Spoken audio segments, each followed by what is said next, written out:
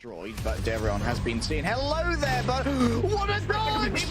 Every single one of them! Are you each round? Only one of them's been. Oh my god! So that was really brutal. They've actually gotten it!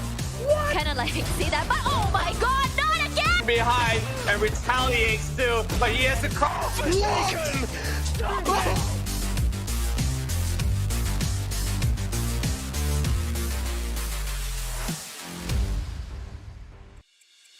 Welcome back, ladies and just your guys. You guys are back with us us here, which is going to be Chuchu and Tash. Back to us, our VALORANT Challenger series of MYSG. Split 1, we're down to semi-finals here today. Can't wait what they have to offer us when it comes to when it really matters now, Tash. I'm really excited about today because right now we're talking about the playoffs where we have our top 4 coming up real soon. And we have seen, even as we move throughout the league from day 1 all the way till now, there are still roster changes. There's still so many changes to see in the teams in terms of dynamics, in terms of how they play. And oh my gosh, I'm just so excited. I haven't seen or been following in closely as I was for the first half of the match. So I'm really excited to see the changes, especially as we know some changes have been happening inside of the team. Some teams are actually coming up real close when it comes to the games. Anyway, actually we're expecting a landslide. But before that, guys, if you guys haven't, please do follow VCT MYSG on all their social medias because that's where you can see the funny player videos, which I absolutely love. I mean, I'm just gonna say it right now. Like Redco, he cooked in the Louvre promotional video. I'm just gonna be truthful about that. It was really good. And also keep up with all the latest highlight that we actually, one of my favorites is going to be the Styron Clutch 1v4.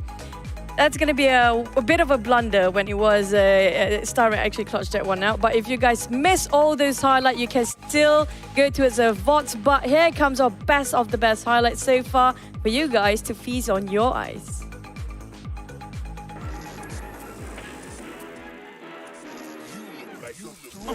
I'm glad that you made me get all in my DNA. I'm about my chips like I'm working for Frito-Lay and bet the bag on myself. I don't do this for my health. Every threat is a champion. Got the title, need a belt. I don't need your money, you can pay me in respect. Once I do it big, what's the follow? It's a check. I need 100 bags, nothing more, nothing less. And the ops feel away, cause I'm next. I'm a threat. Oh yeah. Really, y'all don't know this, y'all in danger. I'm a threat. It's a threat. Gamble with your life, cause you know that it's a bet. It's a bet. You know I ain't letting up, my foot is on your neck. I don't take my word for it, this a promise and a threat. Really, y'all don't know this, y'all in danger. I'm a threat. Gamble with your life, cause you know that it's a bet. It's a bet. You know I ain't letting up, my foot is on your neck. I don't take my word for it, this a promise and a threat. Still young spits, but you call me young boss. Eating real good, so a man's gon' floss. Got my weight up in my view real posh. You a frisbee man, so that mean you get tossed. Got a new clip, studio in the back. Numbers ran up, had to spit it with the chaps. Realest in the city, in my record, I fact. But your man's only chat when he do it in the raps like Spot go lost and don't really care what it cost them. You don't wanna cost them. My lifestyle awesome, couldn't decide if my gal want it too, so I bought them. Don't run track, but I run up a check. Run, do it real big, gotta one up the next. Point to the sky with the one up, I'm blessed. I'm young, rich and black, so you know I'm a threat. And that is our top 4 that we are going to be seeing this weekend, where we're going to see who out of the 4 teams we are the best here in MYSG. Now, as we looked at the video, we've seen some player changes, and specifically inside of Enigma Gaming. Yeah, but speaking of the Doctor who used to be the IGL, now will be swapping over to his side R10, who's taking over from coach towards into player side, and Styron will be taking over for the IGL role. I want to see how the team actually fare when it comes to the weekend, and also we're talking about almost at the end of this tournament as well, Tash. It's a very interesting situation when we see a coach move to a player, but we also see coaches who are also playing, and this also, I would say, is very similar to what we see from Redco, who is a coach as well as a player at the same time. Now, the dynamics I could see from yesterday's game, it's really hard for me to really figure out the dynamics on how Enigma has changed as a team, because given the fact that yesterday with Toda, it wasn't really, I would say, a very hard match that can really, I would say, would really challenge the team in particular, because as we know that Toda yesterday had a little bit of a tech problem when it comes to Aduka, when it comes to Kale, as I saw the tweets, so it's a little bit unfortunate for them. But before we talk more about that, let's have a look at the brackets so far, and this was our whole entire journey of Split 1 of VCT MYSG. Now, we start off with a total of 8 teams, and now we're down to the last 4.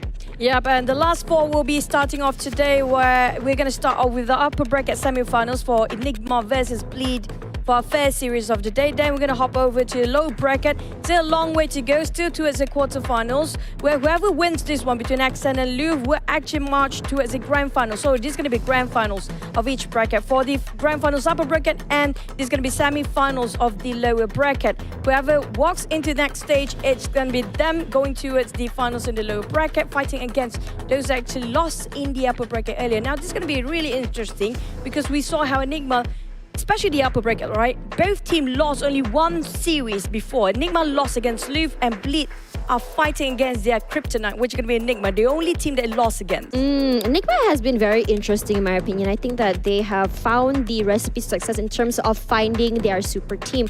And this is why I was kind of questioning as to what is going on with the team, what is up with their sudden reshuffle as they swapped out getting their coach in, having their IGL changed as well. But I'm really curious to see how exactly the team will fare against Bleed. Now, this is their round number 2. We saw how they played against Bleed in round number 1, and now with this change, will they be able to come up on top once again? Because as we know, Coach Legia, one of the most, I would say, dynamic coaches out there, I would say one of the scariest coaches out there, and I think that nothing really escapes his eye in terms of how exactly he does each play in each round, where if we saw yesterday, they went overtime. I believe it was on Pearl against X10, 17-15. Now, I was actually wasn't really watching at the time because I was still resting. But then my viewers came into my chat and was like, guys, we're seeing Bleed lose. And then suddenly they came back very strong in the second half. Now, this kind of like tells me a story here, whether or not Bleed is just preparing for a certain particular half to really, really solidify their lead in their play and leaving the other half more toward like something that they can be a little bit flexible on, or is it just like something that they are just kind of planning? They were just kind of like leaving it up to fate. Because if we think about it, because of how one side of their half was just so solid, it leads me to believe that they have found the recipe to success to do that kind of play on Pearl and not really solidify the other half just yet. Okay, based on yesterday's performance is a different story. Also, we're going to go back to a flashback for a bit between Enigma versus Blink before. Now, they fought against each other in Fracture, Haven, and Ascent. Ascent. So I'm not sure if they're going to pick and ban the same sort of map again when it comes to this team coming together again with this matchup. And speaking of their point last time as well, it was a really close neck to neck when it comes to their scoreboard. We're talking about 10-13 and 10-13 all day long. Mostly, it's down to even the third series. So I'm not surprised for today. We might having that overtime to actually be played on. Not just that, we might play the entire 3 series as well. Both brackets. I really think we're going to go to a 3 series. I wouldn't be surprised because these two teams, I would say, like if you look at Bleed, they're a very immovable force. They're very solid on how they work together, how they move and how they play. It's sort of like they have a little rein on all their players to not go, to be very disciplined and not go overheat, not to push too aggressively. So we can see that the discipline is definitely there. Now, when you look at them, they're like, I would say, a very fine moving clockwork where everyone knows their role and everyone does it and executes it perfectly. Now, if you look on the other side of the coin for Enigma, I feel like for Enigma, they're a little bit more of a team that's a little bit more flexible. They're able to adapt on the fly, but it's very different in terms of adaptability because Enigma, they're more about those massive and dramatic changes, but for Bleed, it's a little bit more micro if you think about it. Regardless, these are our top 5 players, and this is very interesting because Zan at the very top, Dizzy, Juicy, Crazy Guy, and Vera. And honestly, I'm not surprised at all because you can see Zan, Dizzy, Juicy, and Vera are all duelists. Crazy Guy is the only non-duelist on this list. I mean, like these days, if you're not duelist, you still actually can have a shot at getting yourself as a top player because of how the map actually adapts to us. The Sentinels, the controllers, even initiators at this point. But speaking of all this, the one that I'm really particularly want to highlight here, you mentioned about Crazy Guy is not the duelist for the team. I do get the fact that a lot of duelists have to be the entry first, the front line, so they don't have the time to really pinpoint and shoot for the headshot. Whatever they can see, they just shoot it down. But in case of Crazy Guy, he actually get the highest headshot percent at 27.8 right now, even though he's not a duelist himself. But the KDA-wise speaks louder than everything else as well. He got more KDA if you compare with all the other duelists out there. And I think it's really interesting as well. I mean, if you look at him on how exactly he thrives, if you look at their recipe here, in a lot of situations for Bleed, the last two players remaining has always been Scary and Crazy Guy. And Crazy Guy has been getting not only frags, but you remember, he's famous for his Odin plays. He's always the first guy to buy the Odins, and he's been getting a lot of picks with them too. So the firepower coming in from this guy has been phenomenal. And I think that in a lot of situations, you can rely on him to really step up. And I think the thing is not even stepping up, it's just more of consistency at this point when you look at how he plays. Now, coming back about the game here, if you remember, if you look at Pearl yesterday, they had a nice little sweep coming in from the first half, I believe, and they all went straight all the way up to round number 16, and then it was a back and forth, where they finally made it into overtime. So this really shows that for Bleed, it does take a few rounds for them to really figure out what is going on through their enemies' minds. But once they do, if you are not going to adapt and change your gameplay, if you are not able to, I would say, readjust and kind of keep them in the dark, that's the problem with Bleed. Because I would say that Bleed is a problem solver team and they take a while to figure it out, but once they do, you are going to be stumped on how to stop them. And on top of that, Bleed is a very momentum heavy team as well. So once they have momentum in their hands, it's kind of hard to stop that avalanche from coming down. It's very contradicting if you compare it with Enigma Gaming on the other end. They are the teams that kind of crazy sometimes. I have to say, very dramatic, like how you mentioned before. They adapt. Yeah, adaptability is something that I look up to, because if you compare it with Bleed is the type of team that really are waiting for their formula to actually work, to actually revise the other team's composition and how they actually play, and then adapt to it, to have very heavy discipline on their side. But Enigma Gaming, they love to experiment stuff. Sometimes they just blurt things out of nowhere and just put it in to test it out whether it's going to work. If it's working, then they're going to keep it rolling. But if it's not working, they adapt to it. It might take them a couple of maps or a couple of rounds to actually work things through, but they always come back, jumping back, coming in stronger than they did before. One thing I've noticed about Enigma Gaming is that their gun rounds have been very, very strong. They seem to get round 1, number 2 in the bag most of the time. It's very solid. And then once you come into that rifle round for the bonus, you start to see them falter a little bit. But once they get their rifles back in check, it's when you start to really figure out what exactly is going in through their minds. So round 1, number 2, I think that Enigma has one of like the best, I would say, situations in their favor. But as I said before, it's hard to really gauge how exactly this team's dynamic is going to be, because if you look at that, was the gun rounds that was before was with the Doctor, was not with Arjun, it was with Styron. In a lot of situations, it was Styron stepping up, it was Styron getting those frags, it was Styron getting those clutches. And when Styron is around, finally you see the final boss, which is going to be the Doctor. And I'm not sure how exactly this would translate, as right now it's very different. But looking at that, let's have a look at the lineup now. As we're talking about this a lot, about how the Doctor is changing and Arjun coming in. Now we know that for Enigma Gaming, all eyes are on Styron in terms of getting those clutches, those hero plays, but all eyes are also on Zan to get those frags. Yeah, what we mentioned about duelists always be the initial frag, the opening for the team as well. But when it comes to Styron, he's always the one who left behind as the last person to survive and clutch it out, including that 1v4. His server is just remarkable at this point. He knows where and when to stand when he needs to actually pick. The timing is just impeccable coming from Styron as a player. Now he's holding the IGL. Will it change when it comes to his mindset, his gameplay throughout the entirety of the playoff? With Arten coming in, I think it's not a problem for Arten actually stepping into taking Doctor's place here, because he, for a fact that he's the coach, he definitely knows how the team works and how are their weaknesses and strengths in the first place. But Arten filling in as a controller role role, taking over the Doctor's side. I think it's not a problem to start with, and feels like they're a bit stronger. They are way more stronger than they were in the league itself. Yeah, and I also really like the fact that when you look at the team, everyone knows how to play in their own role. I have my eyes on Frey as well. I think that in a lot of situations, he's a very brilliant, I would say, sentinel. He does really, really good work when it comes to holding down the back line, making sure that flanks are not being flanked. His timing has been pretty impeccable as well. But I feel like in some situations against certain teams, his timing has been a little off. And it's not because of him not being good at the team. It's just like teams like Bleed can kind of cause that off to happen because they are reading into the rotations. They are stopping Frey from being able to do a rotate. But in this situation as well, but for Frey, is the fact that you are not seeing him do only one thing, which is just flanking. You are also seeing him take the active role of being in the front line itself. So this adaptability, this change in their playbooks is also very exciting to talk about. But for now, let's take a look at Bleed first. Now, Bleed, I think that a lot of people have their eyes on Bleed. They were already a favorites to come up on top, honestly, and I still think that they might just get champions at this point because of how controlled they play.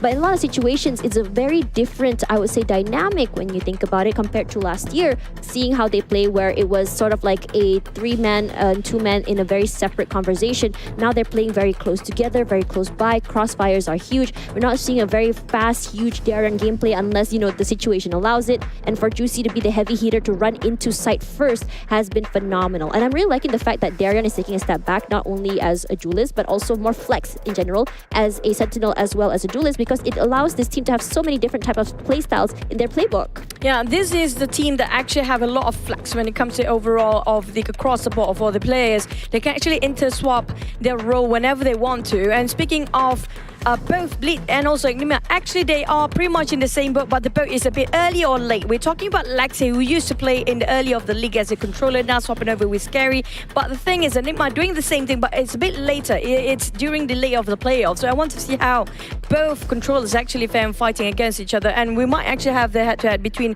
both controllers as well. Speaking of, and not really controller, initiators coming up from a Sova, possibly coming up from a Crazy Guy and Styron. Now, speaking of Crazy Guy, we do know for a fact he's crazy enough to actually clutch with a lot of last-minute things as well. We saw he's one of the top players with his Odin, right? But when it comes to Styron, he's one of those guys that you can believe on, when you can rely on when it comes to everything in shambles. He's one who have a grasp back for the entire team, giving them back that formation and that sort of momentum. So when it comes to two teams, they are quite on par, very different style of approach and gameplay, but when it comes to their force, I have to say both teams are pretty remarkable themselves. Okay, so let's have a look at Scary and Arton. So Arton, we can see that their stats are going to be a little bit more lower because he didn't play during the entire league compared to Scary, who missed out, I think, on the first week. Now, if you look at them both, for Scary, he's always been a very scary controller. I think we've seen that all the way from VCT APAC last year, and I think that he's a very, very, I would say, his plays are not flashy, but the way he plays really makes room for his team to really, I would say, execute.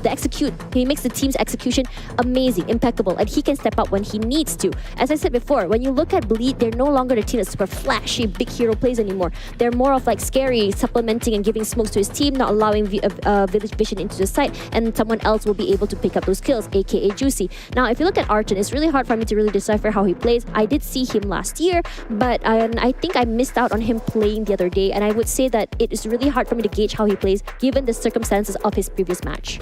Right now, for what we see, Arton himself is just complimented towards the team play, but for Scary, this guy, if you give him too much information or just a tiny bit of information, he can actually clutch so much for the entire team. The most scary part about Scary is going to be how sharp he is when it comes to, he just sees some speck of dust that you try to pick onto, he's going to shoot you down straight away. That's the thing about Scary. You cannot even just leave him get a glimpse on you in the first place. But when it comes to both teams, I want to see how Enigma take this fight over Bleed. Now, the fact that they already won Bleed before, this kind of gives them sort of, confidence to actually have a better start and set a tone when it comes to the pistol round itself, and maybe in the first map. Now, Bleed on the other end, they have so much to prove. We're coming in this sort of lineup.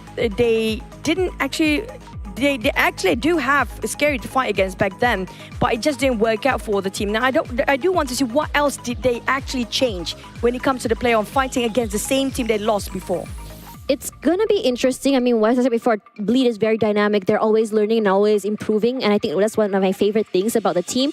But let's have a look at the map vetoes first. If we look at what we've seen them play in the last week, we've seen them play Lotus, Pearl, and Split for the side of Bleed, and for the side of Enigma, they ran Icebox and Split. So the only two maps that is going to be similar among these two teams are going to be Split. Now, the idea of Ascent and Haven going out here is because Bleed has seen the performance of EG on Ascent. They do very, very well on that map. I think it's one of their best maps, honestly. And I think the aggression coming in from Bleed is something that they don't want to deal with, especially on Haven.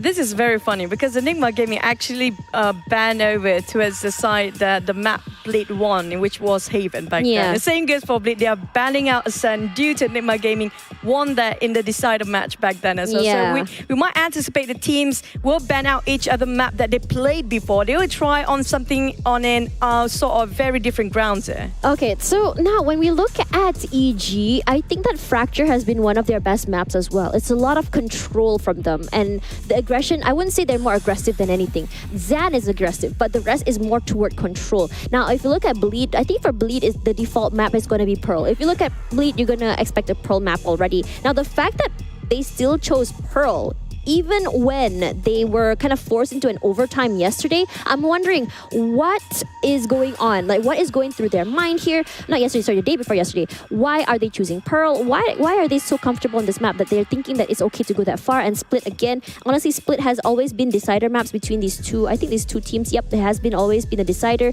except for, I think, Enigma. Enigma actually had that on the second map for yesterday. Yeah, I mean, like, one of the many reasons they're taking over Pearl is because if they choose over Icebox, it's going to be the bread and butter coming out from inside Enigma Gaming. It's pretty much a map in the first place, so you don't want to jeopardize yourself to go over towards the third match, which we're going to end up in Split. Now, this is going to be interesting. We have seen a lot of Split back then, so definitely we're going to see this one, especially on the attacker side. We do know how it was so much free would come up from the A side itself, so easy for the attackers to actually take covers and the entry. You guys know the drill, but at the same time, I do want to see when it comes to Fracture and Pearl. Back then, Fracture, Enigma won.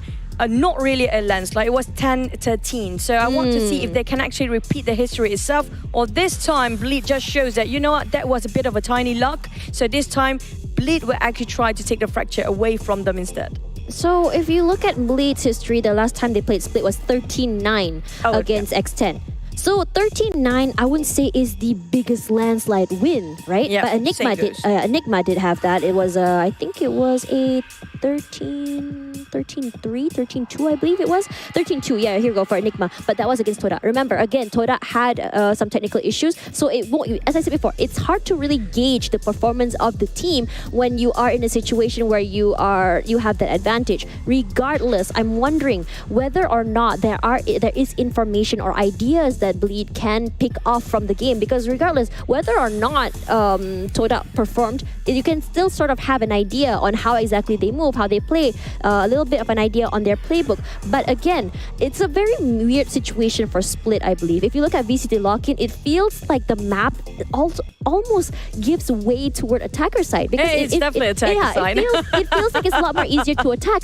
But yet when you talk to a lot of other players, especially of the pros, they're saying like, oh, it's still very defender heavy. So I think in the end of the day, it really changes the dynamics in terms of how exactly you want to play. I think like the double duelist comp has worked really well. Yeah, but especially when it comes to retake coming up from Split. But we're going to hop over to our first match of the day first, which is going to be Fracture later on. But when it comes to Enigma Gaming, here comes the stats when it comes to each of the map as well. So far, they are very foreign when it comes to Lotus. They haven't played once Lotus the entirety of this tournament itself.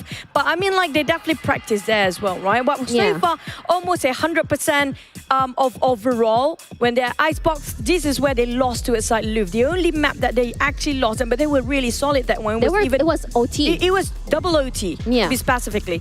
But back towards the side of Pearl and Haven is not the best suit for them. And that's one of the many reasons why they banned it out in the first place.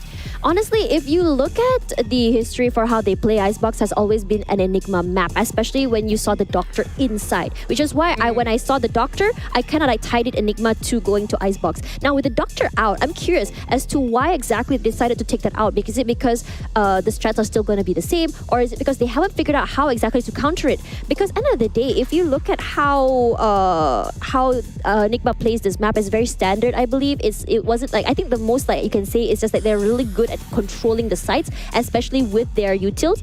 But at the same time, I haven't really seen like what Bleed did. Like if you saw like Bleed there, I think it was Bleed. Was it Bleed? No, it was Enigma. Which I can't one? remember which.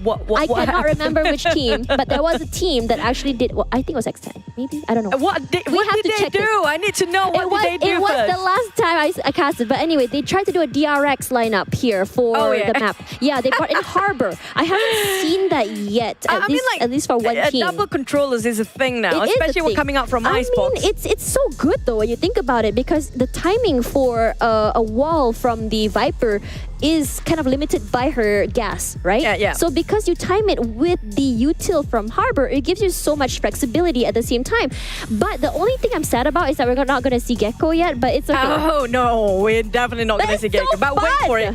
Speaking of stats, we're not done yet. As Bleed, when it comes to the map, almost very similar, but a bit lower if you compare to 80% of the side of 80% of Icebox, that they had a bit more, and 100% of other 3 maps coming out from them, which are going to be Pearl, Ascend, and Icebox as well. Now they're pretty solid. I do want to see them fighting for Icebox, but they're not taking that map yet. So that's definitely will not be seeing that one. I don't blame them. But this is the team that played every single map throughout the entire tournament. You know what's really interesting? Because I did talk to Ligia before the tournament started. I said, hey, are you guys ready for Lotus? Lotus might be coming out. Oh no, Lotus when we play, we haven't even touched that map at all. And then they actually took the chance and picked Lotus. And I'm just like, I just want to ask you, I don't know if you're watching this, Ligia, if you can go in my DMs later, what was going through your mind when you chose Lotus? Have you guys practiced? Because I would really like to talk about this. But let's talk a little bit more about Bleed Esports picks here. Now, for a lot of local teams, I believe that when it comes to new maps,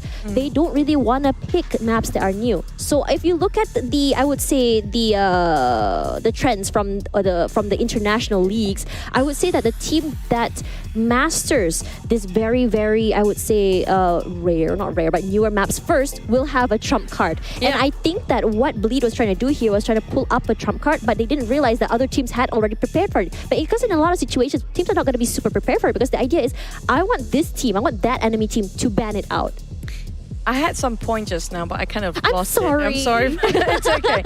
Speaking of a map, it's actually way more better if you actually focus on the teams or the maps that are actually quite new, because you know for a fact It's a trump card. a trump card for a reason. Why? Because it's going to be shifting towards the next few decades of VALORANT, hopefully, where we don't have the old map that much anymore.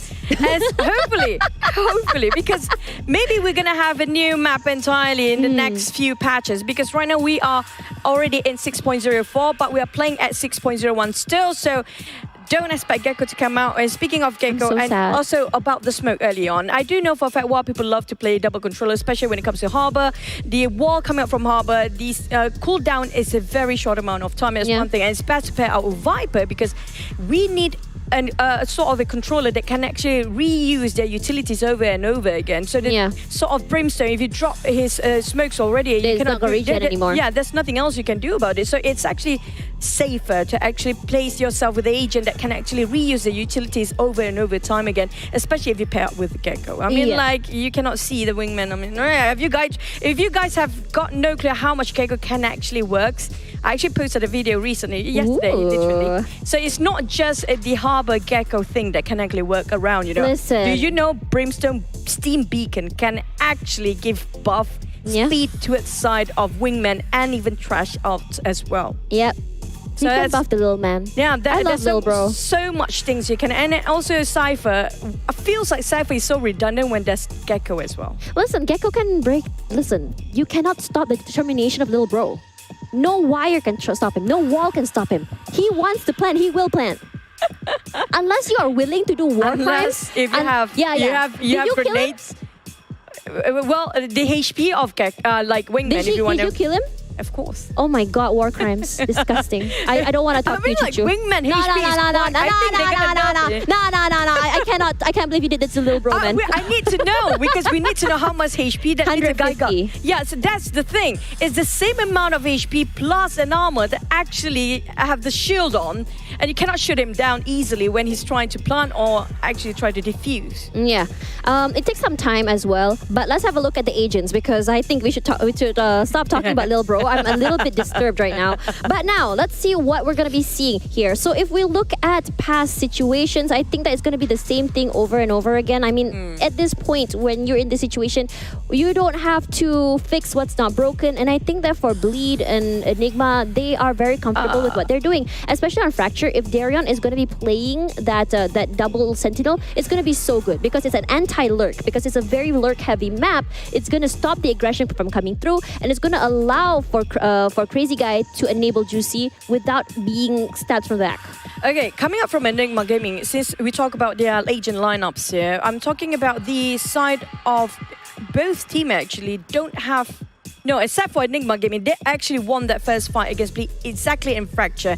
Now, for the fact that Bleed lost this, they tried to tweak things for a bit by swapping over. They don't have KO anymore. Used to be played by Crazy Guy, which is swapped with JH, who used to play the bridge in this map, but adding into the Brimstone plus having a bit of a difference when it comes to the agent lineup. Okay, I'm just going to recall what they had back then, okay? Back then, Crazy Guy played KO, JH with the Bridge, Darren with the Cypher, Raze on Juicy, and Scary with the Brimstone. Now they're adding into that Killjoy to see if things going to change or history will repeat itself when it comes to fighting against Enigma Gaming in Fracture here round 2. I don't blame them, honestly, because at the end of the day, performance speak for itself. If you were to see how exactly it went here, it's because the fact is when you want to solidify your defense a bit more, you want to make sure that you're not getting lurked. That's the problem. Because if you remember what happened here for Enigma is that they are so good with their timing on rotations. It was so good with their timing in terms of rotations. So what you gotta do to counter that? You have to anti-lurk it. So regardless, we are going to be seeing round 2, Bleed and Enigma. I did say it was going to happen and it did, and I'm very proud and happy that it is. And in this situation, Chuchu, what's your... You want to do a little game? Who do you think is going to come up? Well, I do want to see how Bleed actually fare when it comes to this agent lineup, which they tweak quite a bit here if you compare with the last one.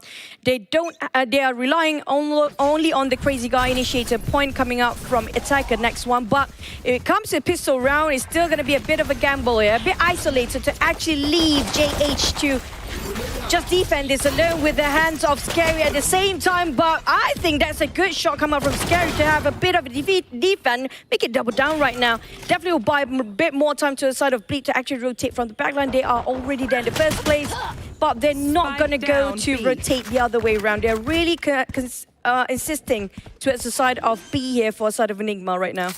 The fact that Scary still managed to pick up 3 before their whole team managed to rotate is huge and very, very phenomenal as well. Styron, huge pick there with those with the Molly. For me, it's close, but it's gonna be trade on trade rather. But it's gonna be Styron versus Darion in this situation. That Molly will hit him. They both go down. Wow, I can't believe this happened. You should worry if Styron left alive and you're not taking him down yet, even though you take the entire team of Enigma Gaming early on. This is what they have to put in their minds. Whatever it takes, they have to bring down that breach first, because Styron is a clutch maker for the team.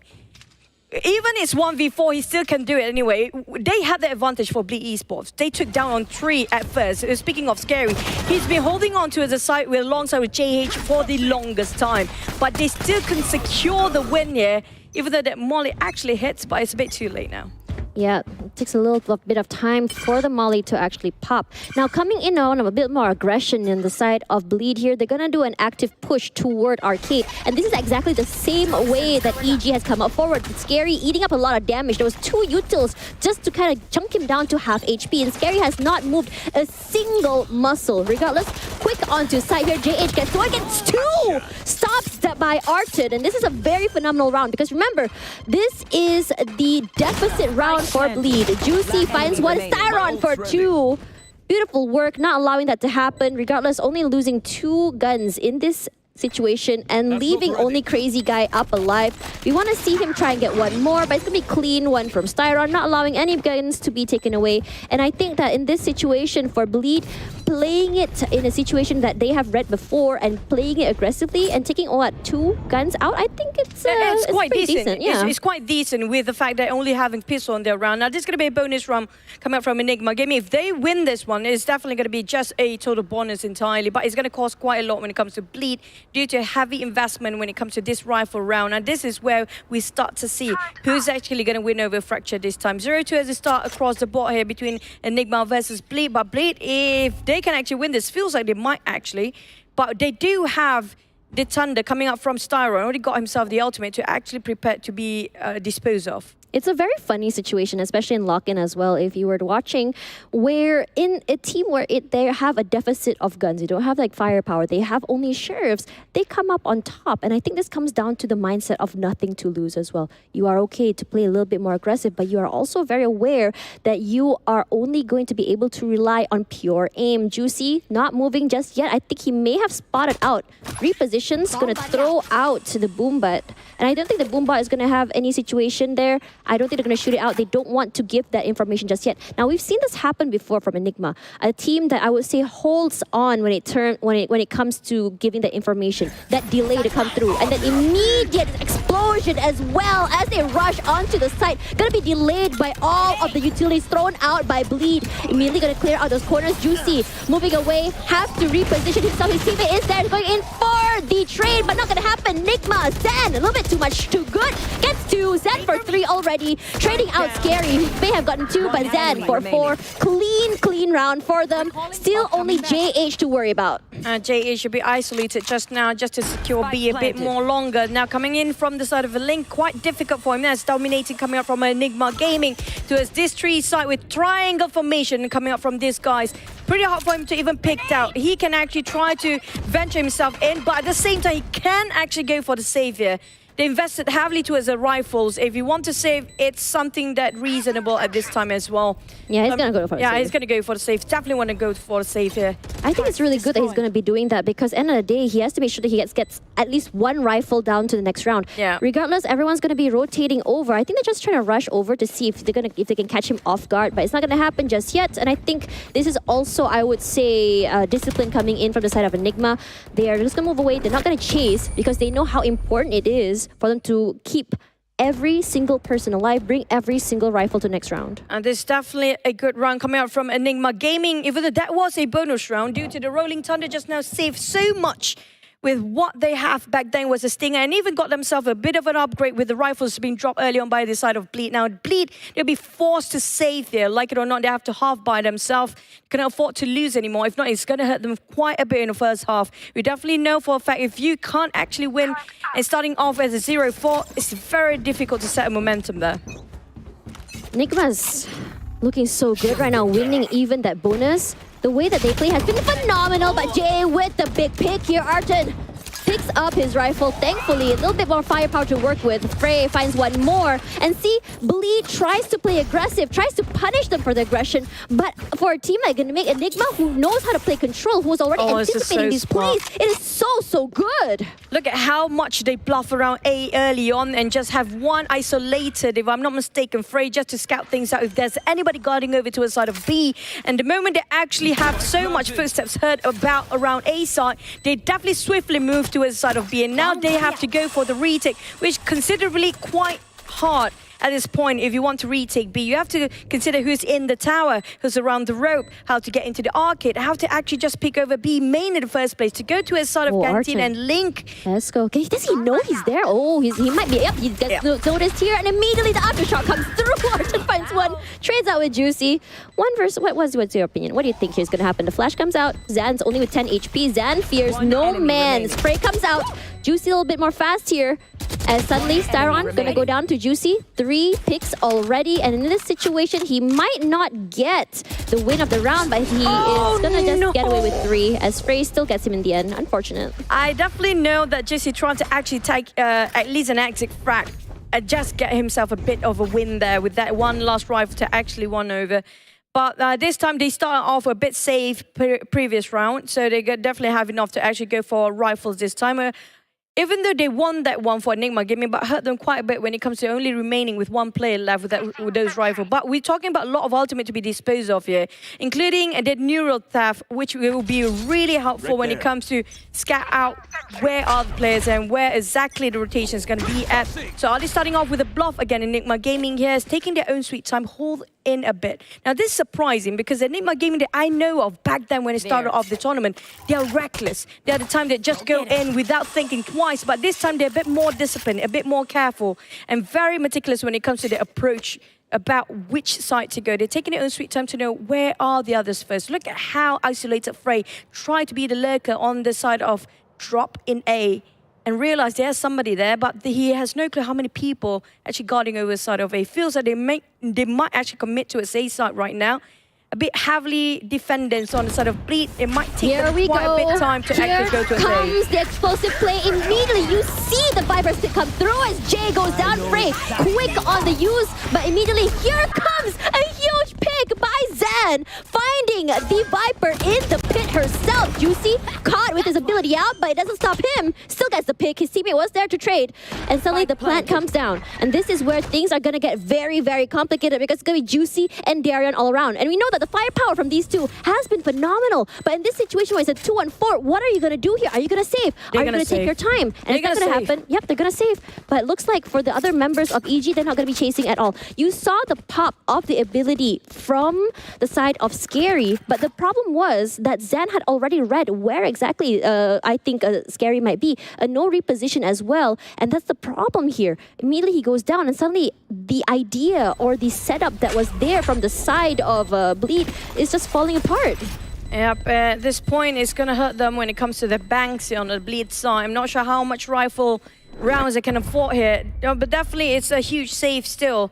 But they managed to take down on only one Frey, the one who actually lurked towards the side of drop in the first place. And that one moment, you know for a fact, when they have lack of manpower in the side of A, when they're that close in the side of Enigma gaming approaching towards the A main, you know for a fact it's kind of hard for them to actually retake that side in the first place. So back towards the side of Bleed versus EG now, 0-5. This will be a very tough first half on the side of Bleed.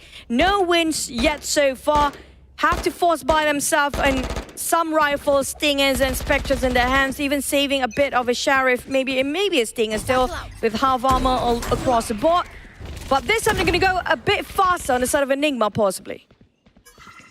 Momentum is definitely still in EG's hands. It's so hard to stop the momentum when it comes on this map. And on top of that, we're not even talking about lurks here. We're talking about a team that's playing together, taking their time, and denying that information. Now, the problem when you deny information is that Bleed isn't able to prepare when it comes to the situation. And this is huge because now Juicy does find one, but Frey does find one. But Frey for two already. Huge situation, and Zan not able to get the pick. And Juicy down to only 8 HP left. Now, Frey is so crucial for the team to gain the information here. Definitely gives away.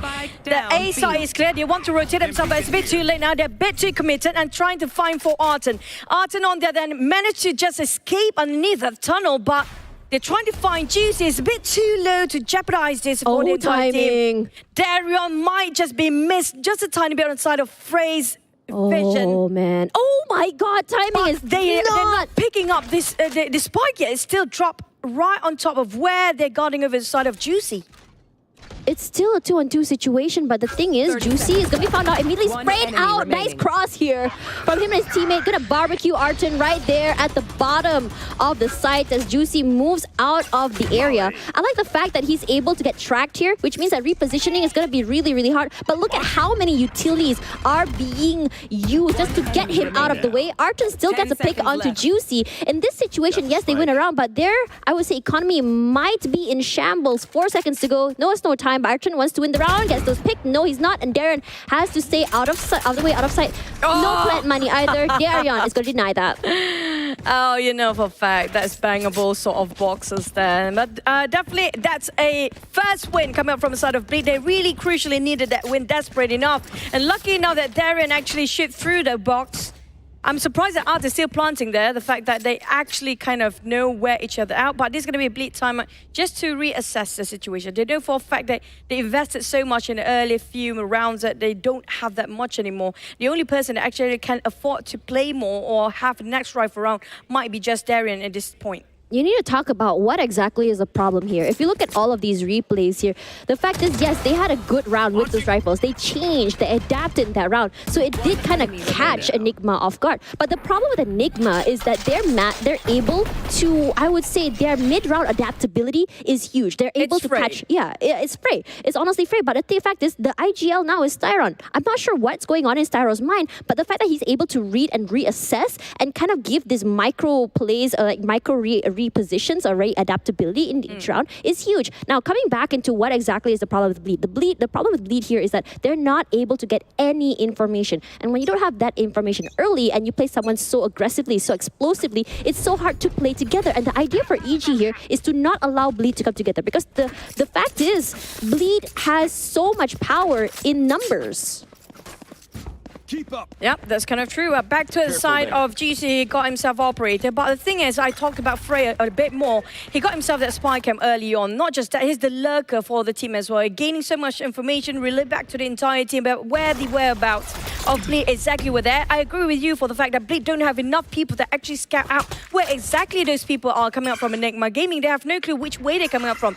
This is a big map. Yeah, sure, there's so many entry points coming up from Fracture. So they have to figure out where to actually heavily invest it themselves onto the manpower. Is it going to be B side or A? Because every single time Enigma managed to squeeze through, the moment they know for a fact there's too many people in B, look at how they swiftly just move to the side of A, leaving only JH and also Scary again. This happens so many times my God, that's over huge. the rounds. Yeah, it's so huge that they found Frey already, because this really helps with the anti-lurks, making sure that they don't get backstabbed here. But still, their play separated. 1-4 formation. Immediately, the explosive play comes through. Suddenly, Zan taking up so much damage, gonna have to reposition himself, not allowed to take that space, but just gonna satchel through here. Still has time to play, gets a nice little high ground to work with. Now the null command is giving them a lot of space to work with, because now suddenly Scary is not able to smoke, JH not able to use his use stills, but we also have the lockdown coming through here, at least just buy that space again. And in this situation for Bleed, I think it's huge that they are playing outside of the site as Styron JH. Juicy finds one more, and strength in numbers is exactly what they are using here, and they get the site so very well done. Now let's kind of reassess what happened here in this situation. The fact is, Bleed said, oh, it's okay, let them have the site, play together, and just go for the kill together. And they know for a fact they can retake that with that lockdown already prepared by JH just to dispose of. They know for a fact there's no more orbital strike coming out from Martin. There's nothing can actually, the showstopper is not there coming out from Zen as well. So it's easier for them to actually just retake their site and just leave him be. That's one of the main reasons they can actually, but that's sort of a one-shot thing. The problem is they don't have that big utils anymore, but they do have the Rolling Thunder if they want to play alongside with that to retake again, because it feels like if they force themselves to fight from the Enigma Gaming side to actually breach into the site, it's quite hard if you compare with how they retake. Their retake is better. Their retakes are cleaner if you compare with how they're stopping these guys from the site. You see that they're no longer playing straight inside of a site. They're playing away from the site this time. They're choosing to play alone. And this time, Juicy does not get the pick. And I think this is huge, because the fact is, without Frey just now, it's been very, very hard for them to really hold the site. And Darren for 2. Gonna be a problem here. Huge picks. They know that Styron is nearby, gonna still hold, and we know that Darion is good in terms of trigger discipline. Nearly spots out one person. Darion does get tagged from the other side, and immediately gonna go down to Arton. Beautifully done. Now, leaving it to 4v3 right now. It's Crazy Guy exchange with Styron. There's gonna be a big one coming up from Bleed as well, leaving only with Arton and Frey. It's going to be them trying to actually re-rotate themselves, but know for a fact that Killjoy's already got himself lined out. But GC with an operator plays such a big part for the team as well. They cannot even peek at this point. Coming out with a flashpoint. Crazy Guy 4N. They got Arton as well. That's going to be finished off with a 3-5. Quite early, a bit premature for the Rolling Thunder to drop, but definitely worth it to stop them from entering. You saw for a fact that Enigma trying to force entry themselves as fast as they can. But the Rolling Thunder definitely stopped them being stunned and knocked back quite a bit, making sure that he cannot even make a bit more of a step there.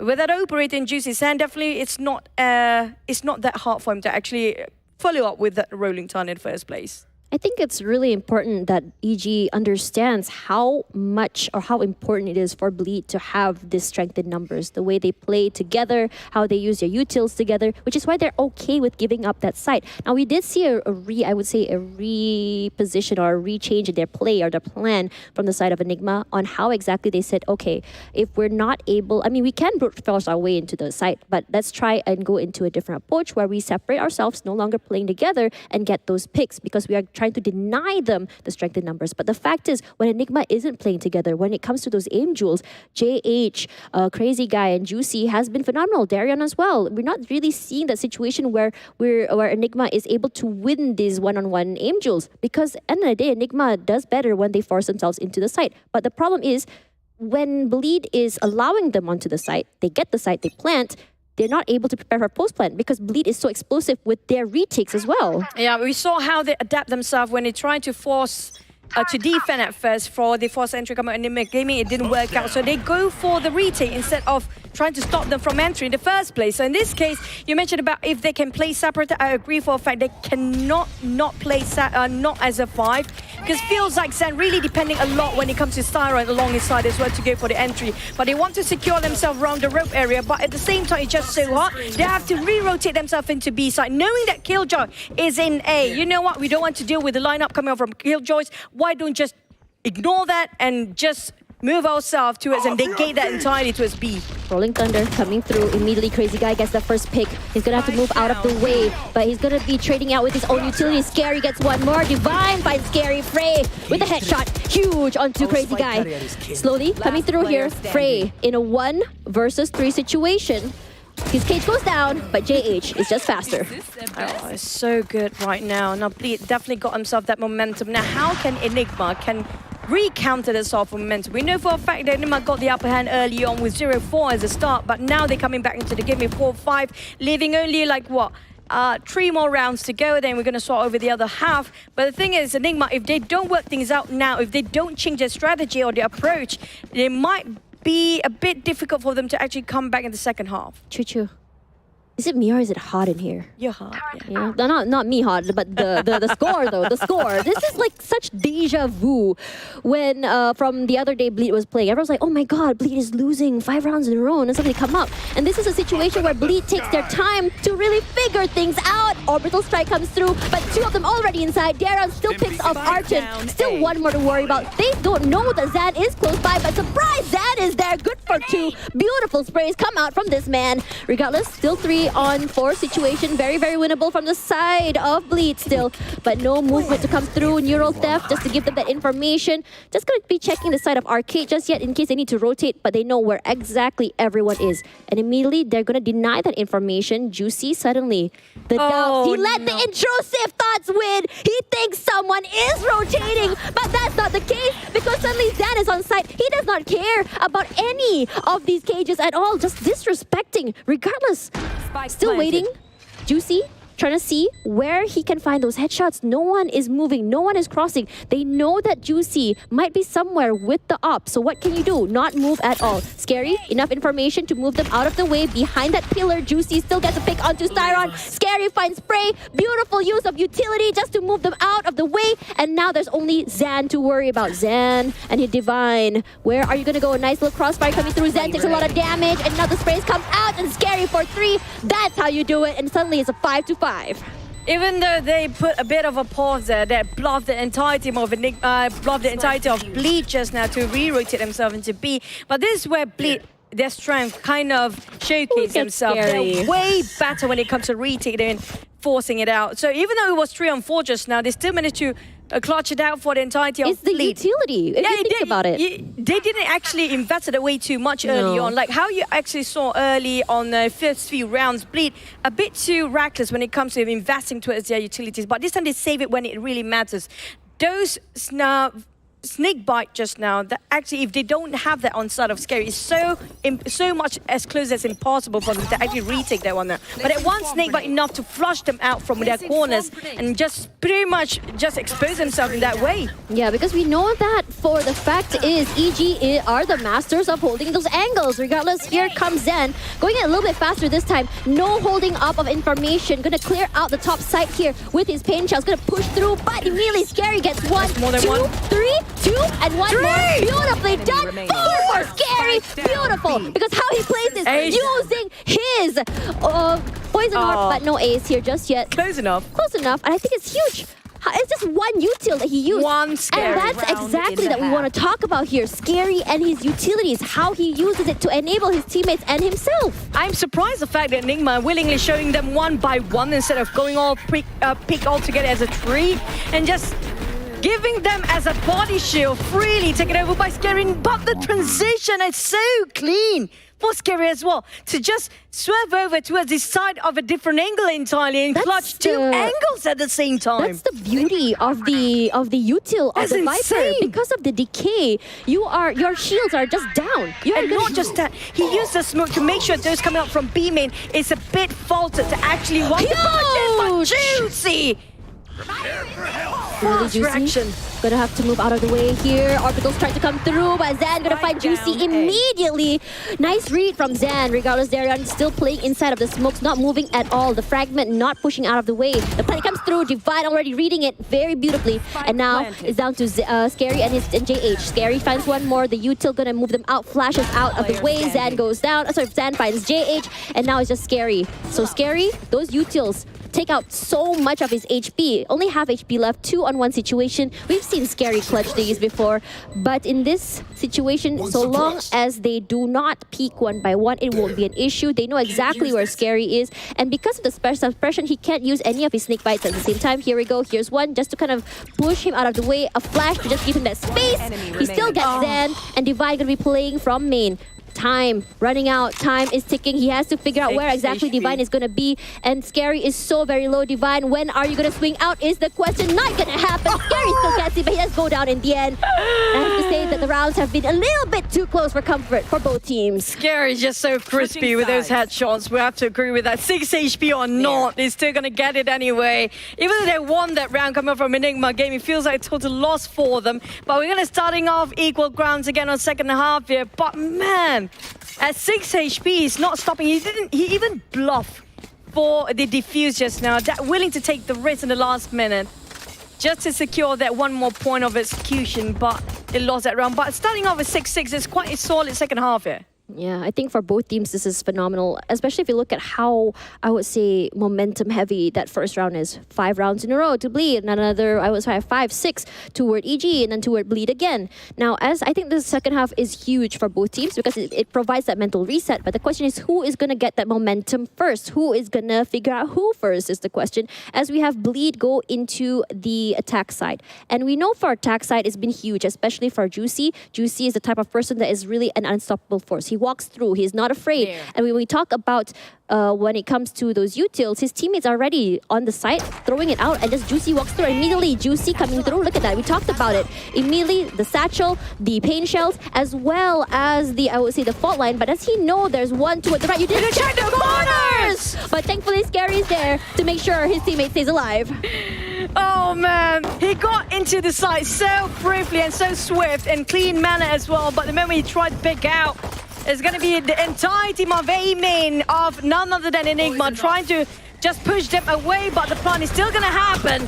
But here comes Scary. Ace! God, this guy is so good at that one-shot tap. Just so good at the resets as well. He's not putting himself in a situation where he is risking his life for the ace, but that's the first ace of the day, and that makes me extremely excited. I mean, we were talking about his 4K earlier. 21 kills just by this guy alone. How much can he actually just get on the second half then? We're talking about when he's been cornered here. We're not talking about when Scary is winning, but when they were losing, he's the one who made the momentum. Such a huge play coming out from Scary himself. Triple kills non-stop, always a double down. And if it's Scary, you don't want to solo pick all day long. You have to have multiple people pick him. But he can take the entire team just now. That's what happens when you are so well versed with your agent of choice. We've seen Scary play Viper for what? Since last year? I think even before that, he's played Viper so much and understanding when exactly the util timing. He is Viper. Yeah, the timing, I think the effects is just huge. Now Zan immediately knowing where exactly each of the players are. Zan gets trading out with Juicy. I think that's a big thing. Regardless, Juicy has to reposition. Suppression comes through, not able to use his pain shells at all, and he's gonna be waiting for the reset. Suddenly, they're just gonna be cutting noise, and now they have all the information they need. They're gonna go straight to A, but it's already read out by EG. Yeah, it's very fast and swift move coming out from Enigma Gaming. Definitely knows, and they're reading Bleed like a book right now. If you compare how Enigma managed to bluff Bleed early on when it was the first half multiple times, but this time it's quite hard for them actually coming up from the side of drop. As we know for a fact that Frey waiting down there, if they're not checking their corners again, it's going to be a bit problem. But Juicy, straight section out, it's giving away. Divine still got clipped down, but managed a bit of a trade between these two guys. But still, Zan managed to just clutch it out for the entirety of Enigma. Here comes the post front. Can Zan do this with very low HP left on him? 12 HP, but worth it for a bit. He's still got his small on the side of Darren. He can actually play a bit more time if he wants to, but don't need to. Honestly, still, they lost what? They lost almost all their guns in that round. And it is their bonus for EG. This is not the situation they wanted. With Bleed getting this momentum early, this is where things are going to be really sketchy. Regardless, for Enigma, these are going to be their rifle rounds. Bleed, they lost what? Every single one of them, but they're going to be forcing this. Look at that. They have no money left. They want to take this round. They want to move forward. They want to just steamroll forward while they do still have the lead. Now, one thing that we've seen tell us all this time for Bleed is the fact that if they do not widen that gap in terms of their lead, it's going to be a huge problem. They don't want to go to OT. They don't want to go back and forth. But in this situation, Bleed playing the quiet game, taking their time, waiting for those utils to come down first and really figuring out how many utils have been thrown out here and when exactly they're going to come back online. Now this time Enigma will not give it away. Their utils too early on. They're just taking their own time for a bit, hold it on for a bit, having a bit of discipline just to make sure that Bleak could not even read I love this. Look at how aggressive they are on B, but how I would say passive on A. Immediately a reposition, a really fast play coming through here, coming in straight toward tower. Immediately gonna spray toward Styron. Styron can't even get a single pick. Immediately gonna find Arton as well as Divine. One by one, the members of Enigma are just falling down. 14 HP left. Juicy, he cares about nothing, suppressed or not. Crazy guy finds Zan. This is huge. Juicy gonna try and move the person out of the way with his pain shells. Spike planted, but it's not gonna be a problem at all. And Freyja's gonna save this one out possibly because they already bought themselves full rifles for the round, but he still wants to contest for it. Still managed to secure one more, but at the same time, he might be backstabbed here from behind. It's gonna be Darren coming out from the side of Link. Try to backstab him. If he's not being extra careful, it's going to be difficult. It's still going to be Bleed winning this round. It's definitely worth it, and they have to win this as they lost a lot of players and their stingers in their bonus round. So it's going to be partially rifles in the previous one, but this time it's going to be full rifles for both teams here. But on the side of Enigma Gaming, they have to save it up for a bit since they lost their rifle round just now. It's going to be a half buy for some of them. But still, it's not impossible for these guys to win. I mean, like, yeah, when it comes to weaponry, definitely will play a big part. But at the same time, if you have a team like a player like Scary, right? I'm not surprised if Scary still can clutch it out against the entire rifle Enigma Gaming with that one sheriff. Scary. When talk about control, he knows control. You can see how many people he takes down before even Enigma takes the site. That's how much his impact has been on this map. Now let's talk a little bit about what Bleed is doing in that round. We saw the very quiet situation. They want to make sure that they can dwindle or at least try and get some information, but they're doing the same thing. Exactly. Here. They hold it in for a bit just to make sure a bit of hesitant coming from Enigma which side they're going, and they're taking a bit of a time just to gain a bit of information by just tossing out a couple of utils and dropping that Viper wall early on and B, kind of faking themselves into day drop entirely, and this is going to be the rush we're talking about. Immediately, Crazy Guy gonna just reposition himself using that blind just to make sure, but Zan fears nothing. He's still holding and will be punished for it. Zan does get Darian, but JH will find Zan. Now, it's still a 3-on-3. 2-for-2 situation here, and immediately the reposition comes through. Bleed is still very much healthy and happy. The reposition is very, very fast, and the members of EG do not know at all. They're still holding on to A side. And quickly Divine, thinking that he 30 is seconds left. getting this right timing in terms of his rotation, not quite happening. It's going to be free and easy for the B side, and only Styron watching the other side here, and it looks like it's going to be an arcade hit for the retakes. Yep. Divided into two. One of them is going to be Divine coming up from the side of Link as well, just to make sure they have different angles to take fires on. It's going to be double arcade players going into it. Styron and Arten already waited by Crazy Guy just around the corner. Here comes Crazy Guy. Got one tap coming up from Styron with the rifles. Going into arcade. Might actually just have to scout over to his title tower, which hold by Scary. Now Scary, he will definitely pull back due to that seismic charge coming up from the side of Styron. Oh, here. Giving so much space for him to actually take towers as well. Feels like this is going in shambles, right? Leaving only Scary alone to just clutch this one out. Oh, here we go. Impossible. Yeah. Yeah, no time. No time. I think this is great. We talked about control from Scary, and that's exactly what I was talking about. Great clutch from Scary. I have to say that waste your time is how you're supposed to play it. Stay out of sight, keep them on their toes, but coming in the very last moment. Now, we know that Scary is huge when it comes to the utility usage, when it comes to timing at the same time. Even though he had the Viper's Pit, he was also patient enough not to use it just yet because he know the timing wasn't actually that huge. And in this situation, I was sort of expecting maybe Bleed Esports to kind of chain the ultis to get the advantage of space, but I feel like for Bleed, they know that they didn't have to use it just yet. It doesn't call for it. So why use it when our utilities, our snake bites, our poison orbs have been huge and phenomenal? That's true, especially you're talking about widening the gap. That's their main objective just now. Even if they make sure they have the bodies fall off just like shields just now, they have a lot of people just died down early on. But it doesn't matter for them as long as they can actually open up the gap, and that's what's more important, because right now they don't want to have that pressure behind their backs, and they definitely don't anymore. They have so much utility to be disposed of. All that's down to the timing to use it. They're going to use it segmentally. We're talking about not every single person going to use their ult in one certain round. They definitely will actually segmentate it into several rounds, and they don't have to invest that much on. But that camera will definitely be... Divine, huge pick, yeah. honestly. Sorry about that. No problem. I got so excited, but here comes the mollies as well. Frey does find one. Crazy Guy is going to be reacting to that. Immediately finds Frey. Crazy Guy, reposition, going to tread. That's enough for the ulti. Rolling Thunder coming through. Here we go. Juicy already on site, just holding at this point. And no reposition from Enigma just yet. Trying to find the right situation. Perhaps an explosive retake like we talked about earlier is going to be huge. Divine with the first shots there. No bullets are going to be hitting anyone just yet. 3 people holding on an area on arcade. Wow, that's very, very scary. It's a very small area. Styron does get one trade there onto Darion. Zan does go down. Divine, one side. And Juicy waiting inside the smokes. He does have his showstopper. Arthur still holding. Jump through. No! Arthur was on the other side. He didn't even get to pop it. Unfortunate situation as Divine already onto the site. Gets the spike and Styron holding in. If only I had a teammate like that. That's like way in front of me, so I don't die. I mean, like the smoke, he wants to wait till the smoke dissipates, but the thing is, time is not on their hands, and time is not on their side.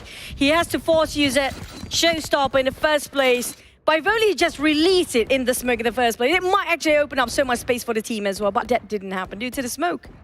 Yeah, it's just so unfortunate because he is in a situation where he had no one to check the other corner. He has to be explosive and fast. That's exactly how you play with the showstopper. Regardless, I have to say that EG really knowing how to hold angles and corners, the discipline is coming through. 10-7, and finally EG takes one round in the second half, and immediately that knife is gonna just immediately find at least 4 people, so it gives at least enough information for them, but they don't know that there's a Juicy coming in from arcade. No, they do know. Divine is already suspecting it. They're doing it over and over again. The shots come out, and immediately Divine has to be repositioned. That smokes to come through, that Viper's wall as well. Fragment on the other side, and you can see Frey playing very, very sneaky inside of the cage. We've seen this happen so many times. Juicy, huge, but Frey with the judge gets one, but only one though, because we have another person from Scary coming in from main. Darian holding in for tower. And I feel like for Bleed, holding tower has been so important for them. So phenomenal. And here comes the Viper's Pit. They're going through the tunnel instead of going from the arcade. Take a bit more time here. Definitely knows the Viper's Pit gonna actually have to buy a bit more time, but the Rolling Thunder being dropped Oh off. my god! Look at that chain of ultis! Rolling Thunder as well. The showstopper is just huge! Immediately, gonna stick it. Pros don't fake. They hear the tapping, but immediately Crazy Guy Arton from one other side. Good crossfire to come through, and he gets it in the end! You can't stop this man! Oh my god! My goodness me, that was so close of losing that one, but they are definitely phenomenal for both teams when it comes to performance. Come up from the tunnel, dropping both utilities and ultis at the same time.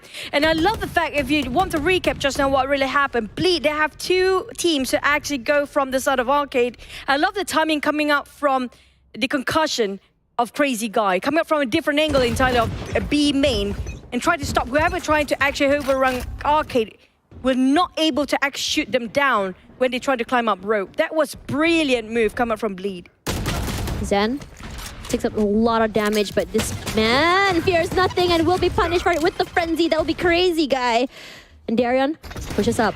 You have to remember, they are on a deficit. Juicy is the only one with the rifle here. That smoke is not doing them any favors. They can't push up. The molly is not allowing that space. Time is ticking.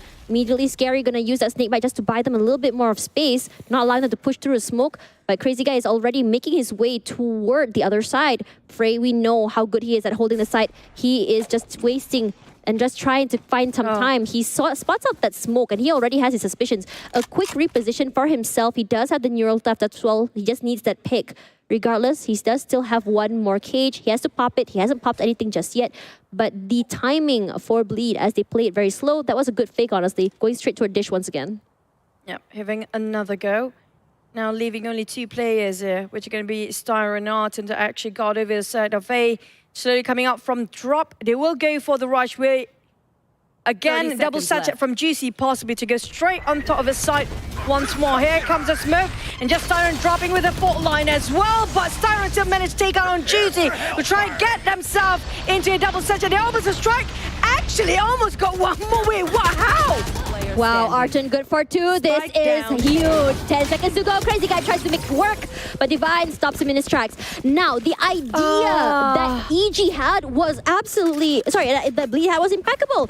How that you saw, they go in toward one side, and then they tried to rotate toward the other. Immediately, as Frey saw them come through with the wall, you can see Frey reposition. As soon as he repositioned, they faked their way back toward Dish once again. Now, I really like this idea, which is very... you know, when you think about Valorant, it's all about conditioning. You condition your enemy over and over again. Now, because Frey saw that Viper wall go up, they would try to bait Enigma to rotate, but they didn't. Just now, the Orbiter strike have the idea that everybody come up from lane side, but none of them actually there from Enigma Gaming. That was really smart of where they pick of the corner they want to defend on. They're reading Bleed as much as they can, but it's not unfoldable for them for their thoughts. And here it comes, dropping in a tunnel of the lockdown, just gonna you know, take their own time to pull back for a bit. Free side for them, honestly. And this is huge. They're still checking quarters. Immediately, Juicy gonna come onto the site. Fast play, come through, and they know that everything is open. One player was detained, and you saw how fast they moved onto the tower to make sure that no one is actually waiting there and detained. And immediately they plant, and they're gonna just play offside. They don't want to play on the side, but the Rolling Thunder comes through at the same time, and immediately no reposition from Juicy as well. Despite the fact there was the null command at the same time, they still want to hold it. They still want to fight it. And Styron gonna punish Darren for that. Flash is out. Juicy tries to hold, but Zed is a monster pushing through, and Diffuse comes out. They know that everyone is off the side itself. Zan still finds that trade. Still one more person to worry about. It's gonna be Crazy Guy, and immediately he punishes him for trying to challenge his smokes. And he's sprayed. Crazy Guy gets one more. The Diffuse still comes through because pros don't fake. And once again, despite the fact Crazy Guy gets a 3, he's not gonna get away with more, and he's not gonna win the round. The Rolling Thunder, all the utilities being dropped like a bomb just now. The moment they post plant just to buy enough time, but the moment they try to just by time. It's not going to be enough if they're being shot right in the head. Those coming out from the canteen and the link, everything is everywhere for the side of Enigma Gaming. Now they want to go for the pause. It's going to be 10-all for both teams. This is a really neck-to-neck fight we're talking about. We're not talking about a landslide between these two teams. Feels like Enigma slowly trying to get back on their feet, but the problem is Bleed always know how to read them. Every single time they try to re-counter, Bleed just readjusts and gets it better. Now Bleed forcing this timeout, maybe because of how Enigma, want to just demoralize them. That's one thing. Because you are on a roll for side of Bleed. They definitely have it really strong. But at the same time, Bleed, they force all the utils outside just to buy time. But there's so many people on the side already.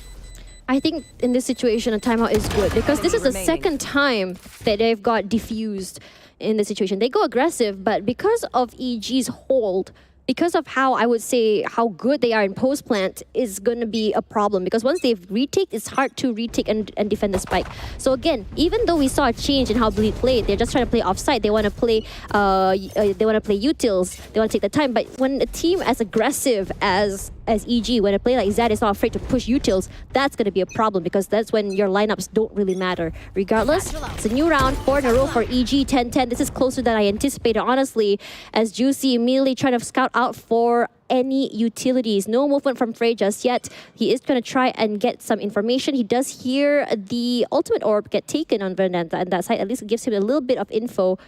But we know that Juicy takes his time. I think he spotted out that wire and comes through immediately. The sprays come up from the top side from Frey. Should have clear out main, but does he know that Frey is there? No, he doesn't. Frey is just huge. Did not move at all until the last possible second. He's getting wallbacked. He's not afraid. He's just waiting for his teammate to push out here. That Molly buys some time, and immediately Styron and his teammate are already having his back on site. Yeah, feels like they pulled back all the way, but there's going to be a double through here with Divine. And also one more player behind that somewhere. It's going to be Sad taking them from the back. They push all the way through from the side of B2 as the A main here as well. It's well worth it for Enigma down. They're not going to play default anymore. Enigma realized how to cope with what Bleed have to offer early on. You know what? If they're not in the site, we're going to push it instead of waiting it out. And I think it's huge because the fact is Juicy tried to run onto the site. He spotted out that wire. So they tried to quietly get onto the site. The fact that Frey was able to hold for a long time and immediately a fast push coming in from main, this pincer was what I was expecting to see all along from EG, and it didn't happen just yet earlier. And I think that this confidence is huge from them. This adaptability coming in for the pincer, for the backstab is huge, and because they know that timing and they're able to do it. Regardless, as we go into this round, EG taking out 5 rounds in a row must be really scary for Bleed when you think about it, because they are a very momentum heavy team. They need to get that momentum back in their hands. They don't want to force an overtime because remember, yes, overtime is good for Bleed because they are the kind of team that really thrives in many rounds in a row. But how long do you want this particular map to go on is the question. I do want to see that trip wire coming from Drop, how he actually being placed there. See if any of them got caught in the first place, but here comes the rush coming in, which is going to be a sort of Juicy, double sachet possibly, but Scary got it first on Styron. That's a big one, an opening for the team, but Frey taking on Juicy is going to be a bit of a trade. Frey being taken down by Crazy Guy again. They got himself the side. All they need to do is plant and go for post plant, but the thing is the post plant is so difficult, but they're making it happen. Taking on Divine, Sad taking on J Asia as well, but there's going to be Railing trying to drop, and it's going to be, that is huge. Zan for 3. Pushing out, this man is just hitting his shots, 26 HP. He still has to figure out where exactly the final member of Bleed is. Crazy Guy has done some insane clutches, but he has to push through his smokes. He has no information where anyone is. Here, the defuse come through. He has to push out, but Arthur with a nice cross. It's really hard to figure out where everyone is because we know that Enigma never fakes these defuses. Out of charge. Feels a bit dicey now coming out from Bleed. They had the stretch in the late first half before, and now a match point in the hands of EG. When it comes to the retake, they had it better. Bleak had it going with a retake earlier in first half, but this time Enigma shows they can do it as well. And Bleak feels like they're really struggling when it comes to the post plant. I'm not sure what really went wrong when it comes to Bleak Esports of post plant. I mean, like, they plant, but it feels like a bit unorganized towards their positions. Their crossfire don't seem to be aligned. It's just pretty hard for them to know exactly where Enigma Gaming coming up from. They're not expecting the push coming out from the side. But double down, this a huge opener already. Oh, we love to see it when Zan goes completely unchained and EG is trying to solidify their first point. Regardless, after that big pick here, suddenly Bleed is just down 2 man. They have to play for picks. They have to play and take their time. And Frey holding in the site. We have seen that Frey, every time he holds the site, it's so hard for Bleed to come through. We can see that Bleed tries to get on site. They have to worry about these very, very long tripwires. They have to worry about getting their position compromised. Even though there are smokes, but they have no clue where Enigma is going to be coming through. Immediately they get one pick and the sprays come out. Not yet. Still waiting for the cooldown. Jumps out. Immediately going to be spraying through. Darren punishes him. Orbital strike just to buy some time. No picks just yet. Bleed still buying time. Here's the counter orbital strike to come through. Gives them that space. Gives them the space to plant. But here comes again the push coming up from behind. But this time they're more aware there's the plays a util and lineup coming from J Asia just to make sure anybody coming up from backstabbing here. But here comes another after shot. But Scary making sure he dropped this lane but it's not going to be enough. It's J Asia taking on Styron. It's going to be 1v1 between J Asia and Divine right now. He got no clue. Divine has Divine his utilities. He has so many utilities. 2 flashes. He bluffed with the sliding door just now. Nah, he knows. He knows already. And the high ground gives him all the advantage in the world, honestly. Beautifully done. And Bleed survives another round. He hovers around the sliding door early on and realized this is taking a bit too long now. Definitely that was a fate and just shifted over to his side of main instead. There's a brilliant call coming out. But this going to be, is it going to be overtime? Our first overtime of our first series of a first map of the day. I really think it's going to be an overtime, honestly, when you think about it. Because once Bleed has got the momentum, I think they might be able to chain it. It's all about chaining at this point. Because then again, if Bleed has to win this round, because if they lose, they have no more money. That's it, the end. Well, of course, they lose as well because EG is already in 0.12 but anyways. Regardless, oh my god. I feel like Enigma might actually have to do the one-shot thing again. They're forced to fight here. Because we're looking at Zan. He wants to go for the push, but accidentally being concussed instead. And so you have to pull back for a bit. Lucky that didn't happen. If not, we'll have Bloodshot way too early on. I'm really liking the fact that this time Bleed taking their time. And I think for Frey, this reposition gives him all the time in the world. Immediately gives him all the space, but Zan punishes him. Zan just swapped it away like a fly. Good for 2, goes down the crazy guy. And again, it doesn't matter because Frey was waiting onto the site. We do see the pop of the Viper's pit. JH finds Frey. Scary gonna be forced out of his own pit here. This is not his world. Divine finds JH. And now Scary, the final man left alive, still playing inside, drops that pit. Scary good for 1, but Styron finds him in the end. No overtime. And this is the end for the first match, as it's gonna be a very, very, I would say more... I mean, the second half win. A good clean round from the second EG. half, I have to give a lot to its side of Divine and San because of why San has been remarkable in this second half. You saw how ball he went, just go in and just double satchel, and he shot down Juicy when he was flying with the showstopper as well. That stopped the momentum of Bleed entirely. They couldn't even make it in due to that. They were hoping for Juicy to make the space for the team, but the moment the showstopper didn't even happen, that's where everything ended in the side of Bleed. I really gotta give it to Zan. Now, I did talk to them and I did ask, like, how exactly is their team moving around? What is going on with their team? And they said that for a lot of situations, it's Zan moving on his own accord. It's Zan making his own decisions on how he plays, and the team supports him. Now, if you see how exactly Bleed plays here, there was a lot of step up from Scary. There's a lot of control from him. But in these situations, his teammates were not able to follow up because every time he gets 3, by the time Bleed has rotated, they're gonna get dwindled out in terms of numbers 1 by 1.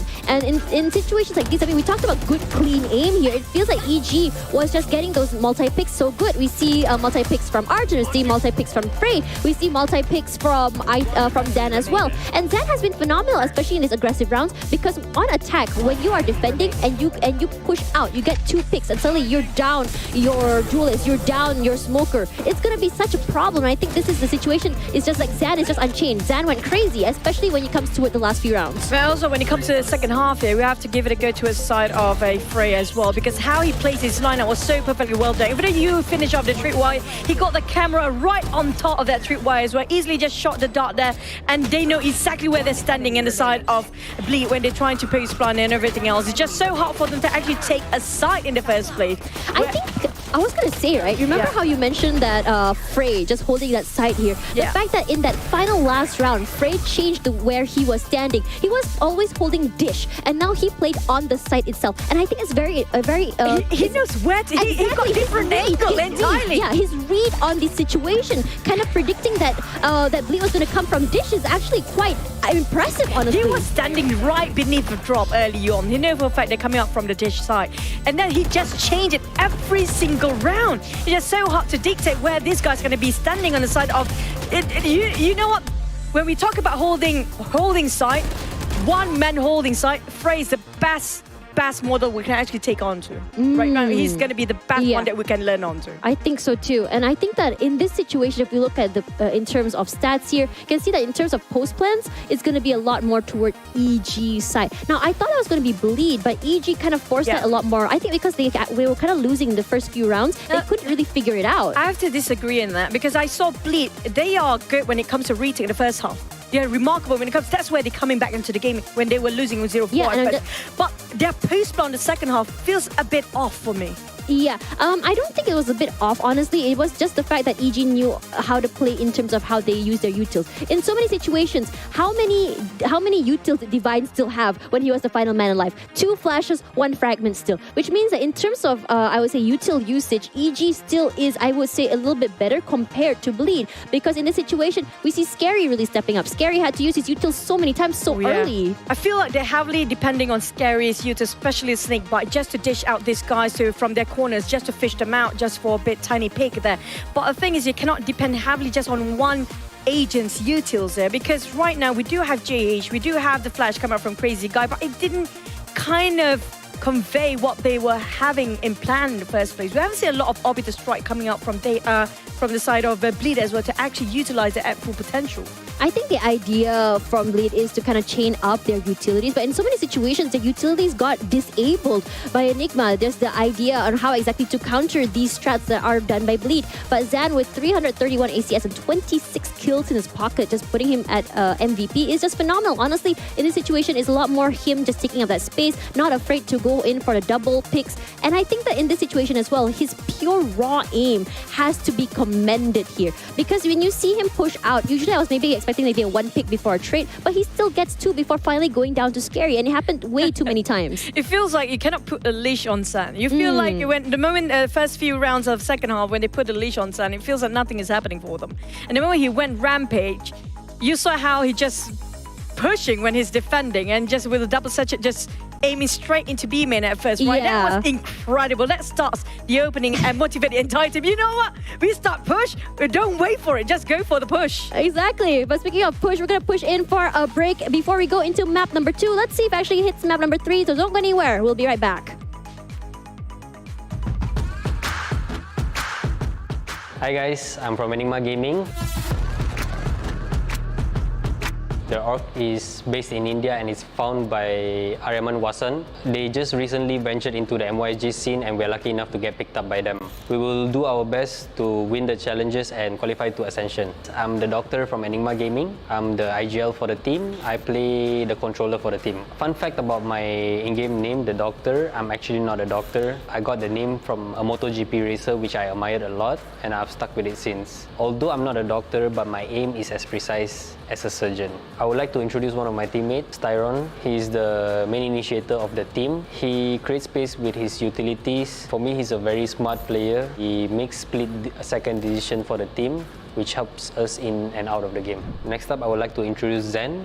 He is our main duelist of the team. He is our star player. He is very young, very mechanically gifted, but also very disciplined, despite his role of a duelist that needs to open up space for the team. Next up, I would like to introduce Frey. He's the sentinel of our team. He's a very good sentinel because he is very good at finding those 1v1s and winning those. He's the jokester of the team because he's very straightforward. Lastly, I would like to introduce Divine. He's the flex player of the team. He is quite a perfectionist in and out of the game. This helps us execute with his flawless utility usage and trading capabilities.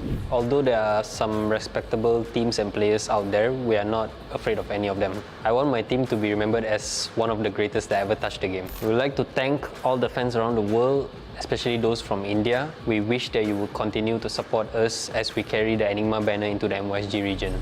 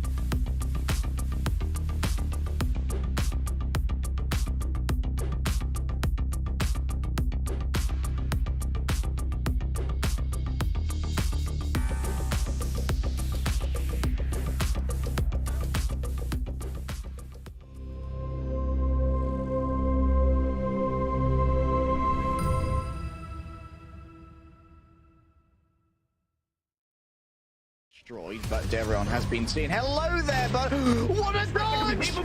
Every single one of them. Are you Each round, only one of them's been. Oh my god! So that was really brutal. They've actually gotten it. Kinda like see that, but oh my god, not again! Behind and retaliates still, but he has a call for taken. Stop it.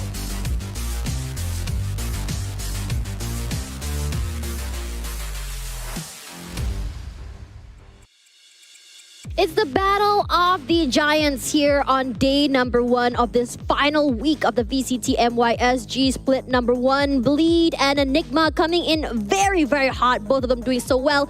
But Enigma going to come up on top. I touch, but alongside Choo Choo, we're your casters for today. Yep.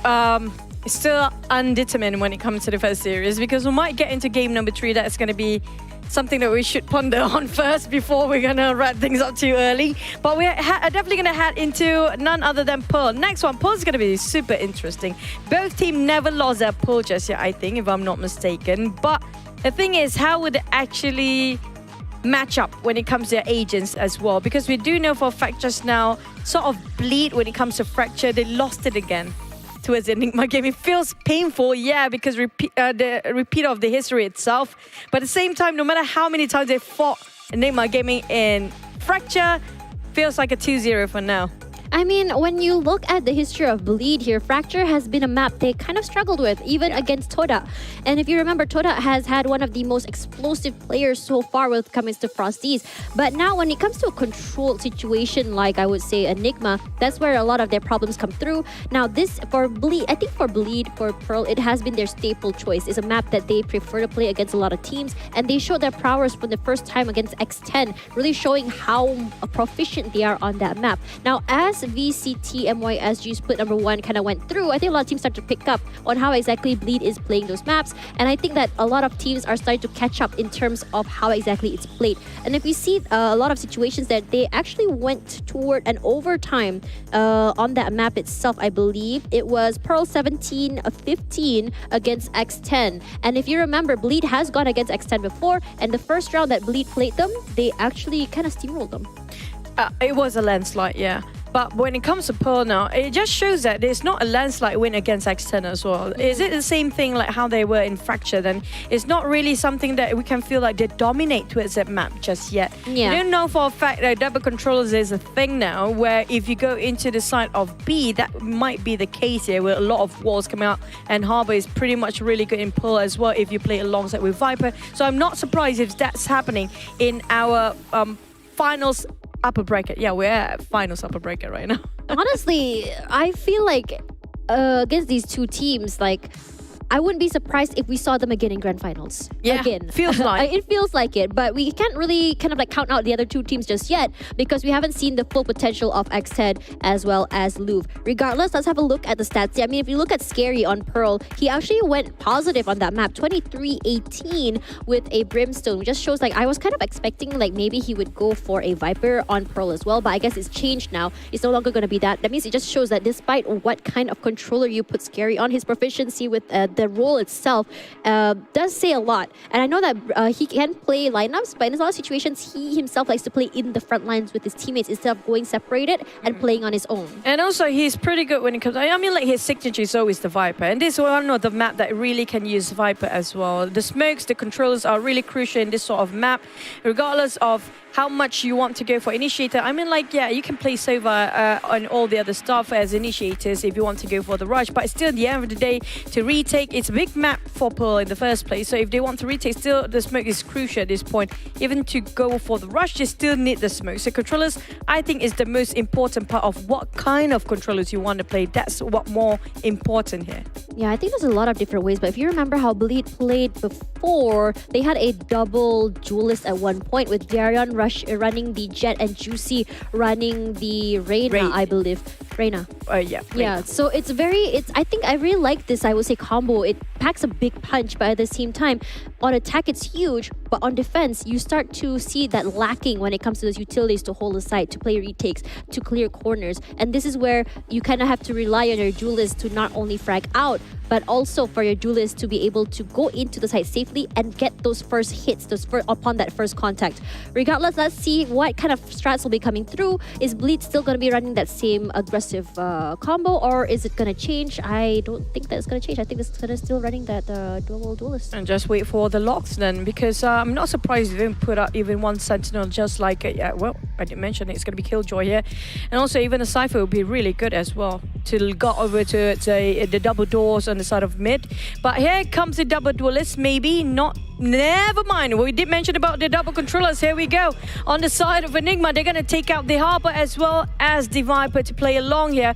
On the side of Bleed, they do go for the double duelist. Now, we do know for a fact, I heavily feels I prefer Enigma in terms of attacking, even offensive side, because of why? They can drop the smoke easily and dash in with San, just scout over towards, if it's example, it's B, right? It just goes straight towards the hall.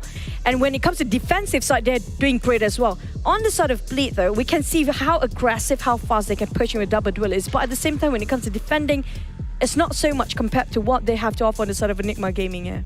I'm just curious to see what exactly they're going to be doing, because Bleed has, if you're running a double duelist, you're going to expect aggressive gameplay from both sides, attack and defense. The idea is wherever you can kind of like gamble where exactly you want to push and take that fight on head on, catch them off guard, either going from main or going in from mid side. But if you see a VCT lock-in before, I thought that where most teams would be fighting for would be the side of mid, but it has always been main. Regardless, we're going to be seeing our map number 2, Bleed and EG. What a great way to start the day on how close map 1 has been. Feels like sitting is fun now. It's cooler yeah. here. It's a lot cooler, yeah. The air conditioning just now. So just now, like when we cast, when Chuchu and I cast, let's move in front of the display. But it's so hot there. So now we're going to stay a little bit in the back just to get this air conditioning. That's why I asked Chuchu, is it me or is it hot? Because the game was definitely hot. You're hot. Not me, not yet. Give me a few more weeks to just get my gains. But I got an eyesight of a 60 years old, so I have to go and stand in the front for this. But we mentioned about early on how aggressive they can get. There's going to be Enigma Gaming pushing in first with those walls coming up from the Harbor. So it's going to be Arton to actually put up a bit of a space here, slowly pushing towards the side of A main. But the other two, on the other hand, we talk about Freya and San coming up from Art down towards the sides here. And definitely they will have this site. Now, the thing is, are they trying to defend and trying to go for retake, or just going to force it out, not giving any space for Enigma to even plant this in the first place? They still get the site, they still get that space, and immediately Jay with the huge pick coming onto Arton. They deny that plant. Divide now taking that role as the planter, but look at that crazy guy just still holding, not allowing anyone to push through. Whether it be Arcade, whether it be Art, or even Flowers, it's so hard to take up that space. Zan, huge though, with the headshot onto Jay, gives them so much space to work with, but look at how low everyone is. Styron going down to his last few legs, and Enigma come up on top. 2 still left alive. Sorry, 3. That's provided Arton didn't actually use a lot of utilities. Only one player used quite a number of utilities. There was just Arton. The rest of it, not so much if you compared it. But Enigma Gaming is definitely going to be a bonus round for them to actually have themselves a bit of a Spectre to use of his stingers. But they are going full armor instead. Really going for the buy here. Set for San for now. He's going to just use alongside with the Sheriff. But the side of Bleed Esports, if they're winning this, even take down on 1 or 2 players, it's going to be a bonus for them. But you can see that Zan actually did not buy. He's already saving for the next round. So they do have the advantage. Zan just trying to play extremely from his headshot potential. And that Harbor Wall will actually buy a lot of time. Styron taking up this space in the corner. Immediately sprays through, gets 1, gets 2. Beautifully done. Nice 1-2 punch here with his teammate. Immediately knows there's 1 more on the top side there. Styron for 2 already. Takes up the space on mid. Checks if there's anyone there just yet. And gonna put down his utilities just in case. The other 2 members of Bleed here just stuck on the other side of the area, and I think in this situation they need to die, but they want to go for picks if possible. You get the flash comes through. Started already with 3 in the pocket. 1 more to worry about. It's gonna be JH. Can't do anything much. Just expecting his little chicken tart to get, or at least to distract, but Not able to do that. How to see with so many walls in between. This is what I talked about before, where we have a usable wall multiple times to reuse it, like the Viper's wall, plus the Harbor's wall coming up from Martin. It's like, the seed is so short. So how to pick, how to shoot if you can't see the first place. Spray it over, you might miss. You might clip the entire magazine, don't have no more when it comes to ammunition as well. So how to pick. B side would be so solid coming up from the side of Enigma at the current moment. Unless they place themselves in B, unless they got themselves that operator to use alongside of Bleed, then maybe there's a bit of a space for them to actually defend or even retake at this point. I love how they use that harbor wall. It gives them the space, gives them so much space to move in at long. And immediately, because Crazy Guy's recon goes down so quickly, immediately that shock dart comes through.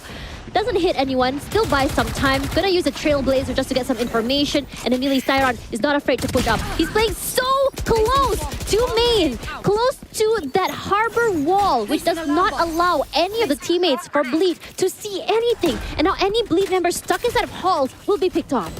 Oh man. Feels like really tough on the side of Bleed right now. They have nothing to clear the corners and nothing to toss except for the mollies.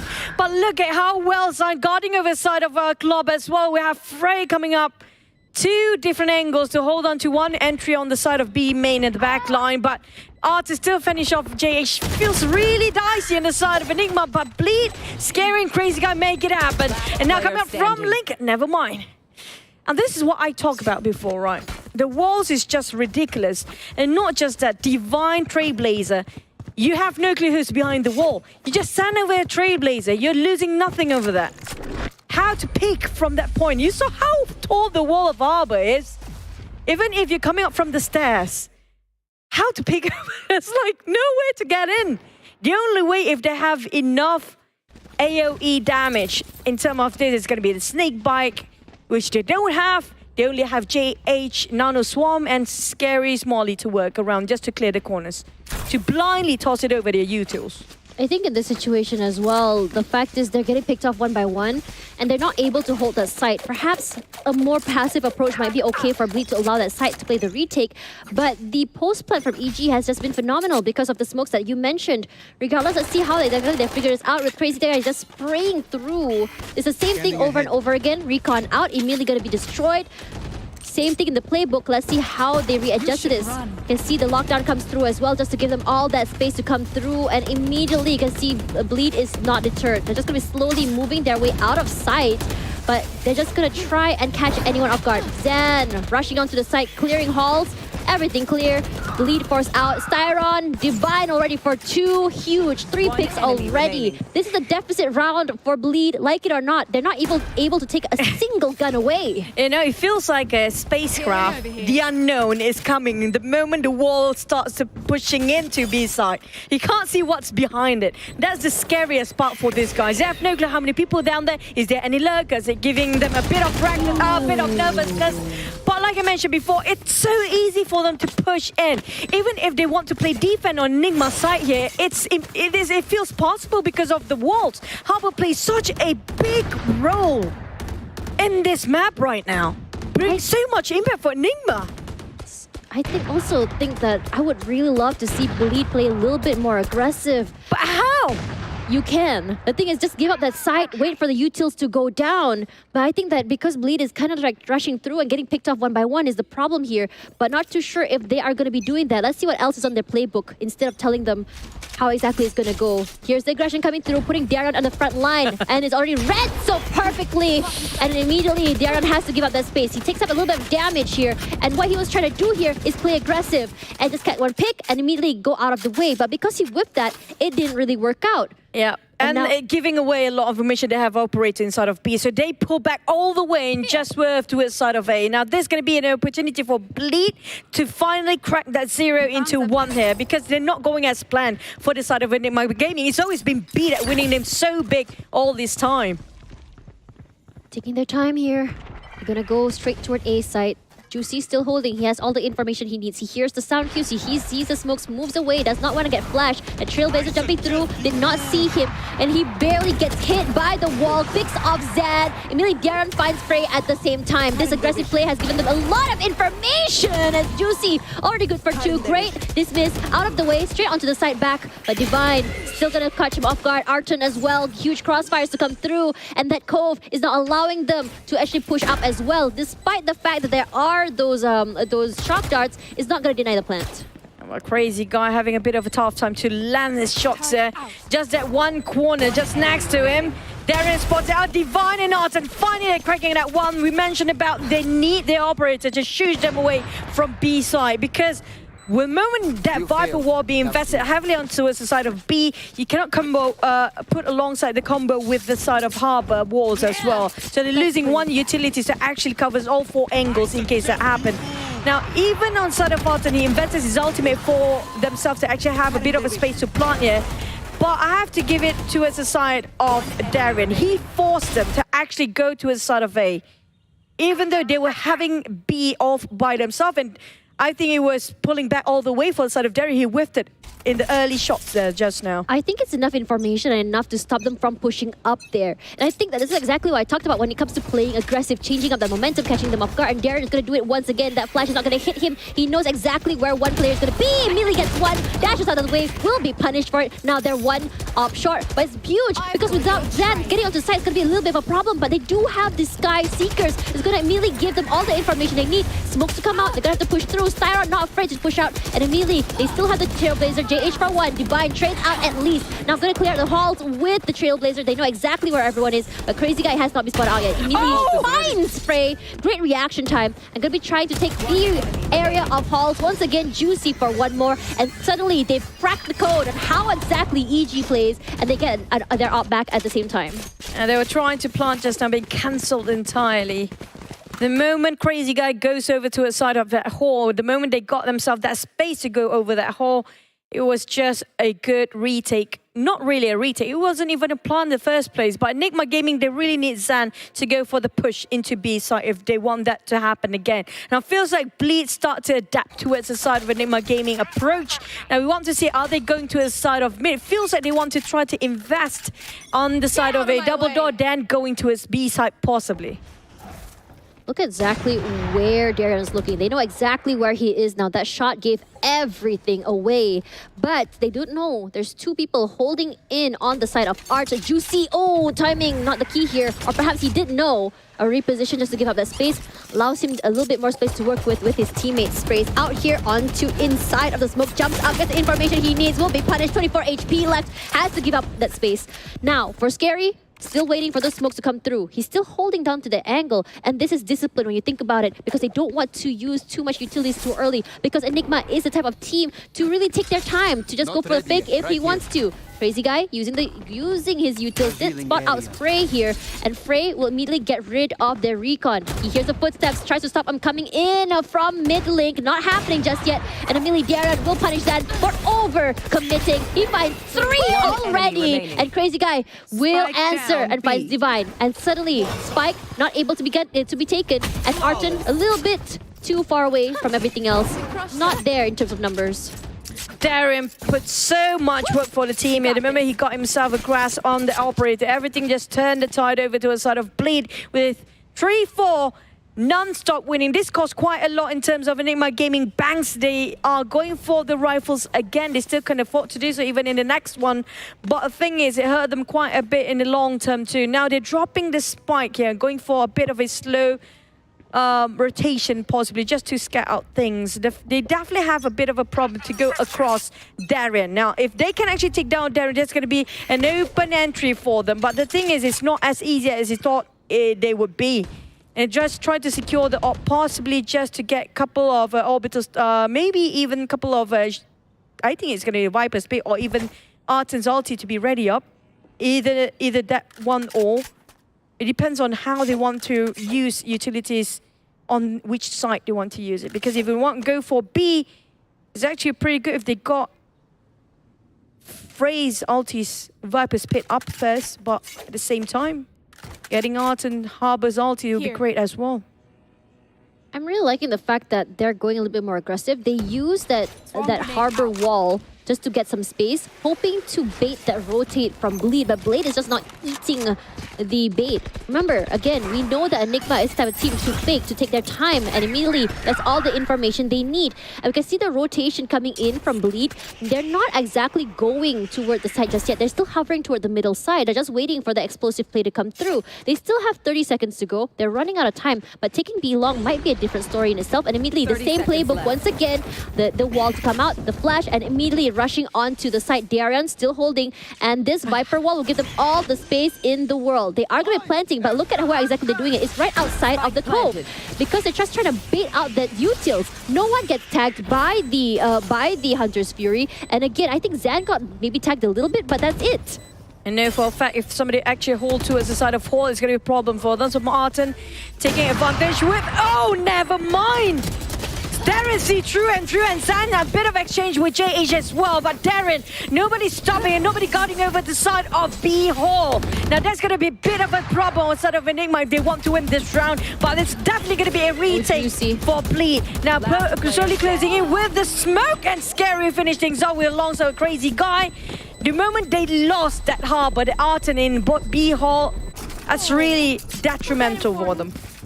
So hard to hold and get the control of the area is the problem there, especially as you mentioned. Now, the idea as well is because of the aggression coming through from Bleed here, you saw how aggressive they were. Once the harbor wall was down, there was no more slows, there's no more crowd control. Yeah. So basically, Juicy and Darren were pretty much able to go where they wanted to. Crazy Guy pushed up, no problem at all. I'm surprised the Reckoning didn't actually being disposed of coming up from Martin just now. He actually has it going, but he's waiting for the footsteps and his audio cue to actually open it up. But the thing is, there was like a tiny space. Darren actually spotted him out from a B link just now. It was barely see-through where the side of Arton was, but here comes, feels like they know for a fact it's pretty hard for them to actually get into A, but still committed into B anyway. The same rinse and repeat, but this time they're more than ready. Darien is waiting, but he just clipped it tiny bit. But this is going to be it. This is a problem for Bleed. They're losing Darien with an upper, and it's opened up so much space. Reckoning pushed them back all the way, and Starrock just going to push them back. Nobody guarding over to a side of B-Ling, and even up the towers, even up there. B-side here, dominated by this guy. Scary still got on one Divine. Juicy got on Styron, but it's going to be 3-2. Can Scary actually do this for the team? Immediately Juicy, he will answer. Zan goes down. Might have been oversight there, might be an overheat. Regardless, Arton still holding on to the side. He just moves one step out of the way. Juicy with the red and gun. Gonna look huge. It's only Frey to worry about. Him and his snake bite. Immediately gonna go through. Here's one more. Just gonna be spraying through this area. That's one! Still one more player to worry about. The defuse still come through. He sticks it, but he does not see it. That's the problem here. As Bleed takes it back. He got almost entirety of Scary. Any HP with a blind shot come out of that smoke. One more tap is more than enough to defy that defuse. So close. Don't cry. I'm stressed. I am so stressed. But I was so close of losing it for Bleed just now. Honestly, it was very, very close, but you have to give it to them. The fact that you have a teammate that's ready to push and they already committed. They're like, okay, I'm just going to have this, doesn't really matter. And what you're going to do is you're going to play inside of the smoke and just keep sticking it. And because of how far away he wasn't really able to really figure out how exactly to spray toward the area of the spike. And this situation, Bleed has had the upper hand when it comes to holding the site because the same thing is happening over and over again for EG. Yes, we saw the answer when it comes to dealing with the Darren up, but because of that though, this round was theirs, but it was still too close for comfort. You have the lockdown coming through, allowing them so much space into the site as well. Darren just shooting in those shots. Scary does find Arton once again. Let's see how they adjust without the harbor walls. That crazy guy tried to shut down, but Divine got him first. Siren down to 7 HP, nothing can be done there. Well, Zan actually opened up space. Here comes the counter lockdown. Come out from the side of Bleed. Just to challenge them to get out from where their hiding spot are. But Juicy waiting at the other end and getting on one more. This might be a successful retake as Frey. Once again, the last man standing. Never mind. Gonna go down. What? He still gets a pick before that. Gonna get the defuse, no problem, but wow. Oh, we hate this kind of vibe. But you know what? You went down early on, but you're still going to make trouble for us. This kind of plays. Even the nano swarm works well sometimes.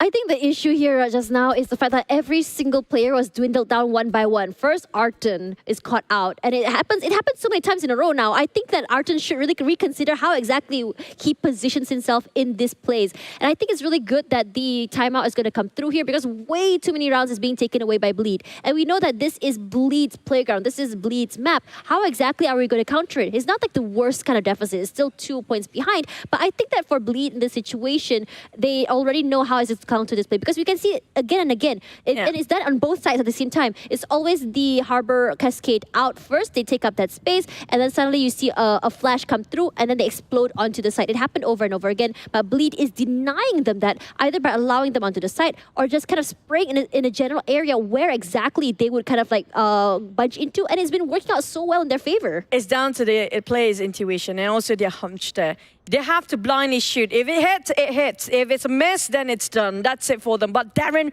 with that operator, really plays such a big part just to make sure they will not get into the site to apply in the first place. But at the same time, it's a rinse and repeat coming up from the side of Enigma Gaming. That it's kind of easy for the side of Bleach to unfold their tactics here. But in the meantime, are they doing the same thing, or are they trying to have a bit of just a tiny bit of different approach will be more than enough to push them back up with the momentum here. So far, it's a streak coming up from Bleak, coming back into 6-4 with a deficit in the first place. But right now, feels like they got it going. I mean, like, Darren really plays so much for the team, alongside with Scary, making sure he actually clears. Everybody trying to clear those coming up from Hall as well. Oh, man. Darren might have overestimated how far that swing's gonna come through, but it's okay. Juicy is close by. Crazy Guy with a huge pick onto Styron. Regardless, the Lear comes out, gives a lot of space for his teammates. Crazy Guy all ready for 2. Juicy, we know that he is literally an unstoppable, unmovable object in a situation like this. He does not move at all. That's Trigger Discipline coming by. Divine all alone here, but look at where the spike is. They're just gonna try and find a way to get onto the other side. I don't think they're gonna move at all. They're just gonna hold. They're just gonna try and bring their guns forward if they can. Here comes Scary. Spotted those come out from behind a different angle and try to push them. And they are definitely switched their attention to this side. Bit of exchange, and San is still alive. They don't take it over Frey. But at the same time, Divine, you have to push through as well. But it cannot make through. Now, I'm surprised the fact they're pushing that fast. The fact that Frey and also San is actually coming up from the spawn area a bit slower than it's supposed to be, and but they're still pushing it through. They don't have enough manpower in the first place. Yes, they have the high tide, they have the cascade to actually push them into the side in the first place, but they don't have enough firepower. And you saw how heavily invested for Bleed to put all their manpower inside of B, because they know for a fact it feels difficult for Enigma Gaming to just have a glimpse in A in the first place. Yes, you have the walls, you have all the utils, but it just didn't work so well when it comes to A side, so it's just going to be all day long. They tried mid, it didn't work. They tried A main, didn't work. B main is also out of the question. Again, Darren not landing his shots here. It's just so unfortunate. It's really hard to really predict where they're coming through, especially with the cascade to get that space. Regardless, gets a tag there onto the player. Darion trying to get that pick, but no one is getting into his line of sight at all. All he can do is just land those warning shots just to buy some time. Immediately the sprays come through. Styron San with an aggressive play, picks one out. San on the aggression with the blades, just so huge right now. They do lose out Frey, but Arton's still very much alive there. That Cove is up, allows them that space to get that plant down. Scary, again, playing from the same area, but JH is ready to see if anyone were to come through here from mid-link. No one there just yet. He's gonna push up. Is he gonna see Zan? He's gonna see the barrel of his gun, honestly. San and Frey did so much work in behind the lines as well. But back to its side of sight, can they actually go for the retake? It's really tough for Darren to give away his operator as well. He's kind of cornered. They got on one. Arton is down. Switch over to Blaze Storm. Got sent down on his knees. But still not going to be enough as Styron, the master of clutch, always did his work so well. Now, they switched things up a bit. It feels like Rinse and Repeat the last map here based on how they approach B. But they just put Zan and also Frey coming out from the double door to its B link instead. Now, they haven't actually thought it's going to be that way. They always come out from the back line, the spawn line. Now, this is going to be really tough for the side of Bleed to read that one out. I love the fact that Sun opened up so much space for the post plant just now coming from Enigma, but can they actually offer the same thing when it comes to playing defenders with this double controllers on their agents lineup? It's gonna be tough. But with the firepower coming in from Juicy and Darren, it's not going to be an issue, I believe. Because if you remember from previous plays here, Darren and Juicy tend to successfully not only take that map and the site, but also beyond it, taking so much space into CT as well. And also another problem is they're getting those picks. Now, we know that in terms of numbers, EG does well, and immediately the aggression will be given the reward. The flash comes through here. Divine does get one more. I gotta commend it to that guy. Still ballsy enough to walk up, shoot them in the face, and get out alive. Wow, Divine, wow. Now, coming up from a battle of the mid here between the side of Frey and also maybe Crazy Guy. They pull back all the way and just shift over to a side of B. Possibly because heavily being guarded to a side of A just now shows that it's not wise for them. They just pull back for a bit and just go back in. Just to play with mind games against the side of Bleed. Now, Bleed do have double duelists. Sorry, against Enigma Gaming. They have double duelists. They lost one just now. Their main entrer, which is going to be Darien, to dash in, cannot be used anymore. But they do have Juicy with the lair going in. Here we go. A bit tough, honestly. They're just waiting for that high tide to go down. But for now, Juicy gonna just rush through here. Explosive plays again. And now suddenly they take up so much space. This is toward Link, toward Art. And now Enigma, even though they have access to Secret as well as Flowers, they have to wait for each other to play in. Now they're gonna go by the Trailblazer to get some information. They didn't see anyone at all. And they know that everyone is playing from main. Now the idea is the sprays to come out, immediately gonna flash through, but immediately coming over here, Styron for two. Beautifully done. And this is the team we want to see. It's still Styron against two players. It's gonna be scary. It's gonna be juicy. Gonna be a little bit hard. He still gets one. But Scary still trades out in the end. And they still get the first round in attack. So close in a perfect line as well. They might actually both be shot down, but Bleed right now taking the lead at 8-5, but feels like not so dominating just yet. As Enigma Gaming just shows they actually have what it takes to actually take down the entire team. It's just leaving Bleed with only one player. We're not talking about they're having a big win just now, not like 4-2 or 3 players alive.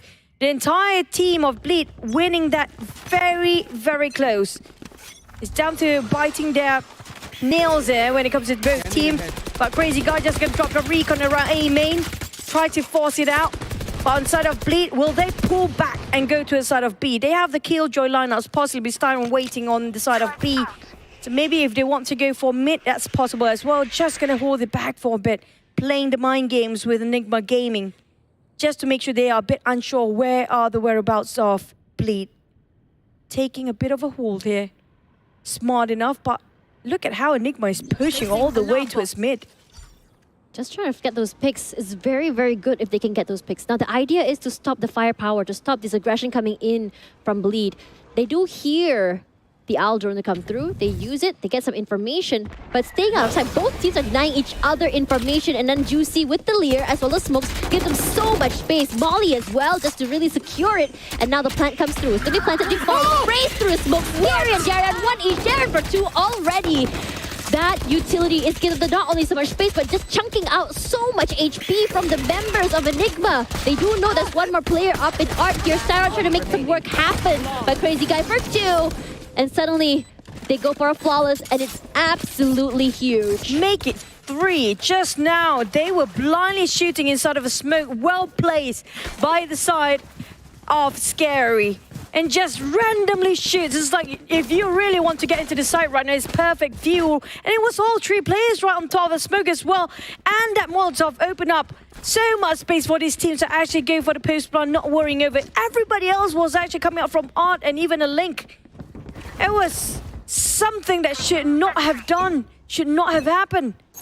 But outside of Enigma Gaming, they thought it's going to be inside of A again, possibly. And now Bleed, they are really heavily invested in A. If you compare it with Enigma, they're always heavily invested in B before, really contradicting each other. But Enigma, they're not pushing come up from B, but coming up the rush with the double duelists, they are not wasting time for Bleed here. Oh man, Frey, huge finds Juicy. This is what we want to see here. As Darion gonna push up forward. It's gonna stop Styron in his tracks. Frey does get one more, but Crazy Guy will find him in the end. It's been a game of trades here between these two teams, where we never really see those multi-frags to come through. And Arton playing way deep inside of Flowers, timing on his side for now. Almost got spotted out there by Darion. Darion is quite low, and Arton, I think he understands that perhaps it might be best to play with his teammates, wait for the right timing. Zan using his smokes just to kind of catch anyone off guard there. Double swinging from two sides as the other members of Bleed just kind of play on the side itself. Over one on Dark Out. Zan huge for one. Immediately find one more. JH with the Bulldog doing work. Gonna get flashed out. No movement just yet. Gonna get so much value from that High Tide. Sorry, from the Cascade. Immediately, AG finally finds the round back in their hands, but they did lose 3. That was really crucial for Divine coming out from the side of A Arbor and Art as well. If everybody comes up from the same side, how they did before, it's going to be really digging their own grave. But on the side of Enigma, feels like they have a bit of a jazz about how Bleed want to play this game here. How Bleed trying to approach A all day long. We haven't seen Bleed approaching B just yet. So I want to see how can they actually get into that. With all these utils will be dropped by the side of Enigma Gaming. Now, they definitely have sort of a clue like, you know what, they kind of can read us and folded us in A. How about we try a bit of something different here? Either it's going to be mid, double doors, or even towards side of B. Zan is pushing all the way into B here. It's very reminiscent to what Darion did just now, just to stop the aggression come through. But what I'm worried about is the double firepower from the duelists. Juicy and Darion, but Zan, we've seen him be able to get those multi-frags. This is a very sneaky play. Playing in behind this little generator. Hopefully no one checks him is the question. I think Darion may just get something. Immediately gonna get him out of the way. Cloudburst, just to get some space. Darion did take a lot of damage and they are forced to reposition. Divine, huge, find Scary. Now without the smokes, it's gonna be a big problem here. The spike does go down, but they did still manage to pick it up. And I think for Enigma, it's huge that they still managed to reposition themselves and not overheat. Be isolated JH just now, just to make sure nobody actually pushing up from A side. And now have to join in since they are only with 4 men here, don't have enough manpower to actually just get into B. Yes, they do have the double duelists, but they need all hands on deck right now. A wall in between making it so hard for them to actually get in there. And now blocked over by the side of the Arbor. And now they are more than ready to welcome them with open arms coming up from Enigma. Those walls, those crossover walls, just so hard to get into it for Bleed here. Gonna be Zan with the tailwind, not getting that value, but Darren gets him in the end of the day. Time turning out here as Divine still holding those corners. 30 HP left. I think in this situation, JH and Darren are just gonna go for that save. They don't want to give too many rounds to EG. It's better just give them the round, get those guns, at least to get that round in their pocket next one. But Divine, a good reposition. It's gonna be a clean, easy round, at least for this one, for EG. Not just 2-point that. deficit. They were forced to save because of how the spike were kind of in the center in B side. I mean, like, these guys actually outside of B in the first place. To actually retrieve that spike is already a big task to fight against. With so many utils of the walls, you have no clue where the spike was. To see where the spike is already a problem. To actually land the spike and plant it is another problem with so being blinded all over the walls. I mean, like, where to see? Wherever you see, it's either green or blue at this time. It's nothing else. Game of control is what EG goes for, and I think I'm really liking the fact that they like this game. It's very, I would say, reminiscent to what we saw during VCT Lock-in. I think that this team is just very, very, I would say, creative. Very, very eager to try out new strats. Regardless, for Bleed, they're still trying to go for it. They do get the plant this time around. It's very clean, but immediately Juicy gonna go for the spray. Styron does find Scary, and JH and Darren get one each here. Divine still doing so much work. Finds Darion. And now the plant does come through. 2 versus 3 situation, still very much winnable, but for Divine, he still does have some utility. Just waiting for the guiding light to at least come back online. JH spots out Arton as he just tries to put his hand into the ability jar. Not going to be happening just yet. Now all it's worth to do is just Divine. I think they have some semblance of idea where he might be, but doesn't really matter. Crazy guy, huge. Divine does find one more. Recon out, but does get the flash out. Just gonna be taken out there, the Recon. But those utils not kind to him at all. 7 HP left. Time is ticking there. I think he's just going to go for the save. I think it's the best idea. With only 7 HP, he's not going to win a 1v2. And if he does, might be huge. I'll be screaming. But no, we're not going to see that in this round at least. I love how Bleed actually chose over the agents. Like, it's so good for a post-plan. We talk about Nano Swarm. We're talking about the shotgun. Even talking about the mollies coming out from Scary as well. It's so secure if you'd managed to plant. As long as they get to plant, it's going to be a secure post-plant as well. But the thing is, starting for Enigma Gaming, they try to defend and start to readapt themselves. But will it be a bit too late since Bleed now leading over to 10-7? But for Bleed, on the other hand, it start to manage to unscrew the problems, how to get into B in the first place. You know, there's so many walls, there's so many things, so many utilities being dropped by.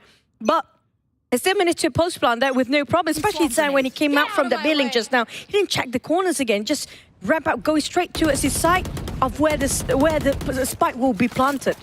Nothing that he didn't even check what's in front in the first place. It's a little bit hard when you want to play that aggressively. Azan playing the aggressive player here this time. Have to reposition. That shot just gave everything away. And now they got the information they wanted. And now let's say, let's go to B. Let's try and see a different way of us to path through. That turret has been huge, not allowing any flanks to come through. They do not want to see a Styron, because we know that Frey and Styron has been huge when it comes to flanking at the same time. But for Bleed, we know that they like to play this way. Something that they've done, I think, Tail as well as time. If you think about it, they love to play explosive, but that's stick at a time. Immediately just going to come through. Seekers do get released, but they are immediately disposed of. And you might think that everyone is on toward the side of Art, and the reposition comes through there. Immediately just bursts into the side here, but here comes Frey! Finds Darren, does get traded out there by Crazy Guy. Sprays through toward the area of Flowers. We still get one more from Jay. Divider's got one more. Juicy as well. Crazy Guy gonna put in the chip damage with his Hunter's Fury. Already picks off 3. Arton does find Juicy here. It's huge. We have the Cascade to come through. Gives them that space. They have to push out. But look at that. The Orbital Strike just to buy some time there. They're immediately out of the way. Just gonna be holding in case they decide to push through. We also have the game of lineups from the side of Crazy Guy as well. We have Mollies as 2 shock darts. Now, finally, they're all out of utils. One more recon to come through. Cloudburst as well. They hear the picks. One person does get scanned, but doesn't really matter. The sprays from Crazy Guy has been huge. And Zan can't do anything at all. It's just a very, very clean round from Bleed. It's just such a great lineup for the postman coming from Bleed. You know, when it comes to Pearl, it's always about the game of lineups here. We're talking about how much they can actually offer of that post plan. He was saving that dome, that smoke just now from Martin, just for the sake of diffusing. They're willing to wait all the utils being dropped by first. You know that Nano Swarm and also that Molly played so much of a big part to buy time until the spike. Even though they managed to defuse it, there's no way for them to actually defuse it all the way down. Now they're forcing themselves again back to a side of B. We're heavily invested people in A, and it's leaving a bit isolated towards side of Zan to actually hold B side by himself. Now a bit of a problem, but this time they've forced themselves to actually save it all day long. So they have nothing to lose for the side of Enigma, but everything at stake here as we speak of Bleed. If they're winning this round, one more round to close it up with Zan the Sheriff. Still managed to secure a bit of a trade there. Huge pick. They have so much space to work with. Scary. And JH immediately gonna prepare for that post plant. This Crazy Guy playing the man in the middle. Not gonna hold at all, just playing for information at this point. Now for Enigma, just trying to see how exactly can we play together. We can see both the Viper's wall and the high tide to come through. Cove as well. Gonna give them that space for the, I would say, the post plan, but right now, Darian, huge spray onto Frey, clears out him from Halls. Crazy Guy and Scary get one more each. Sarah, what can you do here? The whole world's looking at you. All the gun barrels in his face. It's just so good. I mean, like, yeah, Enigma Gaming, when it comes to getting the attacker on their first half first, the entry was remarkable with all the utils with double controller on their side. But when it comes to Bleed, their post plan is just a fortress. We're talking about the lineups. Make it so hard for these guys to just defuse the spike. They save all their Nano Swarm, those AoE utils. even though there's only one person down, I mean, like, if Juicy and Darren is down, I mean, like, they don't mind. They did their task by entering in the first place. But the post punch was really heavily to the side of Scary JH and Crazy Guy. These three guys cannot afford to lose their life when it comes to getting into the side in the first place. Now, Enigma is make it or break it time. They won the first series before, they've won the first map, and now the second map feels like not really a landslide, but still dominating over this Bleed with a double duelist. Feels like double duelist is way better, especially in the attacker side. They're having a bit of a tough challenge in the first half when it plays defenders, but they just invested heavily towards the agents lineup in attacker side, and they are showing us that they can actually win this one. They are very comfortable right now. Immediately, I think EG needs to try and see. It's still 5-point deficit, and they have no room for error. In this situation, Bleed taking the rounds again, 3 rounds in a row. A bit much now, as immediately that recon gonna at least give him an idea that there is one person behind that high tide. Archon, this is the control they wanted in terms of getting that orb. They want to farm that up, and I think it's huge they do that. We didn't see that happen earlier. A bit surprising that they decided to do it now. Regardless, they're still trying to get that information, trying to play for time. And I think for Bleed, getting this information has been huge, because how they've been playing is trying to get some information, whether it be one sliver of information or not. It gives them all the information they need in terms of how exactly they want to navigate onto the site, how exactly they want to burst onto the site. It's very micro! Oh. And Zan with the timing as the Viper wall goes down. Huge, finds Crazy Guy. And immediately, the smokes come down, not able to reposition. The Lear not gonna give him that value as well. Darren already on the side there, gets full control of Halls. Immediately, that util just gonna give them so much space. No collateral come through from Zan, gets punished by Juicy. They know exactly how to play him. As Darren's still holding on to the site, he knows and gets the information that there's no one there just yet. He does not swap yet to the op until the last moment. Plant as well, very clean. No movement from Enigma just yet. A little bit hard to breach into the site.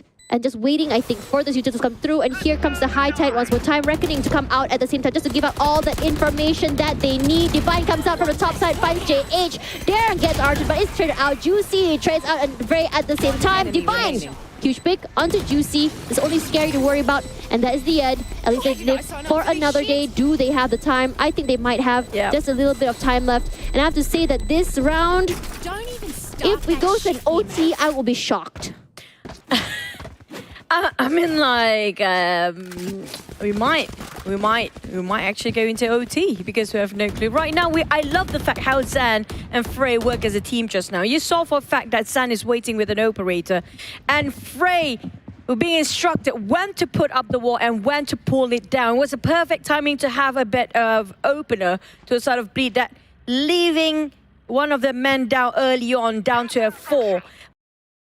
But at the same time, this one right, but the smokes just now was as well. And also when it comes to this map, feels like Blitz slowly start to learn it quite well here. And they're trying to do the same thing here. It's going to be B again, but San with that operator. Will he be working together with Frey's walls again? Coming in with a bang! It's going to be straight with a pump gun. Shorty right in the face. Darren is down. It's a bit of rubber, but a bit of trading to do. Crazy guy taking back on Star, and Divine as always. Crucial moment. Here's there for the team. And now suddenly with already so many players down, Scary does get one more. The defuse does come through. Lineups as well. 4 days. Scary is just so very low, but doesn't really matter. Divine's just so good right now. Cheers, mate. When it matters, Divine actually played so much. He really made the team actually got back into the momentum. They were losing straight, but Divine slowly creeping in and taking so much of a space. And that was a crispy headshot again, dragging this into 12-9. Bleed. No, for a fact, they need to call this timeout. It feels like 2 times in a row they're trying to get him to be. It's a failed attempt to actually just win those rounds and the retake. Yeah. Yeah, I think that is the retakes from Enigma is just so unfortunate because by the time they got onto site, Enigma is on the defense. They get picked off one by one. Yes, Zan gets those openings, but because of how fast they're going, by the time if say like Juicy goes down or if say Darian goes down, it doesn't really matter because like it or not, they're already on the site. Their job is done. Yeah. And now they're just preparing for that post plant. In a lot of situations, after the plant happens, they're immediately playing for that post plant. They're playing lineups here. In so many situations, you have one person in the backline doing lineups, the other person is holding with the gun. Now, if someone were to push up, they get punished, they get headshotted, they get taken out, and if they try to defuse, they will be either sprayed or just be hit by many utilities. Now, for Bleed, we've seen a situation where they hit 12, the 12th point, and they get stuck. And in situations like this, a lot of teams come back and they go into overtime. This is very crucial that Bleed take that timeout because we want to see a situation where their mental is able to just kind of pull themselves back together and think that, okay, it may be one round, but we got to pull ourselves together and really figure this out. And now Viper's Spit is also online, but same goes for the Orbital Strike. That's really crucial to drop the Orbital Strike right on the spot where everybody is standing. But the Viper's Spit will force this guy to pull back all the way, whether to go for mid or B. But we're waiting with a B Zan operator all day there. And also Phrase Wall, just in case he whiff, he can actually retreat back all the way to his side or fall. And that outro definitely will give away his position as well. Now on the side of Bleed, they are moving to a side of Art. Coming into so many lineups there as well. But here comes Art and taking a spray. It was a full stagger takedown too. Leaving early with only 2 players. Crazy Guy managed to shut down that operator user. Down to JH and Crazy Guy just to retrieve the spike. Heavily guarded by Styron. Is right in front of that spike as well. Oh, here we go. Styron playing behind those boxes, huge. If he can time the timing right, it's going to be phenomenal. Regardless, JH hasn't moved just yet. Timing, he's going to push up there. Here comes the tide, going to go down. JH looking to the left side here. No one has moved in just yet. Immediately, Archon huge with the shots. 30 seconds left. Gets JH immediately out of the way. Archon suspecting there might be a Crazy Guy somewhere inside of that cove, just holding here. Here comes one more, not allowing to come through. Push out. Oh. Beautifully done. Oh.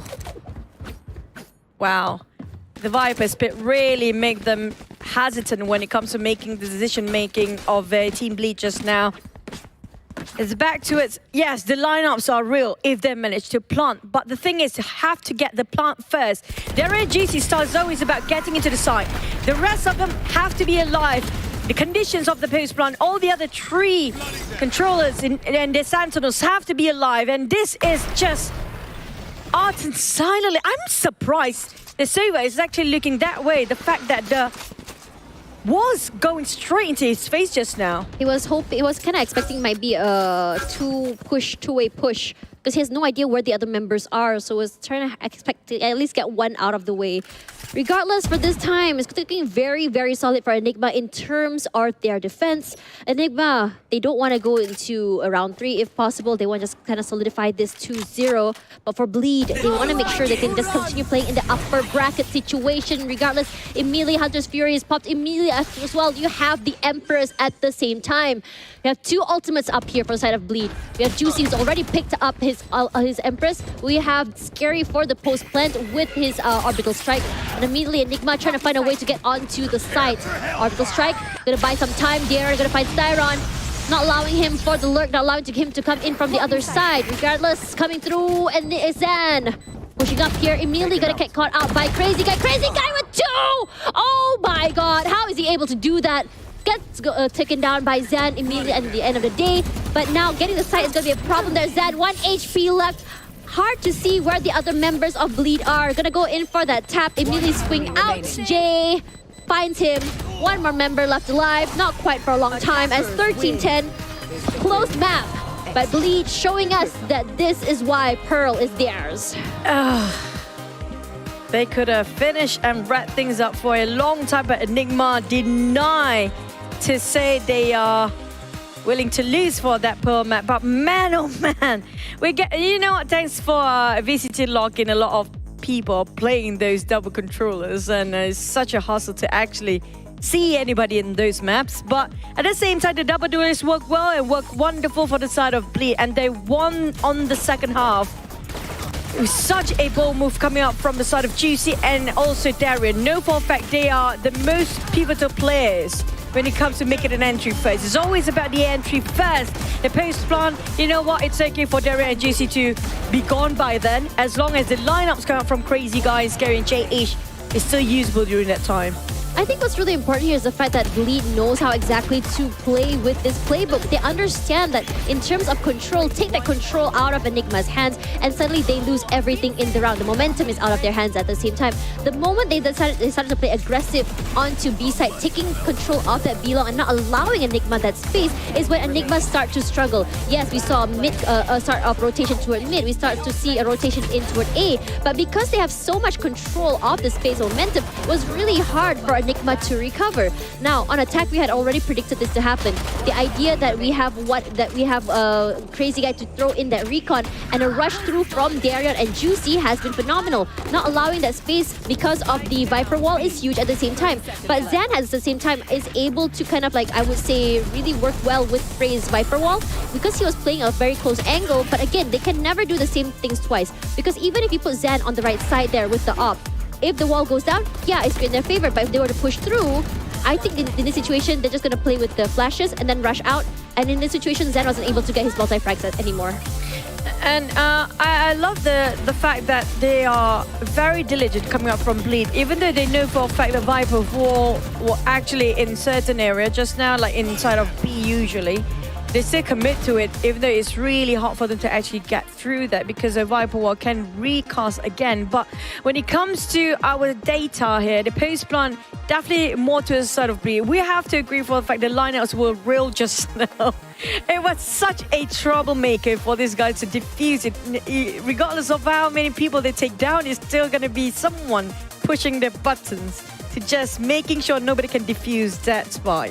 I think the idea for Bleed has always been, okay, aggressive straight onto site. Do not allow them to stop us. And they have to give up that space, especially if they get picked off one by one. Either you get picked off or you give up that space. So if Enigma gives them that space, they quickly reposition and prepare for that post plant. And there's a lot of situations as well, even though they have the cove to stop the post plant. In this situation, when you have utilities coming in from the sky or from the floor, it's going to be an issue. You want to kind of get rid of the utilities. You don't really know where exactly everything is. Time is of the essence. Now let's have a look at the scoreline here where Styron and Crazy Guy will be coming out as the MVP. Crazy Guy has been huge, I think phenomenal in terms of his lineups at the same time, and he's been getting some crazy multi-frags. But Styron, though, I have to say, like, when it comes to those moments where he has to step up, when Zan is taken down, Styron has been huge. He has been the guy to take up that space, he's been the guy to stop a lot of lurks, and he's been the guy to make sure that his team is able to not only take up the space, but also hold it at the same time. I have to note also for Divine. Divine is actually the one that actually make a bit of a comeback on the second half on the side of Enigma Gaming. If it's not because of Divine and actually open up a bit of a space for a breather coming up from Enigma, it will be sort of a landslide for Bleed to win over this map in the first place. But for our MVP here, it's definitely going to be Crazy Guy. We do know he's one of the top fraggers in overall as well.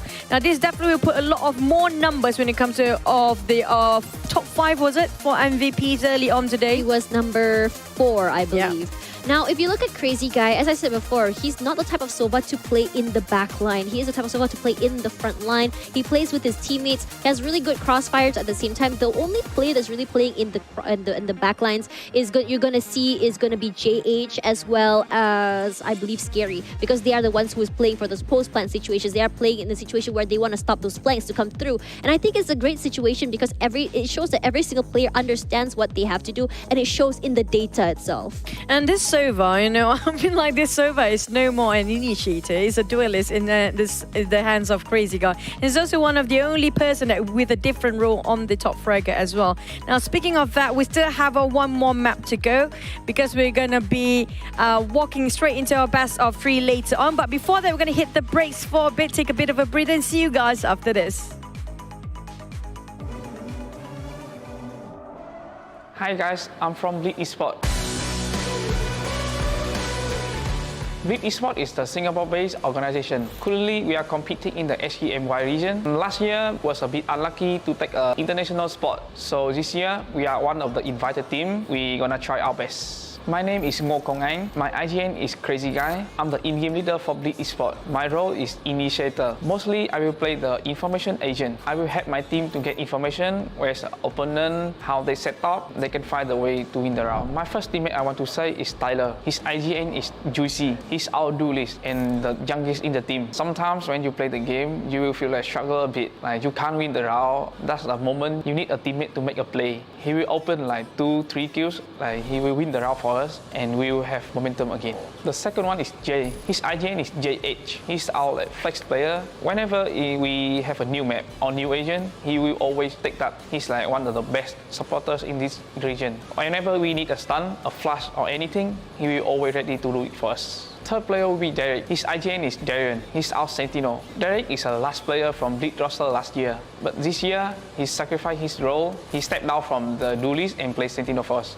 And he still play very well. Last player will be Pon. His IGN is SK. His role is controller. He's the one who went to almost all the international tournament. He's the most expensive player in this region. Whenever he's still alive in the clutch situation, I know we are gonna win. Fun fact about Gary, his English is not the best, so sometimes it's very funny to talk to him, but we love it. And I hope we can win because we are the favor and we practice a lot. Practice like almost every day, like 8 hours. We are the best and the most hardworking. Okay guys, be ready. Bleed is coming.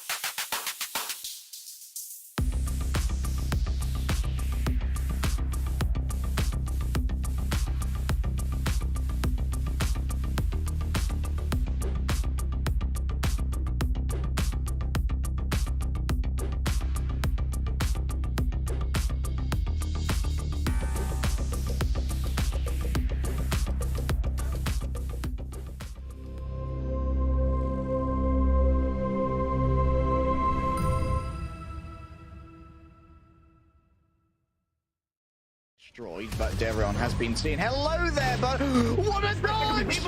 Every single one of them. Are you kidding? Each round, only one of them's been. Oh my god! So that was really brutal. They've actually gotten it.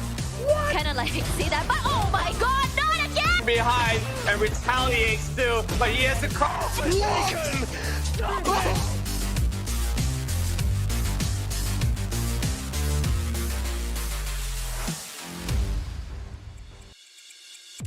After a gruesome first two maps at first in still our first series of the upper bracket grand finals, so down to split as decided the match. You guys are tuning into the VALORANT Challengers Malaysia Singapore Split 1. I'm GJ, this is going to be Tash. Will be accompanying you the entire day here talking about Bleed versus none other than Enigma Gaming. Split, both teams are really strong in the same map here. Yeah, it's two very strong teams with two very differing plays. I would like to think that for Control, it might be Enigma that's going for it. But for Bleed, they love the aggression. They love going aggressive. They like taking those picks.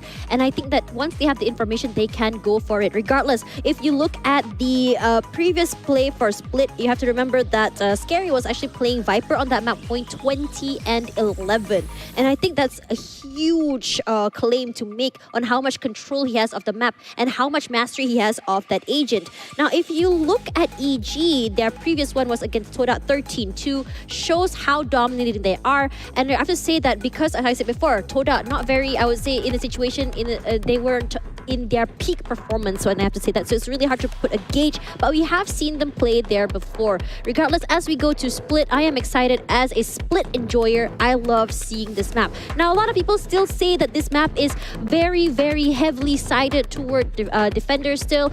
I can agree, but I think the attacking is still very much doable. If you look at lock-ins, it feels like a lot of players are still very much able to go for the plants. In this situation as well, I'm really excited to see how exactly each team does or prepares for the plant side, because A is a little bit more easy to take in my opinion, but if you have B, the post plants are a lot more solid.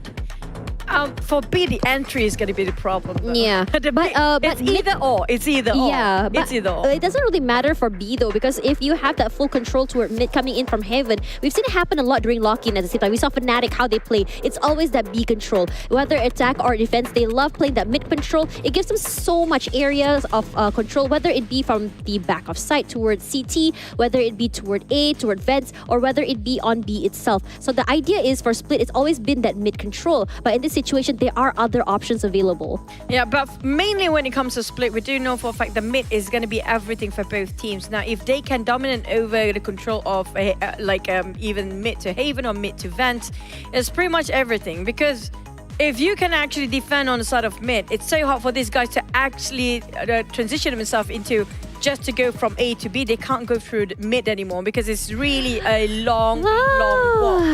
I love the fact that we have sages on this map. Yeah, we need a we need the sage. Yeah, we saw it happen during Fnatic and Sentinels as well. We saw players like Tens actually could take a back seat to play sage, and it's actually a very funny situation because a lot of the viewers were saying, "Oh, Sentinels lost because they picked sage," but the idea is it's not really sage that is losing. The idea is to be a little bit more creative on how exactly you use your walls, whether it be aggressive or defensive.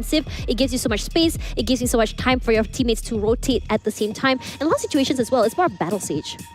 That's almost all the case when we have Sage in Split. But what interesting more for me is going to be the Sage pair up with Raze here, especially when it comes to B, right? It's so good to actually have a Raze if they're having a Sage in the enemy team, because you do know the wall block coming up from B main towards the side. It's going to be really very small space, and one page shot is more than enough to take the entire team out if they are defending on the side of whoever got the Raze in. Yeah, which is why it doesn't allow you for that fast take onto B, which is why at the same time you see a lot of teams kind of go toward mid, kind of bait out those pain shells, especially there. And once you know that you don't have that pain shell anymore, you are free to use that wall. And I know that a lot of people might not like that wall, but it's much more, I think, easier to get onto site with it. It's a lot more pros are doing it. But at the same time, when it comes to defensive, I think the walls can be played in a lot more different situations. But regardless, map number 3, and I think that the top 2 teams contending for that top spot toward grand finals, this feels like Christmas already.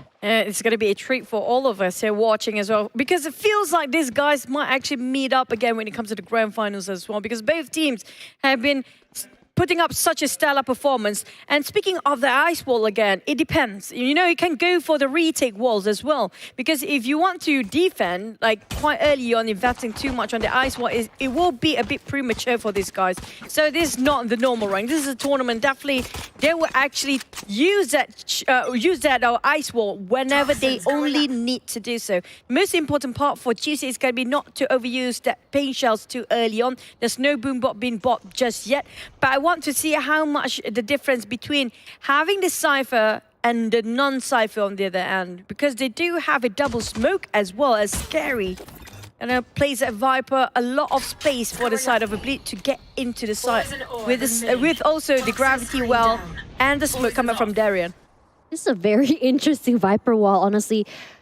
Honestly, I'm trying to figure out why exactly that wall is used, but immediately, since there's no information, no baits to come through, it's going to be very aggressive from them, just rushing through onto the site.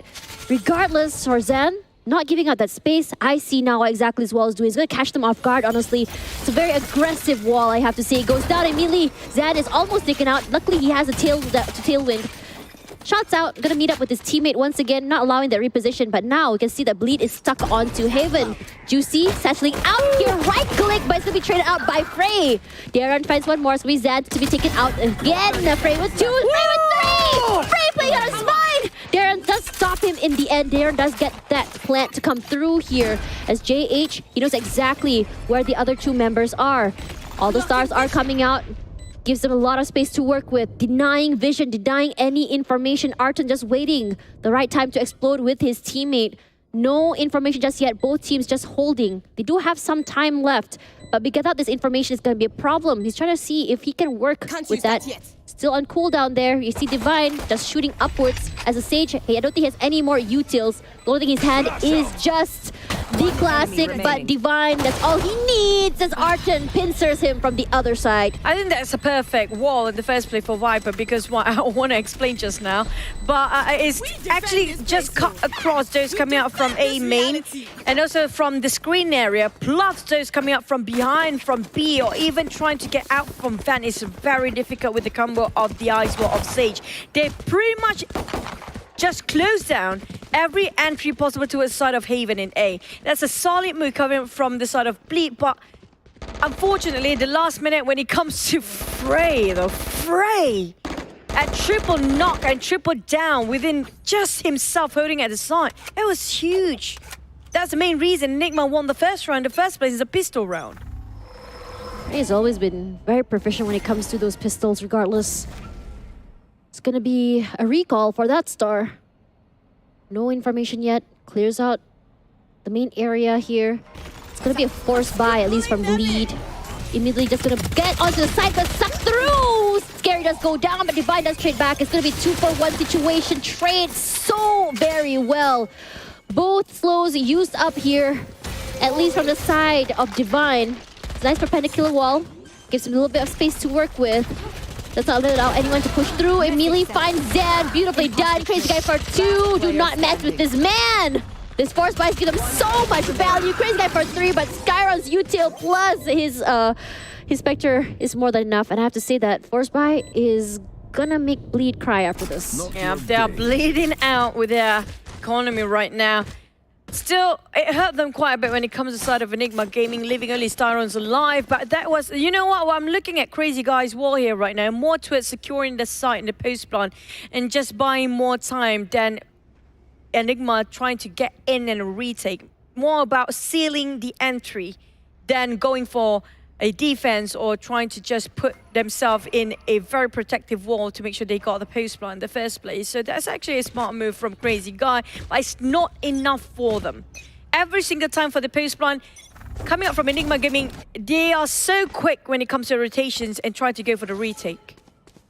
You can see a force buy come through there for Zen. Really already buying the rifle. Juicy is pulled once again and will be punished by Arton.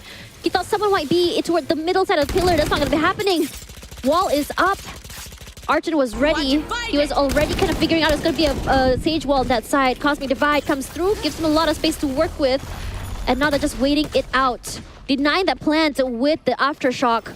They're gonna have to be planting it open. It's still enough time. Flash comes through. Immediately Zan will come through, gets one. Not enough to do anything. Divine pushes out with his teammate. JH just got once more. JH all alone here. Archon and Styron, all they have to do is just play for time. JH stuck in a corner. Where is he gonna go when both of them are playing from main? Here's sprays out. JH can't get to. Archon was pretty much ready. A double pick coming up from both teammates of Enigma Gaming, making it so hard for the side of Bleed. But it's always the same sort of, it feels like a deja vu again, our first map and second map as well. I always have the lead for Enigma Gaming. Halfway through when it comes to 5th and 6th round, feels like Bleed start to read out their play, their strategy in terms of first half of the map itself. And even though it we might looking over at 4-0 right now, but it's never the end for Bleed. It's nothing that they can close them down. It just feels like first few rounds for Bleed is always have to read out the rotations and how they play with their uses for sort of Enigma here. I feel like Bleed is the type of team that really does well when it comes to the higher pressure situation, when it comes to comebacks. Yeah. It's just all about getting that, I would say, that pressure back into, not pressure, sorry, that momentum back in their hands. But just now we saw that Archon actually passed back the rifle to Zan, giving him all the firepower that he needs to take advantage of this situation. He does not get tagged. Does give it information. He does spot 2, I believe. Only Juicy gonna just burst onto the side. He's inside of the cage here with Ray playing close to it. Punishes him once again. And it feels like Juicy has been punished over and over again, just trying to get onto the side. The wall does come through. It's enough space for his teammates to get onto the side at least. So the walls are up. And now it's all about playing that retake game. Good here.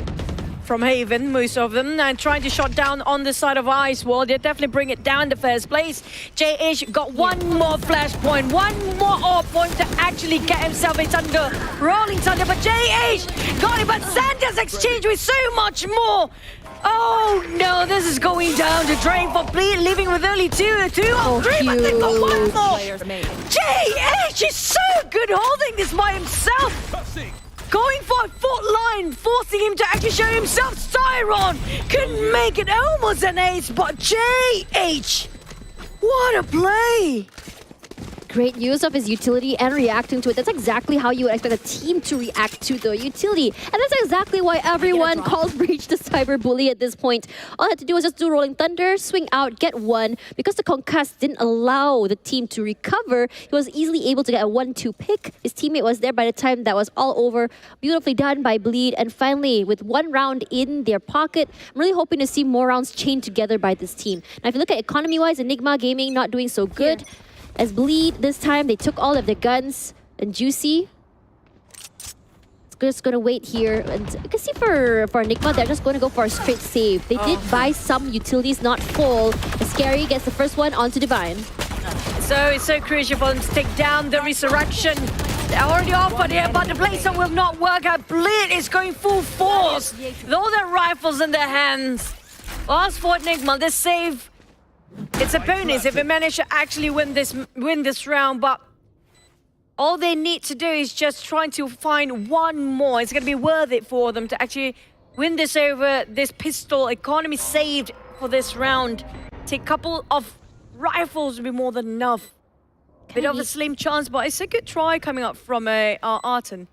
Kind of need to go down. I think he's trying to go down to the spike. He does want that extra income when it comes to getting that loss, that only round loss, but also going down to the spike. Or death, rather. Regardless, you don't want to give that extra kill credit to the enemy. And in this situation, it's already going to be 2. It's going to be 2 in a row already for Bleed. We just talked about it, how Bleed is able to chain rounds. And in this situation, if EG doesn't figure out how exactly to stop this rampage, it's going to be an issue. Yeah. Now, especially we saw how Juicy and also coming up from the side of Bleed.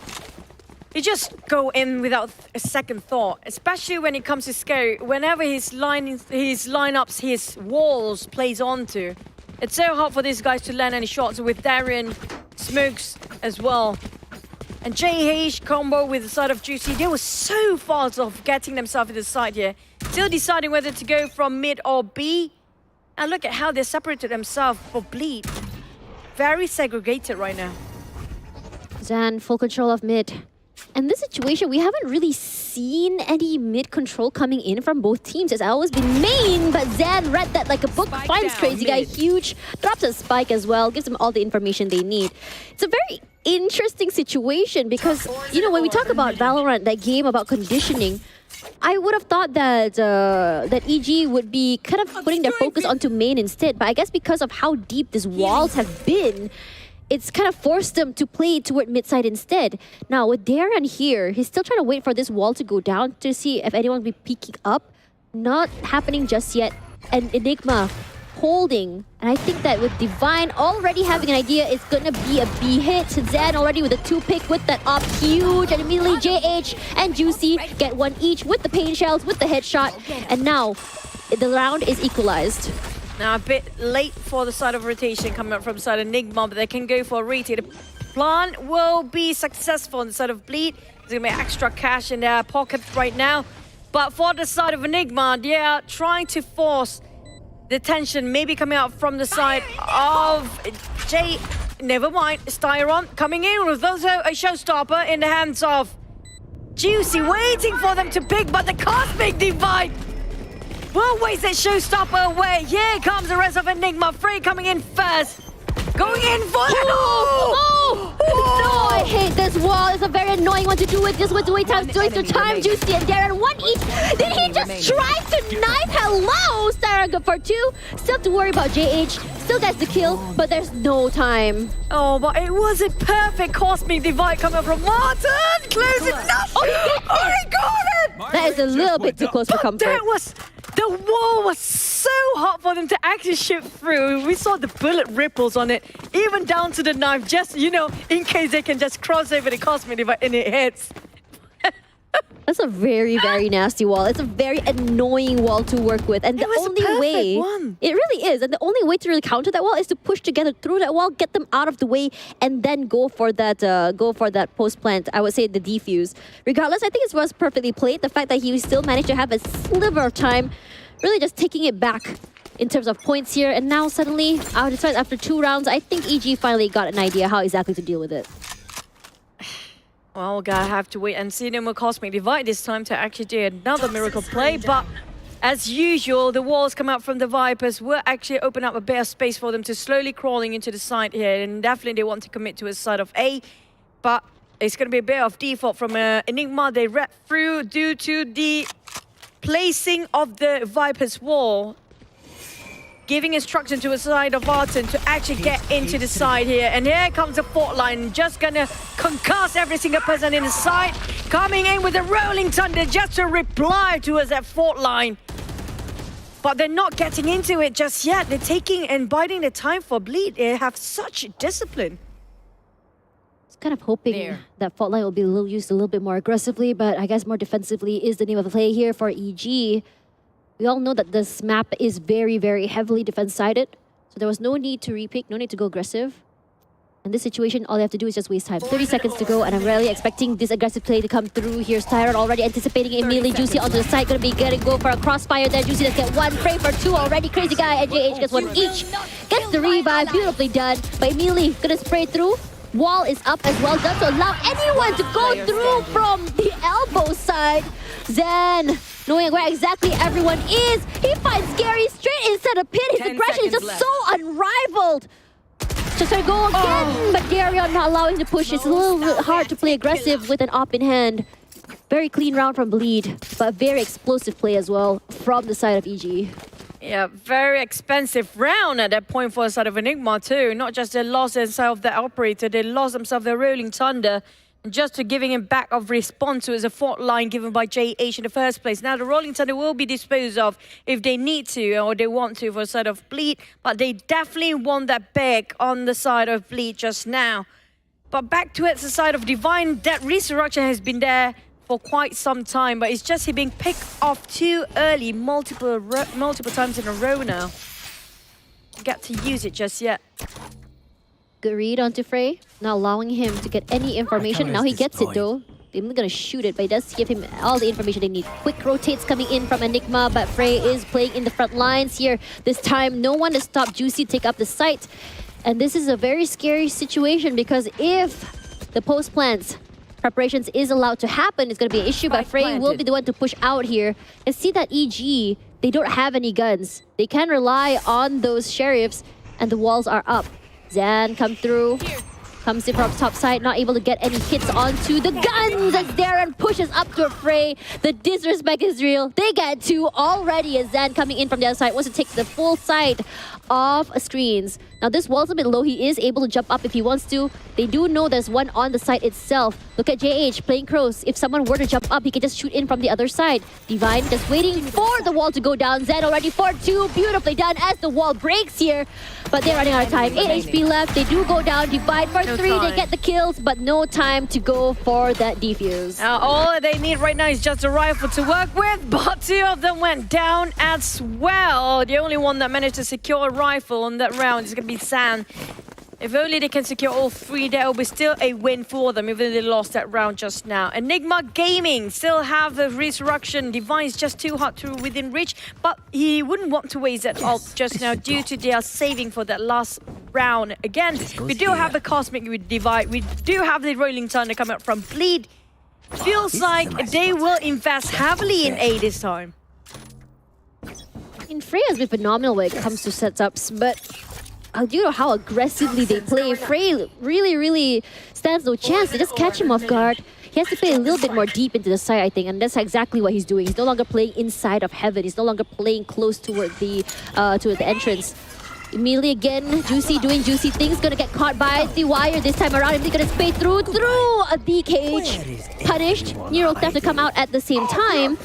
And the Rolling Thunder will come through as an answer. Immediately gonna take up that space. Walled off the side of Vents. Not allowing them into the site at all, as Divine has to give that up here.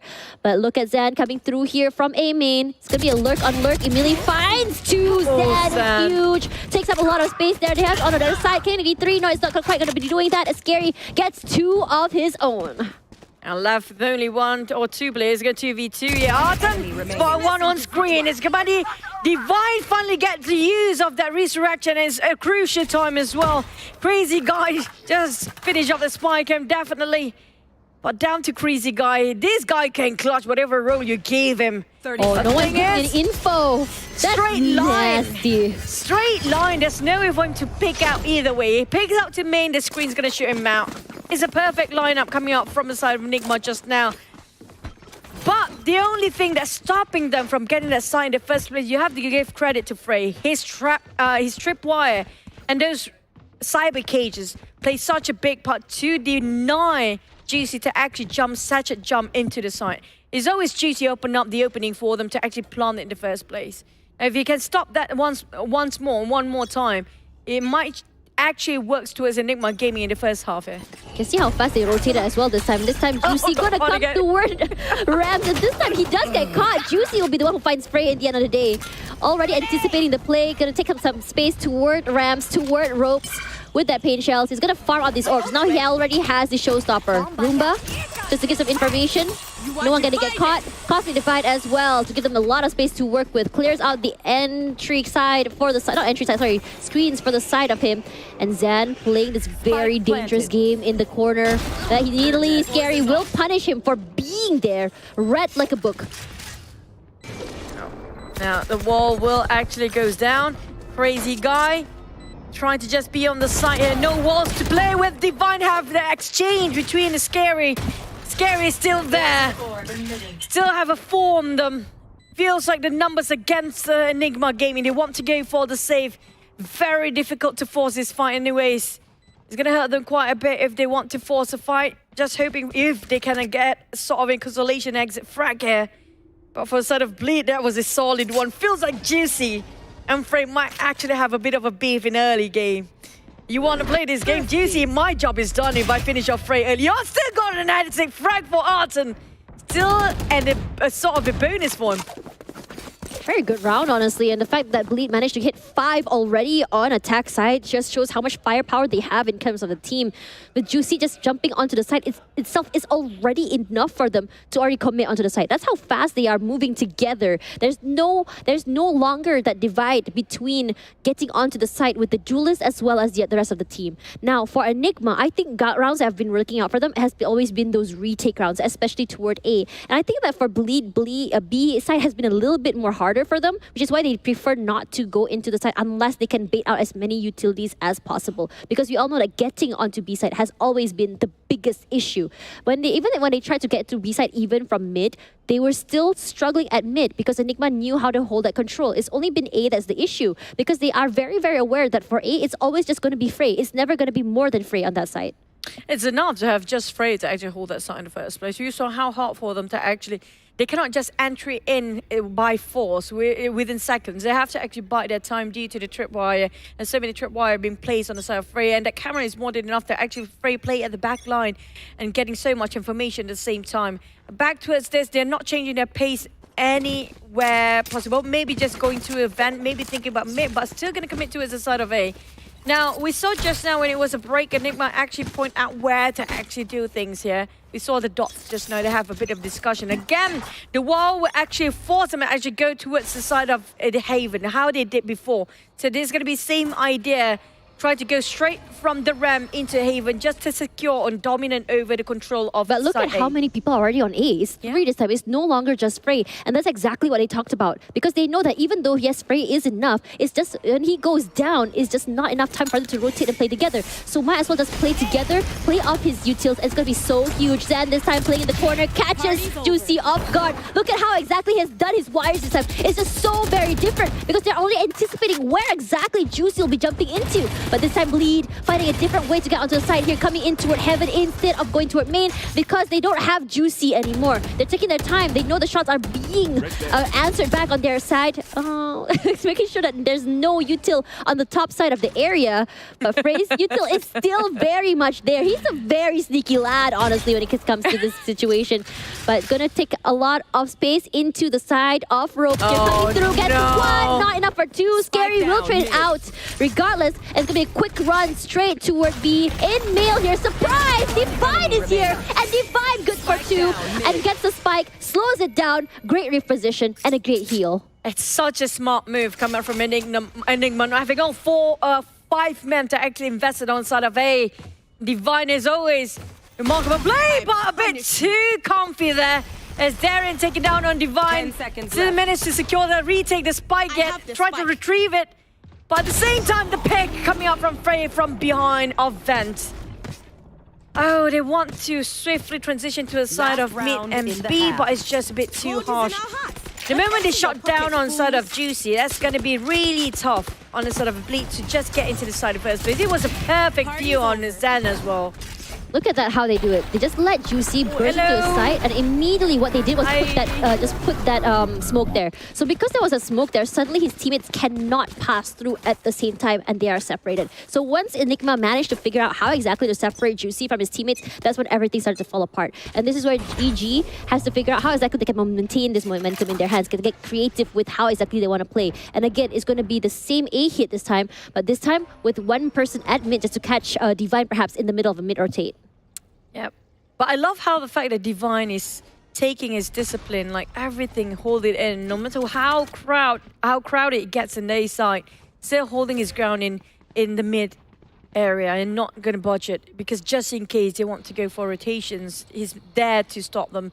Again, the Viper's Wall, as usual, will actually place himself to the side of Rem, maybe to the side of Haven in A side. But take it a bit slower this time, just to be extra cautious. No double satchet chump from Juicy, but finally getting in.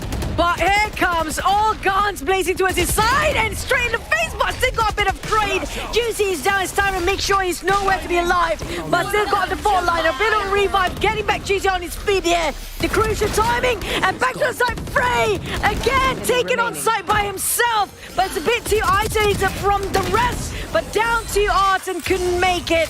That's going to be starting off 6-6. Clean slate again when it comes to the second half here. Saw this already happen in the first map today. 6-6. in this situation. And I like the fact that it was Fracture as well as this map that has the same history, honestly, as it's a very momentum-heavy map. Now, if you look at how exactly Bleed played it, it's the fact that, yes, EG managed to figure them out, how exactly to separate them. Now, they changed the way they enter a site this time. They put Crazy Guy at mid, they catch someone in the middle of the rotation, and I'm really liking the fact that this, I would say, mid-round adaptability has been working out so great for Bleed. They're just getting more flexible, they're trying to sift through their playbook. If the playbook does not need to be changed, the pages, they won't change it. And look at how many different ways Juicy has entered them onto the site. Yeah, I agree. It's like every single person there is on the site waiting for Juicy to double search it themselves and shoot it now straight away. But here comes San coming up to his side of A, and the fault line will not hit him on top, but the snakebite will help them quite a bit. And San have to pull back all the way to the side of A main here. Scary tried to spot if anybody get into the site yet. They definitely heard a couple of footsteps with audio cue giving away so much information in A main, waiting around the corners. Look how low Juicy is already. Too low. Yeah, but look at that. The corner is going to be held by Scary. Beautifully done. Didn't even need help from Darren. It was right before the gravity well was actually activated at the same time. Arton alone, Divine playing the sneaky game at the same time. Same way, same play. And he does get an upgrade into the Frenzy. Regardless, too many people already picked off there just by Scary. Crazy Guy, very familiar on how exactly they will push towards screens here. No one is pushing out just yet. But look at where everyone is going. Immediately sprays come out. Divine gets one already. Might get traded out here as the spray comes through with the fault line. And immediately Juicy suspecting that everyone has rotated to a B. Oh, they are planting it with no problem. So much space for them. There's nobody guarding over to a side of B. Now they have to think about the retakes coming up from Bleed. But Scary has been very sexy Scary with his shots just now. That one tap hitting all the headshots. Here comes Arton, waiting for Juicy to pick it over. Two of them is going to be JH and Scary coming up from Haven. Styron to clutch over that side as well. Here comes slowly pushing, getting on one. Arton pushing up to a side of Haven. But at the same time, they're already in the side. This is it. They can go for the retake coming up from Bleed. Just guarding over and giving a bit of support. The flash point on the other end of Styron and JH might exchange it. Fault line going to his side. Swing out. No! Goodbye. What, he gets a trade anyway. Wow. 4K already for Scary. Almost an ace again. Yeah, man. This guy's scary. That's the reason why his name's Scary. He is scary. I mean, that's still a win for them with those pistols, by the way. So it's still a huge win with taking out Enigma. But Enigma didn't actually buy as much as where they were saving. So it's not actually a big loss for them either. They didn't really have to. That's all they needed, honestly. But I have to say that the way that Enigma is playing, the repositions have been huge, their holds have been huge. They have a really good read onto how Bleed would play. But at the same time, you also gotta really give it to Bleed as well, because they do have some situations where they're ready to so fight. Immediately gonna go into a very aggressive sort of push here, but JH will punish Divine for that.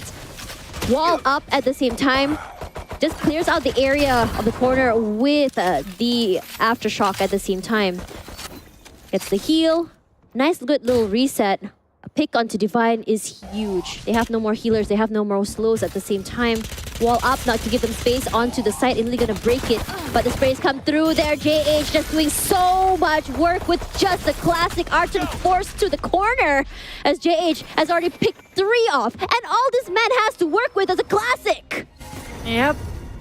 And what's worse is actually they cannot even step a foot inside of the side here. As Split keep on tossing their utilities where they can't actually get the timing right. They're just buying time on the side of Bleed. It's just wasting the time of Enigma Gaming, making sure they cannot even go for a plant. And Styron trying to find anybody coming up from screen to his side. Oh, he saw him. With JH. JH definitely knows, but still taken down by Styron anyways. Now going straight into B, but there's somebody in B still. Darion? He spotted him out. Oh, his knife is out. I feel bad about this. Oh man, the paint shells are out. Gives him a little bit of space to work with. Does not realize there's one at the bottom. It's a thrifty, but he still gets one more. The knife is still there. I don't know. He did flop out. I was kind of hoping for a knife though. Yeah, Darion, come on, give us the knife. No, nasty. Coming from these guys. Now they're going to go for a rifle round from Bleed. But for Cyber Enigma, they will actually have to force themselves to save it for a bit because they were buying quite a lot of Spectres, and if I'm not mistaken, it was full armor in the last round as well. That cost them quite a bit when they lost that one. But JH, you know what? It works. I mean, like, they stopped them from even playing in the first place. All the utilities, the snake bite, just preventing them to get into the side. Same goes for the slows and the wall, slowing them down. Makes such a wonderful play coming from Bleed. Here. Oh, we've seen this play before. I love how much control this has. That's the Viper's pit so early in the orb. So what happens is that if you were to break that wall and push through, you will be punished for it. So it's a great situation where you have like a sort of double hold onto mid-side there. The best way to counter it is just to wait for the utils to go down. Juicy, gonna have to reposition. Enemy is scary. I think he already has an idea that someone might be playing down here at ropes. Yeah. But none gonna get deterred by Zan's fakes. It's just gonna be scary, just holding on to the area. Zan, I think he suspects that someone is already holding the area. So yeah, he's just gonna go straight to a B. But look at the crazy guy. He already has a Spectre. He can go for a sprays through.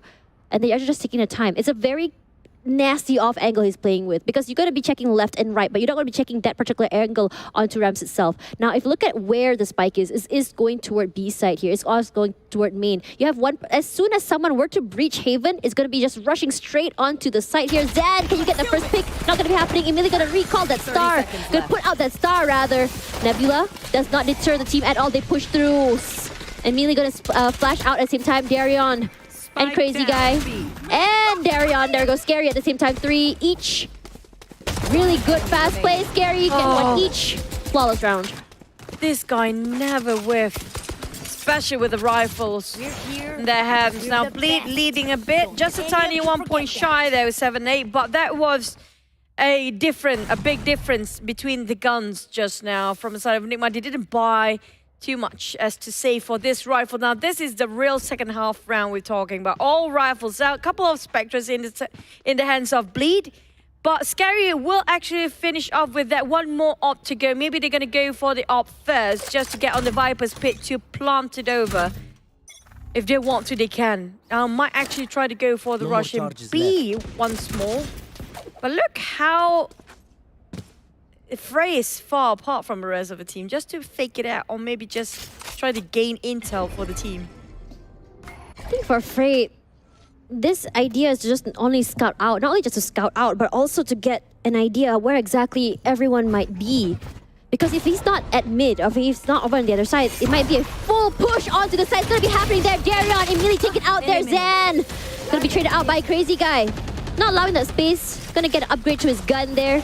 The wall does go down. He does get flashed, but no follow-up at the same time. Divine still holding. It's so hard to plant, or there's so many utils that's not allowing them to do that. And immediately Styron does find Crazy Guy. In the end, Flash comes out. Styron not allowed onto the side at all. Separated from his teammates. Scary does find Divine at the end of the day. Gravity well. Gonna buy some time. Rolling Thunder at the same time. Frey gonna be huge with Juicy. Finds JH as well. 87 HP. Scary is gonna try and move onto the side there. You do hear the plant come through. And looks like Scary is gonna try and force this. Viper's pit onto the site. Still a bit hard. Sprays from all different areas. You do know where the spike is. He has to play for picks. You have to really figure it out. Oh, Arton, timing not on your side. Siren, look behind you! Not gonna be happening, but Frey at least gonna get a trade. Valiant effort from Scary to stop the equalizer, but it's gonna be an 8-8. I'm surprised Scary, he actually spot out the Astra when Darion trying to actually place his orb or place his stars. I think there's a bit of an animation right across that box just now. I think he knows for a fact that Darion is actually busy planting those stars, so he's going for the ones actually scouting for his position as well. A bit heavily invested for the Vipers pet, but it's still well worth it for him to actually try things out. But back to the scores, we have 8-4 with Opus or operators on the hands of Juicy, so he will not double search it himself this time, but taking it a bit slow with that operator in his hands. Juicy, we know that in terms of how he holds, he does not move. You expect him to hold, he will hold. And he holds for a very long time. Very patient man. He is a very patient man. Trigger discipline is so huge for this guy. And look at that. Immediately as the Nebula goes down, Poison Orb goes out, wall up at the same time. They will break it. So all they have to do now is just wait for the Poison Orb to go down because they do know that Nebula has been expended. And you cannot use all of your Nebulas there. They do expend one more there, another Nebula just to give them space. Nope, it's going to be a recall.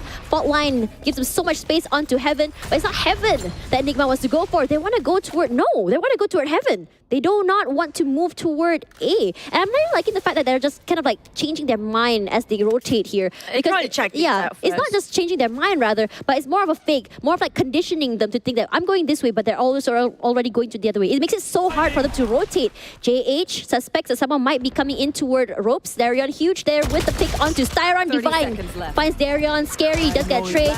Frey and Crazy Guy. Crazy Guy only for 2 each. That's huge. Now, with only one person left, it's going to be Frey. They do know where Spike is. Scary, where exactly is Frey? I think he knows. Everyone has all eyes on him. He's just still holding. Can he get for one more is the question. Gets one. Is he able to go for 2? 3 HP. This man. Yeah, he just has to run for it. He has no way to get to the Spike. Crazy guy. Yeah, Crazy Guy for 3 already. Thank you for your It's like, nope, I'm not going to place myself here. He got himself an exit frag, but I'm not going to give him more by denying that and getting himself one last point. But feels like a tie here. They're talking about alternating, getting themselves a score, but we might actually hitting really the overtime this round. They do have the Cosmic Divide in the hands of Vartan. Feels like if they want to go for the rush and they want to go for the plan, they can, but they refuse to do so for Enigma Gaming. They know for a fact they are trying to gather intel first. Which site is the most crowded, with Frey playing as a lurker and just to scout things out for the team. Now, they definitely feel so want to go for A, but we do know for a fact Enigma love to play mind games. They always bluff people around. They always re-rotate into different places. And Jiggle, no! Juicy sees through. Oh, man. Oh my god. Jay as well. Huge pick onto Zed at the same time. Huge and just explosive on how they just go. Suddenly, at the same time, 2 already out of the way. Unfortunate situation for EG.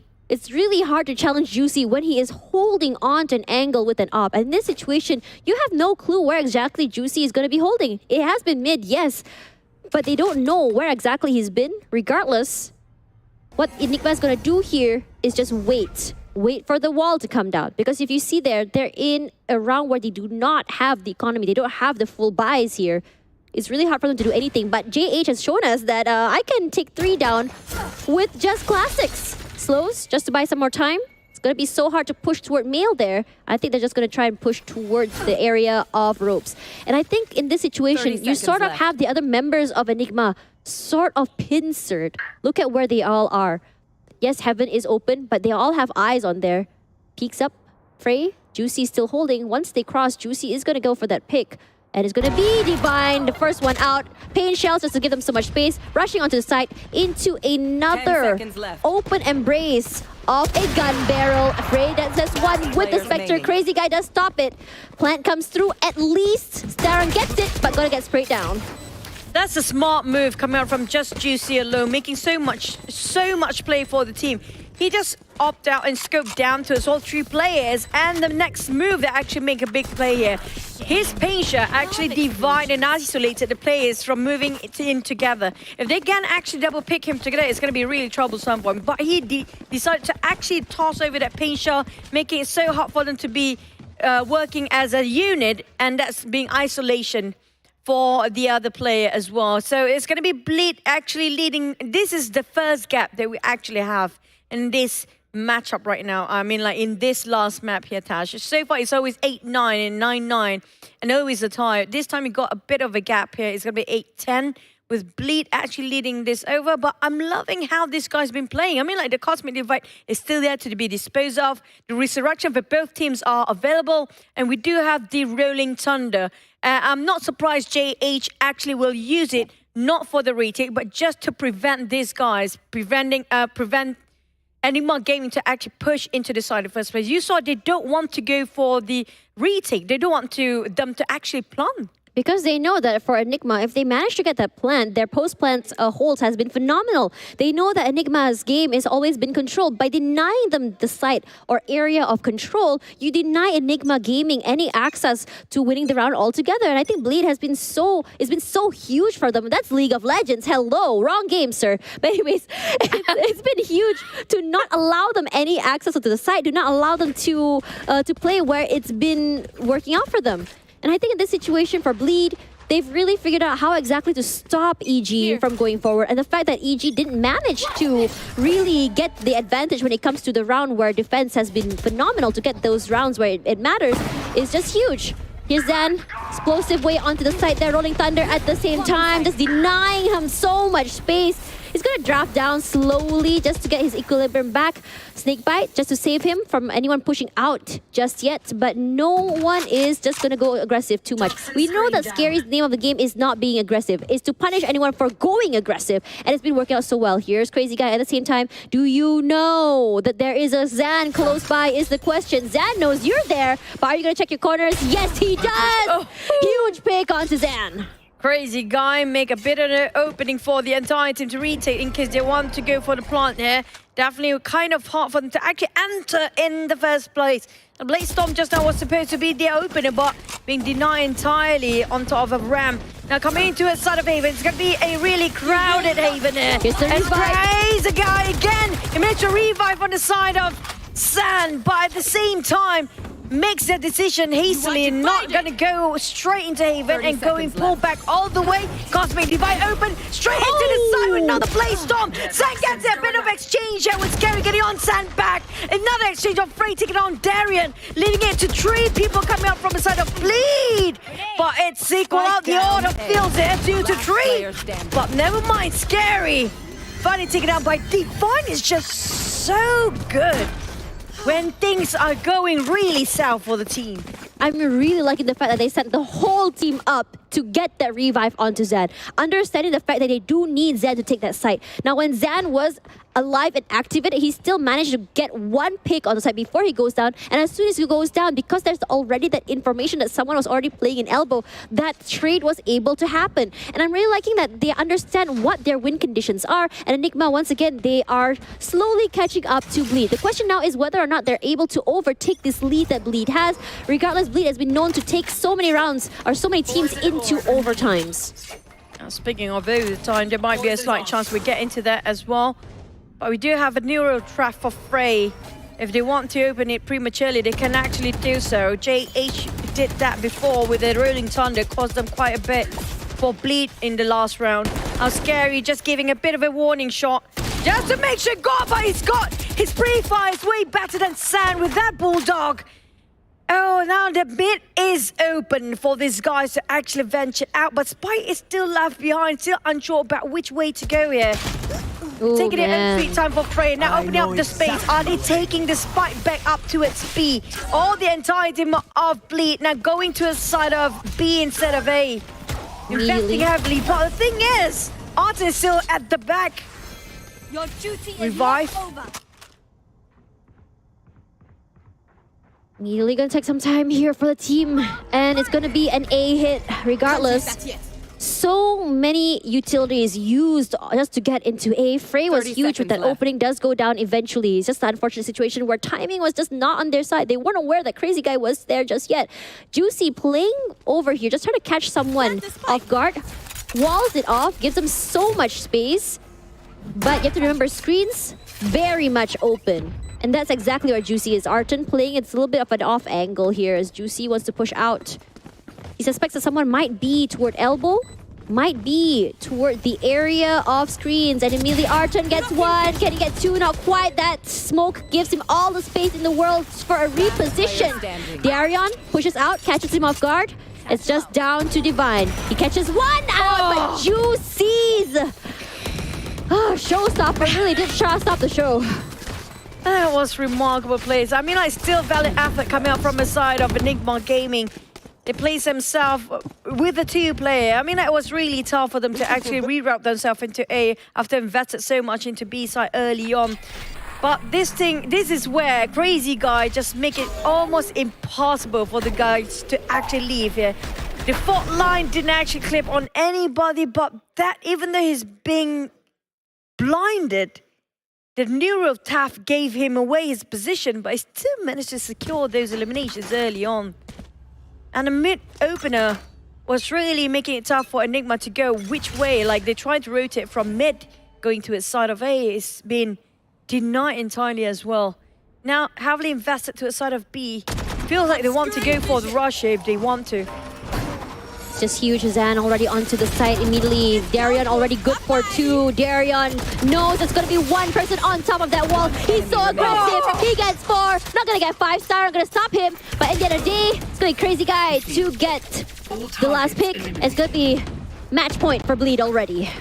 Darian worked well with the enemy's wall instead of his own teammates. That's really smart move. I mean, like, you know which wall to crack on. Not the one in the middle, but the one in the furthest one away, like the one in the front. And giving him a bit, just that tiny space to take down all the players. I'm surprised nobody's trying to pick over that side. It was an ace. We heard the entire production was going, oh, I didn't get an ace. We love aces here.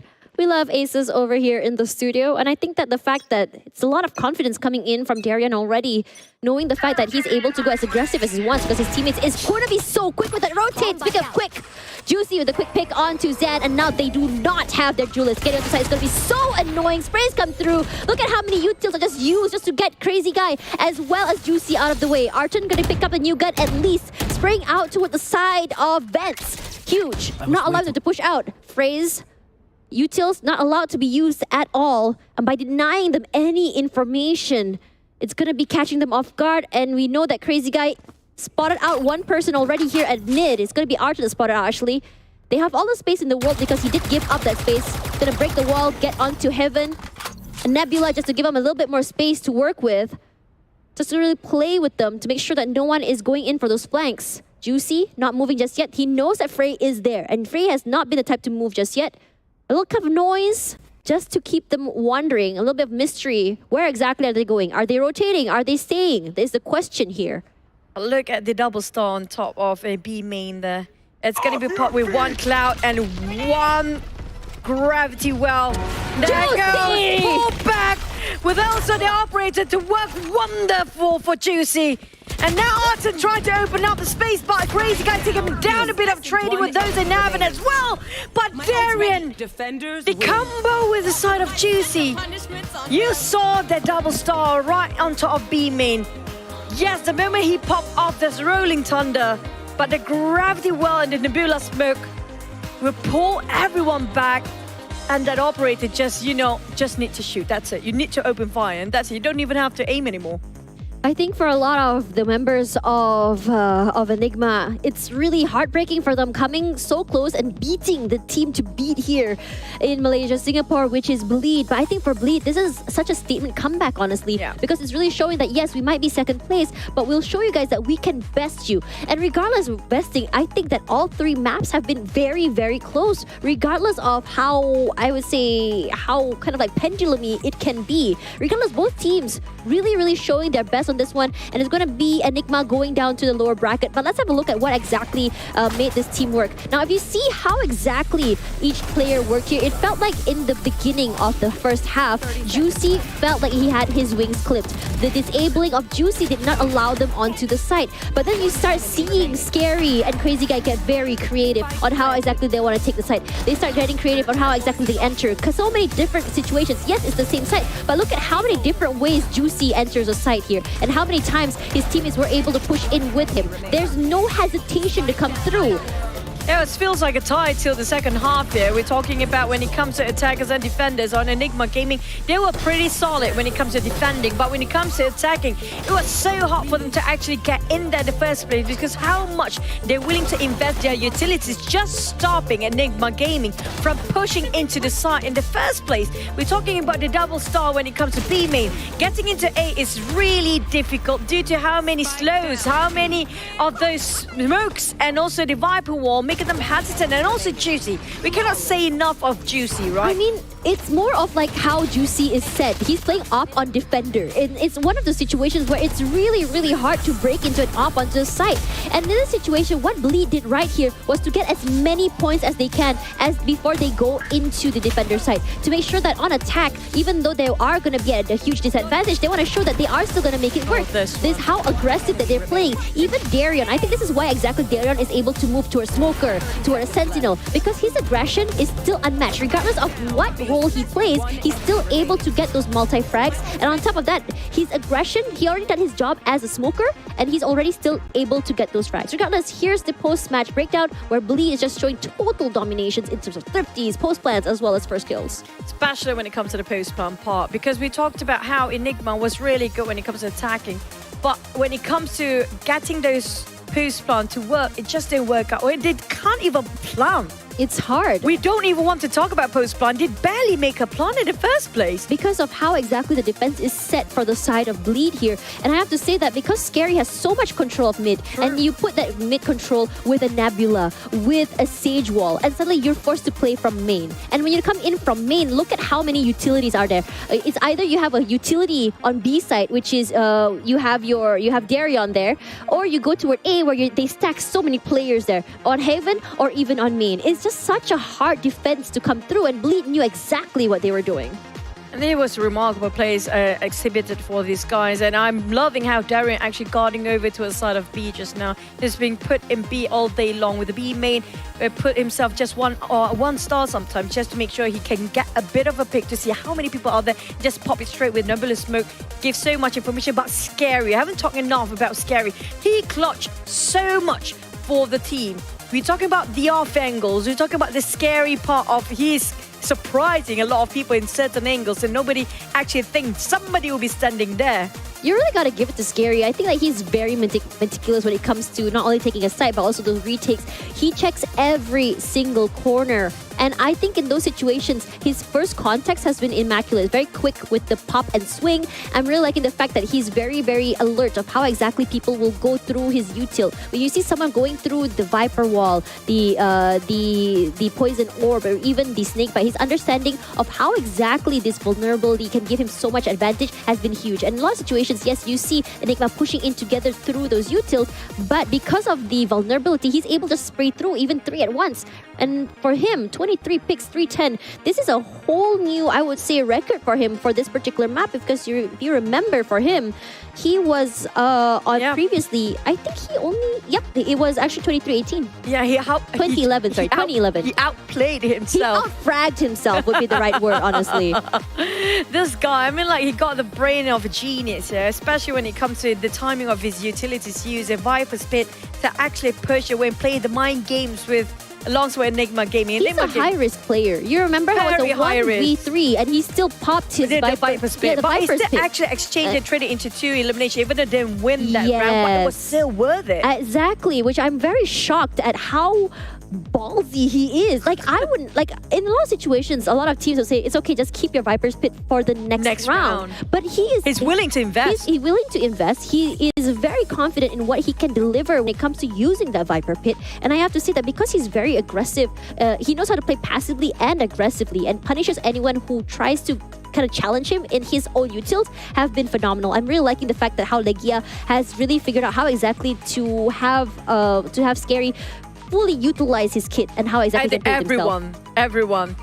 But we're gonna talk with Legia, definitely. Legia. I don't know who pronounced it right or wrong. Okay, let's ask Legia himself. Let's see how it goes. Legia! Is it Legia or Legia? How you say it? Legia.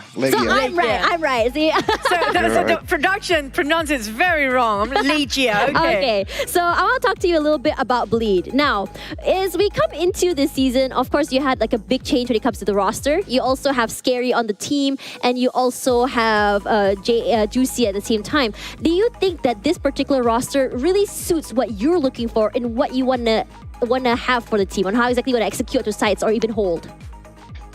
Yeah, I mean, I had a lot of saying in building the roster, so this was kind of my dream roster that I wanted. I think for the future, like, we have 2 not that experienced players, maybe even 3. So I think it takes time, especially for Juicy. He's super young, he never played on this level.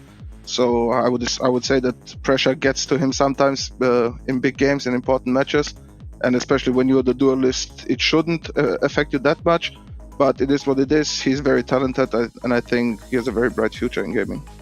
Now, Legia, so I did pronounce that right, okay? I'm Chuchu. Okay, I'm going to ask you one more question here. Previously, you guys have the same lineup with Scary as well. fought against Enigma game and you guys lost. Now, what has changed since then that you guys are winning this time? I personally think that the first game that we played against them, we had a really bad day, like actually terrible day. So even then we made it like 2-1 and it was kind of close. So we were never really worried about playing them again. I even said in the previous interview, I genuinely believe that X10 is even better if they have a good day. So yeah, I think we just showed a better bleed tonight than we did in the previous game. All right, so and also for this game also, sorry, it was easier also for us to prepare. I also knew the outcome of the maps, so wow. I watched some of their games, and yeah, I truly want to say, like, I think it should have been a 2-0. We gave up so many advantage situations on Fracture, which can I follow up made to us that? lose in the end. Yes. You talked about you predicted the outcome of a match as well. But speaking of Fracture, I have to touch this one. What happened in Fracture again? Because last time you lost in Fracture, and this time it seems like Fracture is not your map again. What is happening? No, I think we just like our plan. I think was actually phenomenal. We exactly knew how they play. They play a very retake-ish style, and for us, we were always able to get the bomb sites, and we had a good read on them. Wherever Cypher played, that the site is going to be quite weak, and he also likes to play passive himself.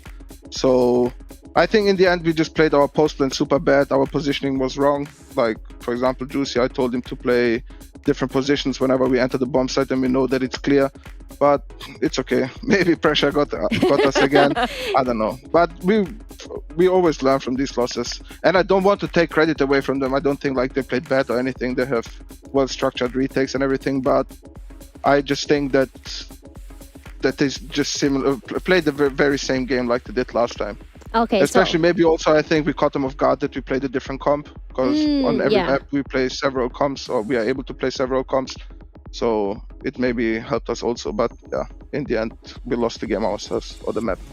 Okay, I have a final question here. It's going to be for Darion. So last season, we saw Darion as your dedicated duelist, and now he's playing a flex. Whose idea was that? Was it yours or his? Unfortunately, mine. I mean, I also always say, like, people will always think like that I'm really brain dead or something for putting him away from duelist, because I personally think he was one of, if not the best duelist in this region, just for his talent with the operator. But I see the talent in Juicy, and I see that he can catch up onto Darion, and I also believe that Darion is like he's like a. I always say to everyone, Darion is a real gamer. Like he's very quick at understanding and adapting to whatever opponents are doing, which means also that he's able to adapt to a different role, and also partly because he will also have to serve the army at one point. So that's why we will need somebody else to replace him at some point, which will be then Juicy. I think he's the best choice for us, and rather have him learn everything now than before it's too late, I guess. All right, thank you very much, Ligia, for the interview. Really hoping that you don't make anyone actually dance on the table tonight before you go to bed. Good luck for your next game, and I'll see you again later. Bye-bye. Thank you. Take care, ladies. Oh, that's interesting. And I love how Ligia is actually kind of, angry but love Juicy at the same time. This guy is too young, but I'm like a big brother. I have to actually discipline him. He's the dad. He's literally the big scary dad of Bleed. Love to see it. Would love to see how their games are going to go next. But it's going to be, this is the end for the first series. It's going to be Bleed taking that point over Enigma. Now we're going to go to our second series of the night. Oh my god, that match took a long time. So we're going to see you guys in a little while. And after this, X10 versus Louvre.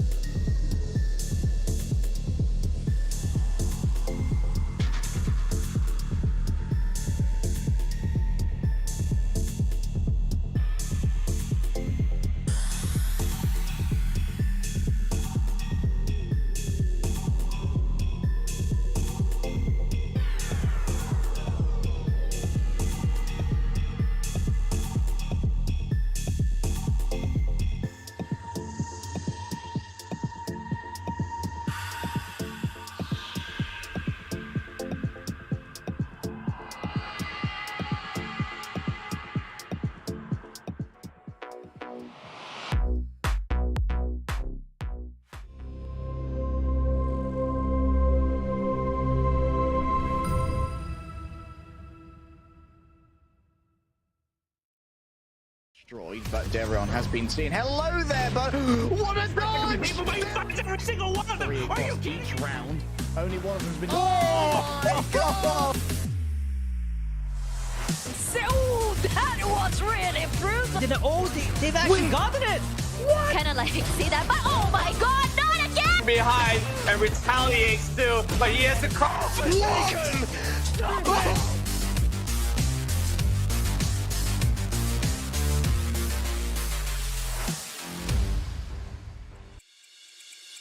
After an explosive round of the first series, we're all back and highly caffeinated, well, at least me, as we go into the second series tonight. I'm Tatrin alongside Choo Choo, and we're your casters today because after this, it's going to be Louvre and X10. Wow, I'm really caffeinated. Sorry, guys. Yeah, I'm not going to deny that anymore. But speaking of X10 and also Louvre, this is going to be another explosive matchup. We both know for a fact, just now we saw one of the best like grand final for upper break. It feels like the entirety of grand that finals. should have been the grand finals, honestly. Feels like it will be repeating again. It depends on who's going to be the next contender. If Louvre happen to be winning this one, then it's going to be Louvre fighting it. But I do want to see Louvre versus Enigma once more. I would love seeing all of this top four. They really, really have made it. They really showed us why exactly they deserve to be up here in the top four. Now, it's X10 versus Louvre. And it's actually really funny because like I read Cole always talks about like how all of the teams in the top four, all of them are signed except for Louvre. And I'm just like, why is this team not signed? What might be the reason? Is it because their food is just too good? But let's talk a little bit about X10's lineup here. And I think that for X10, the fact that they basically made a super team with Egoist, Neff, Vera, Temps, and Grisanya says a lot. Because if you think about it, Neff, I believe Neff is the IGL, and I think Neff has been really huge at making very aggressive plays with Egoist on the team, how he's been getting triple to even quadra picks every single round on his hold. It's honestly very scary, and I love seeing it. Yeah, especially Naf is kind of flex when it comes to his role as well. So it's very versatile when it comes to having this sort of IGL to play along with the entire team. Everybody pull their own weight. Both Louvre and X10, very similar when it comes to not every that sort of one person overshine the others, you know? They don't have that kind of plays, but when it comes to Redco, I have to agree that he's a very fun guy to talk with, but also... No, hang on. Don't say that, don't say that. Do not say that. This man comes into my stream and cyberbully. I'm just kidding. But anyways, Redco actually trolled me the other day, saying he was kicked out. And I was just like, what are you talking about? Gave me a biggest heart attack of my life. But I don't know if you follow him Twitter. He gave me such a very interesting take onto how exactly each tech pauses go. And I think that for Louvre, they're all about a 300 IQ plays. They're all about letting his teammate cook. They're all about the memes, and I'm really hoping to see them come up on top. We always love an underdog story, but at the same time, like we want to see Louvre win because it's the underdog, right? The underdog story, the new team that's not signed. But at the same time, X10, because of their new team coming up online, it's also very fun to watch. And I have a feeling that between these two players, as far as they go, what do you think, Choo Choo? I mean, like, these two players both are a bit flex when it comes to their role as well, because we do know for a fact that Redco are quite known for his breach, and not just that, he do play a bit of a Sage and Sentinel. And sort of Naf, he pretty much plays every role he can actually offer. Like, especially Initiator, he did actually play as well as a Duelist. So it's a very different flex between these two players. But when it comes to the numbers, they don't lie. Headshot-wise, a bit more towards Redco. The others, like, very much similar towards each other. It's down to the game itself, how they want to fight and how can they actually adapt when it comes to certain map if they're uncomfortable with. Okay, so let's have a look at the map veto here. And I think there's a lot to talk about when it comes to these two teams. I think for X10, they are the team that... I mean, we've seen some very questionable situations from X10, but they are a team that really pulls themselves together. They show us why exactly they deserve to be on top. They showed us how they move like a well-oiled machine. Every player is a machine. The cog, it's very, very, I would say, rigid, but not in a bad way. But it's in a way that everyone moves at the same timing, at the same pace. And it's very, very... I think the right word will be... They are very familiar with each other in terms of how they move. They can read each other's movements. And I like seeing that from them. But at the same time, when you look at Louvre, they're very flexible. They're very creative with how they work and how they play. They're very, I'll let you have this hero moment. And it's very fun to watch. Regardless, as we look at the picks here, X10 going for Haven and Louvre going for Pearl, honestly not surprised. But I'm shocked that Louvre decided to pick Pearl. Because we remember, X10 does pretty well on Pearl. My battery almost ran out. I have to wrap things up. Here. I got you, girl. Here we go. Ran out. But it's okay. It's okay for now. Later on. But okay, we do have a Sun as our decider map. Lotus and Split will not be played yet, but I'm looking for this matchup. I'm really disappointed that we're not getting Lotus, honestly. Listen. I don't know why everyone is hating on Lotus.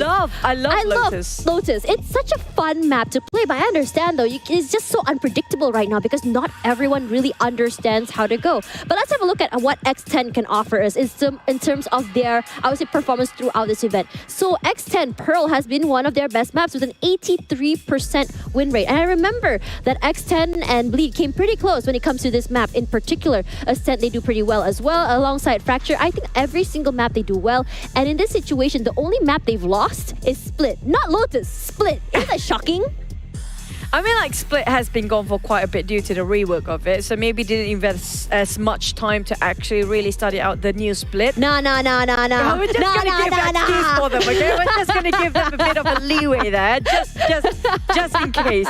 But we do have Pearl for one of their most favorite map and coming up from... it's very similar to Bleed, right? But the thing is, it's actually picked over by the side of Louvre. It was X10 map. Exactly, which is why I was questioning, like, Louvre, you have some... They want to challenge it. I think Louvre always likes to challenge, though. I think it's something that they've been doing quite a lot here. But for Louvre, Haven has been their map they've been doing so well in, as well as Ascent. And I think that when it goes to the old school maps, there are, I think sometimes they say it's back to basics. Louvre is that kind of team. Yeah, I agree. And also one more team that kind of remind me in that term is going to be the Team Path. That love the OG map or the old maps way more better than the new ones. They're more comfortable on there. Yeah. I mean, like, when you think about it, like, everyone is very familiar with that map. You don't really have to adjust too much. And for a team that's kind of new-ish, they might not have a lot of time to really work on the newer maps. Regardless, let's have a look at the agent select. And this is very exciting because if you look at the teams here, it's always like, I think what we're starting to see in terms of all these 4 teams is that the only team that has really, really big changes to their agent picks or rosters has always been Bleed.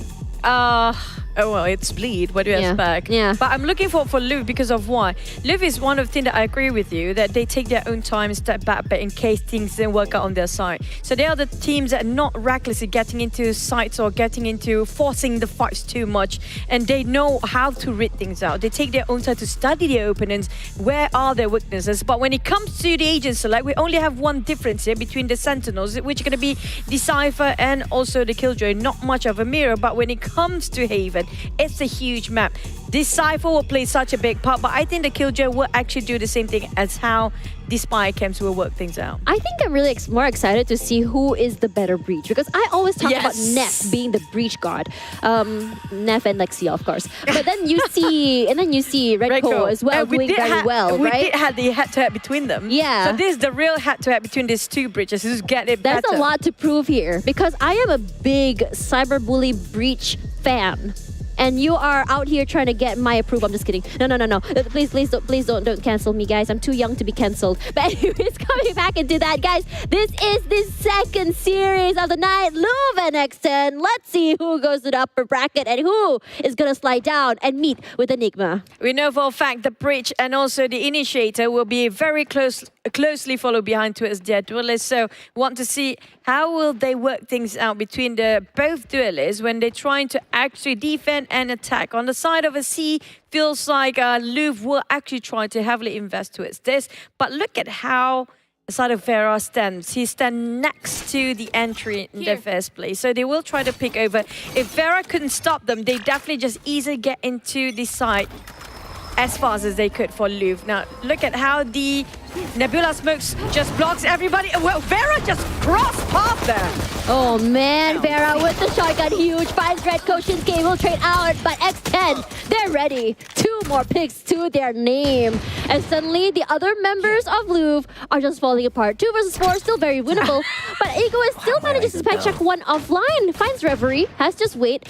And now they're just cornered from along. Reverie still gets 1 more. Bryce gets 1 more each. Grisanya gonna find 1 more at least to equalize. It's a 1 versus 2 situation. Reverie, can you actually do this? Not quite, as Grisanya, great with aggressive plays. Knows his teammate was in the backside to trade him out in the end. That was so fast. I mean, like, I talk about how Vera will actually make sure that nobody can enter into side of C if he's not being picked up the first one. And I'm surprised how, I think it was Shinsei who dashed in at first. Happened to be rubbing checks with Vera and just missed that within seconds. And that caused the entire team to go down because Vera's still alive and just guarding over the entry of C heavily. I like the fact that Vera actually read that like a book because you have to remember he was actually holding a shorty, so he already anticipated that Shinsei will be doing that. And the best thing is they read it like a book. I'm talking about the off angle was really awkward to stand with, but right now thinking about going to a side of garage, maybe into C or B here. But look at how just X10 holding their grounds. They're not going to move and not going to leave their site just yet. Shinsei taking his time. You want to win these thrifty rounds if you can. You get a lot of value out of it. But in this situation, it's going to be a quick push toward the side here. Temps. Aldron gets a tag. Coming close. Temps playing a very dangerous game, allowing that to happen. Shock Dart just to buy some time. Shinsei actually half HP left. No shields. Flash in the backside. 2 recons. Sprays out there. No damage yet, quite yet to Temps. And Temps going to get 2, actually 1. Neff, 1 more. Neff for 2, actually. As Maxi and Bryce get 1 more each. Maxi gets 1 more. But to remember the situation, Maxi already for 3. All he has in his hands is just that particular sheriff. HP. Yep, 5 HP. All he needs is just a headshot, honestly. Skrisanya, he does have a Vandal in hand. He does hear the footsteps, looks upward there, tries to see 1 more. Skrisanya saves the round, but they actually force bought second round. I remember they had 2 rifles in their hand.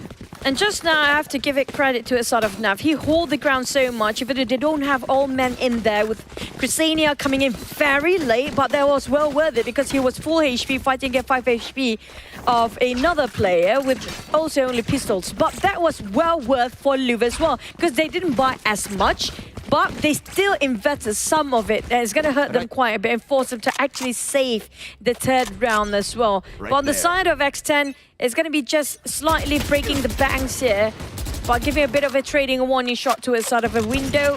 Feels like they want to take a bit of a hole for Louvre. Might actually want to go into B, but the tripwire will be trip and giving away so much information. Yep, there you go. Fourth line. Aftershock as well. Just give up the space. Shinsei forced to go backwards. Maxi Left's playing this close games, close angles. 2 more pushing out toward the left side, 1 toward the right. It's a good crossfire to come through as well. Shinsei does get 1, but it's going to be traded out. 1 more to worry about. X10 making sure they're going to get their worth value from these forced rifles that they bought through. 3-0 already. They may have lost everything in second round, but third round, they want to run away with as many points as they can. Now, with the confidence they have, so many players to actually get into B side for X10 to defend it. One of the reasons, because of a tripwire, kind of gave away the position for the side of Louvre. Plus, you saw how they're being pushed from the side. Ego is, and also, if I'm not mistaken, Vera coming up from the sidelines from C and also coming up from A, just to make sure nobody's trying to re-rotate themselves into A or C. That sort of kind of trapped themselves for Louvre inside of B main there. There's no way out for them. If they want to rotate, there's so many people at the back line as well. Oh, Vera already holding with the op. He immediately gets Shinsei. That the duel is going to be a problem. Let's get a trade out here. Maxi and Reverie punishes for the double peek. We never ever double deep. Never ever double peek. But Neff is there. Finds Maxi at least in the end. Spike spells, but it's going to be a huge push from Neff. 3K already. Redco stopping him in his tracks. 1 versus 1 once again between these 2 teams. There you go, Ace. Just going to go for the retake since the plan is successful coming up from Redco. He got himself double flash point, but he got himself at the flank instead. Ring around the rosy. I think he didn't have the idea that Echo is already down there. Timing. Yeah, it's just timing at this point. There's no clues in there. If he knows, definitely he would go for the flash point first. Yeah. I think he doesn't. I think he thought that he's still coming rotating. up from Link. Because he was still looking at Link at that point. But it was smart coming up from Ergo is to actually not to move even an inch of a muscle to be down the hell. I think he's just underneath hell just now. You gotta give it to Neff. Like, look at how aggressive he is. I mean, right now it's looking like Neff is having the upper hand advantage as the best reach so far. Hey, Redco, I hope you hear that. Yeah, Redco. Take it up as a challenge. Nah, I'm scared. Like, later he's gonna come find me and it's gonna be like, Tash, I can't believe you said that to me about me. Can't believe that happened. But hey, double cosmic divide is up. We do have the Rolling Thunder coming up from the side of Neff and an Operator as well. So there's going to be a shock dot just to warning away. There's coming out a bit of exchange and trading between Louvre and X10 here, leaving only 3 men on the side of Louvre. It's 4-0 for now, and Shorty swapping over to a sort of nav just to check out the corners in case somebody just pick over. But Maxi taking out the... It is going to be an open space for Garage forward and entry, but at the same time, Nav is already there waiting. Yeah, and Reverie does get picked off here. All the information they need, but look at how far away Louvre are from each other. They still have no clue where exactly they want to hit. I think they are leaning toward the garage here, but they took too much time to take it. And suddenly, because the Nebula was already there, they all have all the ideas in the world where exactly they're going to go. Redco holding still, Reverie. Huge flank taking up that space. Huge play coming in from main as well as garage. Now Vera with the updraft gets a lot of information that Op is out. Knives unfortunately not landing here. He does that tag, has to give away his position. Temps with the lurk on lurk here, finds Reverie in the end. It's a very unfortunate situation. Temps is huge with that Phantom from that far. The damage is just amazing. We look at Kitco right now. They know where exactly it's going to be. Gets Vera. Clutch Master Redco, can you bring this forward? He does get one more. Shock does to clear out the back of the area. Redco knows exactly where he is. Beautifully done. And Redco 1 versus 2 clutch. No big deal. Al is showing us what he can offer to us this time. You said about Nav just now. Redco justify you with that. But that was a really, really a remarkable round coming from Redco. He might actually lost that if Vera and also Thames happen to be picking at the same time. Lucky enough, yes, Thames actually coming up from behind and just caught Reverie out of his comfort zone. He didn't see anybody coming up from behind when he tried to swap over. It's just a bit too late. And Tams managed to actually finish those coming up from Cubby as well. But it's just the box in between. They're making it so hard to finish off a Vera just now. But back to it. C again. We have a bit of a rush. Christina gonna haul in C base. Bit of trading. Very aggressive play here. Crisania does get one trade on trade happening. Come through here. Redco already for 2. Plant comes out. Redco 45 HP. He does have the Rolling Thunder. We have the Hunter's Fury coming out as well. Trump does find Redco in the end. Was really hoping to see Redco get that Rolling Thunder from his side. Not happening at least at this point. Reverie playing a very dangerous game. Playing very close in front of platform. Just come through. It's going to be very clean. They already are anticipating where Reverie is going to be. So hard for him to actually place himself in C Cubby just now. Due to a bit too late to rotate into C-Long. He got no clue where they're coming up from. It was a really swift. If you compare with the last series, it is so much faster. That was very funny. If you remember historically for Louvre, they seem to lose not every, but most of their map picks. They lose in theirs, but they win on the other. Yeah. I don't know why this happens, but good on them, I suppose. Always bringing us to map 3. So they have to make sure somebody else pick their favorite map instead of themselves. Yeah. And yeah, that might actually be true. That might actually be true. But on the side of Louvre, speaking of them, they do have a lot of ultimates to be used on. But the thing is, I don't think they will invest everything here since they're buying half of it. There goes the bot line. Oh my god, Vera! Vera is just so sexy right now. Whoa, whoa, whoa, whoa, whoa. That's a good shot. Coming through here, Vera with aggressive push. I like the fact that he gets one pick, repositions Redco with the Sheriff. Let's get a headshot onto Temps. Shinsei on fire now, already 2 in the pocket. We wanted to see this man really pop off, and this is his situation. Give him the right conditions, and he will bring your team to victory. No picks just yet. If he wants to go on aggressive, if he wants to, still buying time, trying to get that information. His teammates are just slowly buying time. Might be a little bit late here. Redco was already waiting, watching toward Heaven's side. Shinsei, the aggressive push toward Link, giving them so much value. And they figured out how exactly X10 ticks, and they bring it to a 5-2. A pretty fine position, definitely winning Louvre for that round. But speaking of, just to recap a bit, we saw how Vera shot one down, but they didn't think that they would still commit to it, even though one of the players being taken out by Vera early on. So still invested in it, and the moment they actually see through, Shinsei already pushed way too deep with Dash, and also the smokes just make his way to his site in A. Now this is going to be really tough for Louvre to actually catch up, but it's not impossible still. All they need to do is not be readable on the side of X10 here. They have to do every single round different approach every single time. Oh, Shinsei very aggressive here, comes through really quick onto side. Sprays come out there. He does go down in the SB. Neth that finds him, not egoist. Regardless of that cage, not allowing for anyone to follow up and swing back. No trades to come through. Now without Shinsei getting onto side might be a big of a problem. Coming in, Temps trying to just move away from a short dart. I mean, like the not really short dart, the spy came dart. But here it comes, slowly going for a default. on the side of X10, but we do know for a fact they're going to wait for the right time to rush into A from Sewer and Long at the same time here. Nobody coming up from Sewer, straight all Long, all day long. Ravri make an entry first, but here comes the Cosmic Divide with a Rolling Thunder to shush them away from the side here and being pulled back all the way. But for the side of Bryce making it in, just guarding over towards side Link on the side of just beneath Heaven in Hell. Temp's huge. Oh, the Cosmic Divide. Look at how close every single round has been. But X10, we know that they do very well on thrifty rounds. I don't know why, but they do. It's just the aggression or the mindset coming through at the same time. And at the same time as well, we can talk about like the headshot percentage if we can see it later, if we talk about their thrifties. Because at this situation, you are forced onto those guns. Maybe frenzies, maybe even the sheriffs. You need to be able to land those headshots. You need to put as much damage in as possible. And if you outgun a rifle, good on you. You get a free upgrade at the same time. And not just that, they were willing to invest the Cosmic Divide just for the sake within the gun rounds. Usually people don't do that because they know for a fact they want the absolute win with rifles as well. They're willing to invest that much. But back to us again, approach towards the side of Garage for once more. It's going to be a Shinsei pushing it double dash again, but starting with an Owl drone this time as the mistake's been done in the last round. Scout out all around side of the window as well. It's clear they want to go in towards Garage, maybe dash in Shinsei's hands. Got himself one more smoke to use. What, Crisania.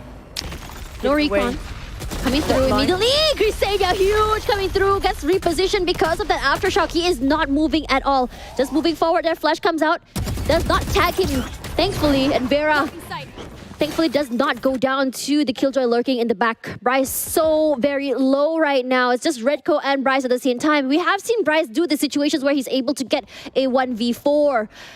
But not quite going to happen just yet. It's a very different X10 as we go toward this stage of the game, and immediately Egoist going to catch him off guard. But still one more is Egoist. We know that he's very, very good at his aim duels, very good at those first contacts. Very flawless round, 7-2. And X10 is making quick work of this first half, honestly. I love the fact that X10, the moment they start to wait, like example, Louvre being pulled back and hold it in for a bit just to They're very reassess. proactive, right? Yeah, especially you have to give it to Egoist. He will not sit quiet. He'll be the one that pushing out all the way from the back line to any side just to make sure everything is clear and giving so much information for the team as well. He got his spy cam just in case his side will be breached on. So they definitely have so much space for the side of X10 to actually play around the corner. But this time, Louvre forced to actually half shield and also full sheriff this time.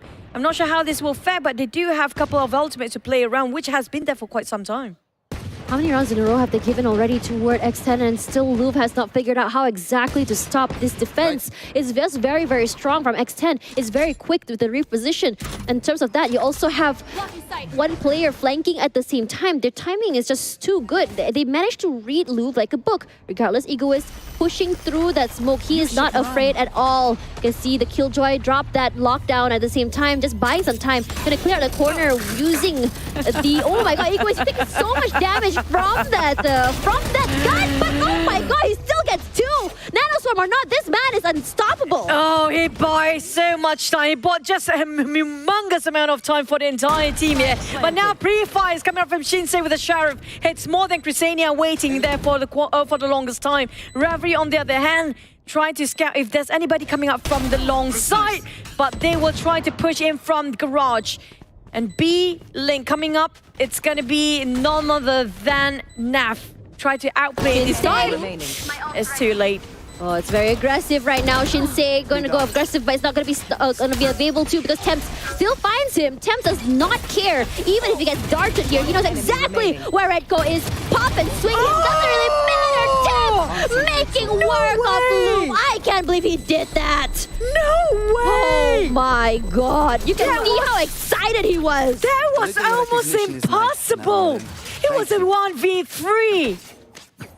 It was different places entirely. Not just that. Nav had bought them so much time. Taking on 2 down. Due to the Nanoswarm, he can't actually be where he's at. But Temps from C main or C long in the side, down to the back line. He knows every single person's placement exactly as it is. And on top of that, he was also reconned. So every single member of Louvre was very, very aware where he is. In this situation, it might be a situation where there was a bit of a miscommunication from Louvre where they weren't able to move together and pick together. If they were to play together, it might be a whole different story. Shinsei, once again, getting hit by those lineups. It's just so nasty. He gets stopped, he gets jolted at because of that wire, and immediately he has to back off. They're gonna get one person with that recon and has to move away because of the Hunter's Fury at the same time, but it's going to be answered to. Temps finds Maxi. Shinsei does get Egoist. It's huge. Death for the trade is a big one. Oh, now at the same time, we're looking over Vera pushing up to the side of A. So there's no way for them to actually go for rotation here. While C coming up, it's going to be also Christina. They're closing in towards B in both sides. Feel like very isolated. Bryce will be having a bit of a trouble to keep alive himself back then. They are pulled back so far in the side of B. But that's a bit too late. They're pushing in. Where to run or where to hide on the side of Louvre. Leaving only one man or two men behind. Reiko and Reverie have to force themselves to get into B side. It's actually so interesting how it's either going to be Egoist flanking. If there's no Egoist, you see Crisenia take that role onto himself, catching Bryce off guard. How many times has Bryce been actually punished just for watching over the backside? Here comes the fault line to come through. Reverie does find Temps in the end. Neff from one side, holding, sprays out. Unfortunately, Reverie with that running gun catches him off guard. They are going to get that plant onto B side here. Still 2 versus 2 situation. They have a lot of time to work with. Vera with the op. If he's able to find the right angle, it might just work out in their favor. It feels like they're going to double pick at the same time, but I'm not sure. Farah is actually giving a support fire from the back. Christina going in, showing his face first, face checking. But Christina is a bit too low now. Just trying to give himself his body just for the sake of the position. He gave that crucial information by giving away his life. No, that was way too close for comfort. Vera still managed to get it in the end. But Xuan, if he whipped, it could have gone either way. 9-2. Louvre not able to get the momentum at all. This is the problem with Louvre, right? If they want to take it slow, Accent will start pushing in. There's nowhere for them to run. They will be closing on every angle possible. We're talking about whoever's side being ambushed on, they will stay where they're at. The other 2 players or 2 or make it 3 from different sides will actually push in and make sure nobody actually try to rotate from behind. That's a bit of a problem for Louvre to actually solve it within this amount of time. And look at how many ultimates Louvre has right now. Double operator, really? Yeah, double operator. I mean, they can get away with it. They are able to. Their defenses have been very, very solid. They know how exactly each team is going to play. And this time, Vera will be forced out of his position here. And immediately, Shinsei will punish Vera. Sorry, Temps. Vera with 1. Gets 1 op out of the way. Neff as well.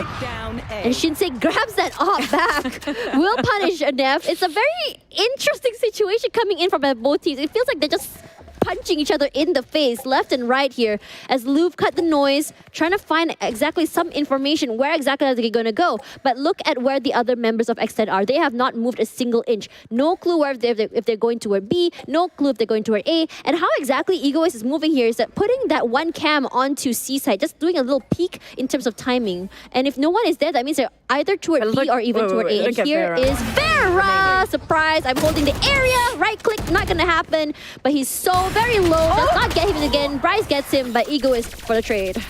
I mean, like, the lineups coming up from the side of Brazania as well, if they were to rotate and just move themselves into Garage or B, he plays himself so much stars with a Gravity 1 Nebula just in case they were to move. Because right now, they are keeping the taps on the side of Louvre so close, they cannot even breathe. They're being choked to death here as Louvre finding ways to get into sight, but they can't even make an entry.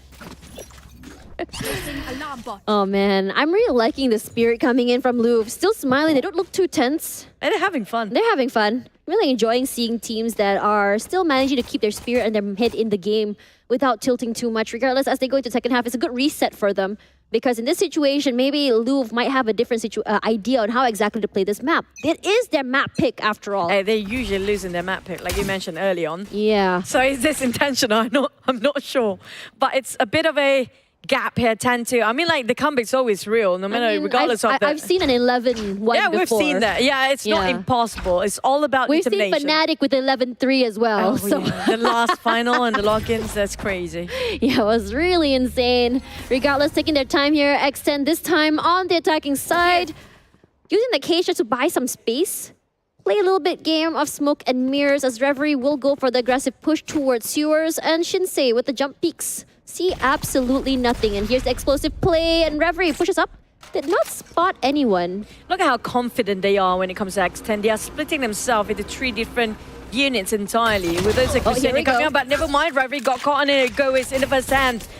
First contact done. It's going to be Tams taking on Reverie. Back is going to be 1-1. Try another one on Vera to a Zedduelist Shinsei. Now this is a bit of a problem for them to actually force any fight as Zedduelist down. Here's Bryce. Still finds Vera. Beautiful. Lee done, honestly. Knowing exactly that someone's going to be there. 30 seconds left. He was already primed and ready. Nice little pop and swing. No, there's strafe rather from Crisania. Gonna find Maxi. Totally the angle. Yeah, they do have a plant. The timing of him to actually move over.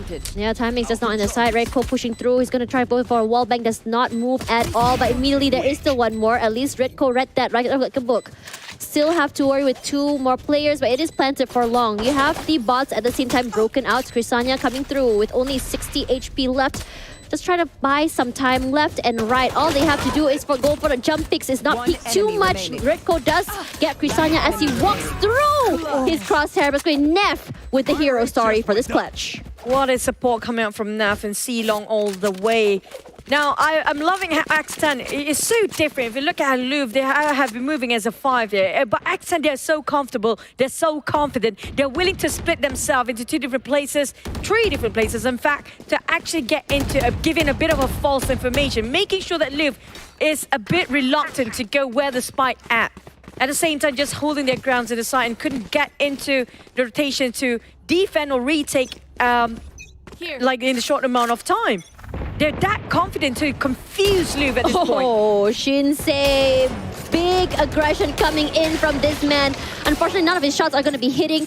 More like a warning shot just to zone them out of the way. Sprays come through from Neff. But look at Vera. He's so very low. Tams does get Maxi with the shock dart here. Very beautifully well done and played. Here's another one to come through. Shinsei avoiding that. And Crisania is still holding on to C-Long in case someone were to push out. And that's exactly what they were doing. They still get Shinsei there. Crisania does see the push come through. Ego is already read Reverie like a book. They are going to be punishing Lu for the aggression. Redco pushing it from behind, hoping to backstab them, but then no! They've been waiting there now. They're giving away so much information and taking back. It's only 1 NAF down for the trade of a 5.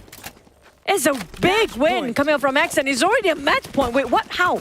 That's so fast. XN just likes to play aggressive, and they are punishing them over and over again. Now, as we go into the second half here, Louvre was trying to play aggressive and get those early picks. But again and again, we saw how XN plays together for the trades. If there is going to be one situation where they were to swing out, there's going to be a 1-for-1 trade or 2-for-1 trade every single time. And XN knows how exactly to abuse the situation. Put 3 or 4 on mid side, have Crisania watch either a C-Long or A-Long, not allowing them to flank at all. And I think this is the situation because Bryce wasn't able to do that just now. He was kind of clipped at the wings. He cannot push out at all. At the same time, they're being extra careful, extra cautious about where to pick here. But look at how Shinsei had it enough. He wants to go for the push, but at the same time, he got punished instead. Down to only 20 HP. Tams got clipped quite a bit with the Marshal as well.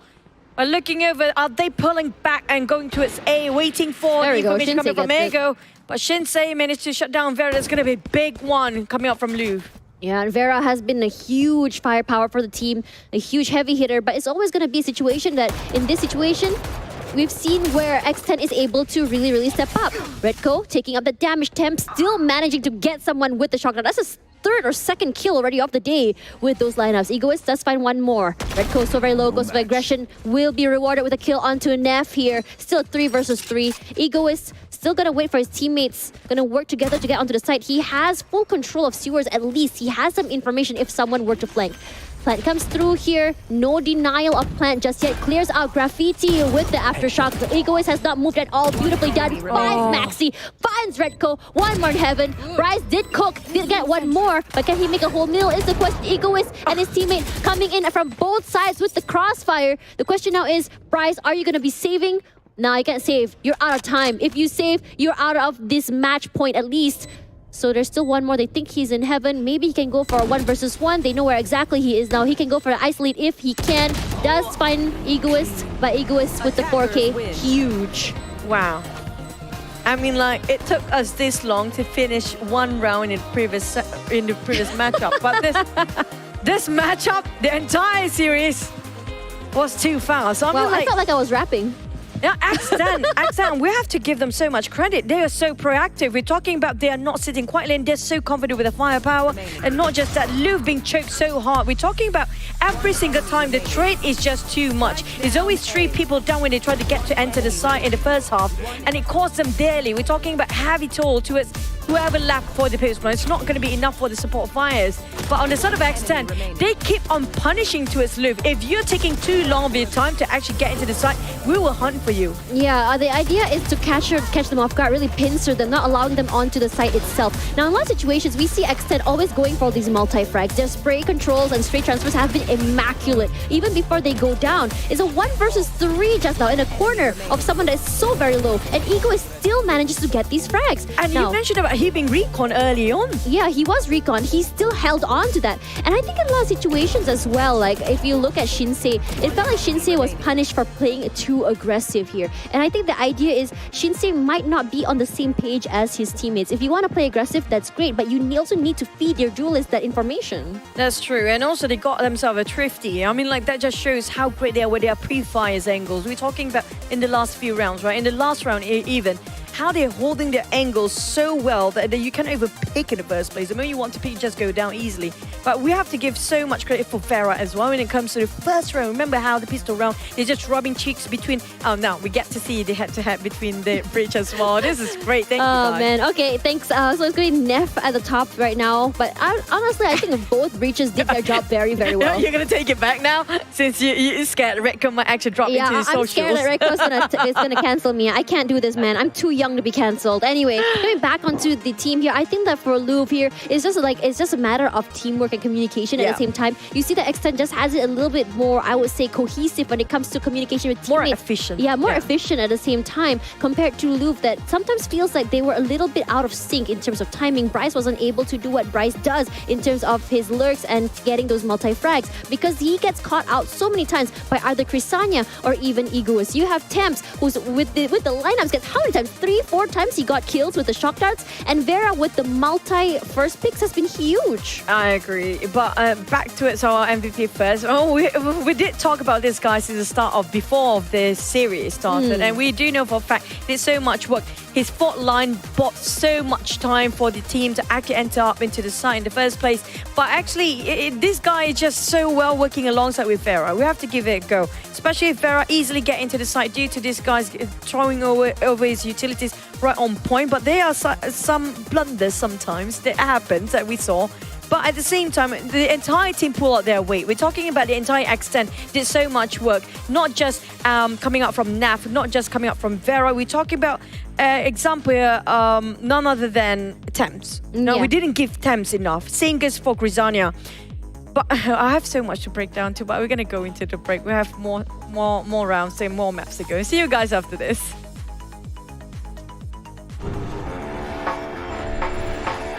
Hello everyone, we are from X10 Esports. As you may know, X10 Esports has previously fielded a full Thai roster in the year 2022 VCT circuit, but currently we are fielding a full Singaporean roster competing in the MYSG region, and we hope to be a force to be reckoned with in the upcoming Challenger stage. Hello everyone, I am Neff from X10 Esports, and my main role for the team is to be the in-game leader for the team. So basically what my main role is, primarily give a call at the start of the round as to how I want the rounds to be played out, and the team will proceed from what I call. Additionally, I also play more of the flex agents in the team, be it the breach, KO, or perhaps a duelist if the team needs me to fill up the shoes. So moving on to Vera, he's the duelist for the team. As people may know, he's a very talented individual who is able to put a high amount of kills on the board. And his main role is to go into the bomb sites with the util that we have set up for him and try to get an entry frag. But even in the case where he is not able to get any entry frags for us, we are still able to close out the round and win the round basically. So moving on to our next player, we have Temps, who is the initiator for the team, which means he plays most of the Sova on Fate on most maps. But more importantly, his role in the team is to keep our team morale up, even when we are facing a deficit and when we are losing in some games. He's always the one cheering us on and ensuring that we always have a chance back into the game. So moving on to our next player, we have Prisenia, the role of the smoker of our team. And he's always someone that we can count on and lean back on as being a good anchor point for our team. In a sense where enemies are entering his bomb site, he's always good for the 1 or 2 kills. which always helps us and enable us to be into an advantage when we are retaking the bomb site.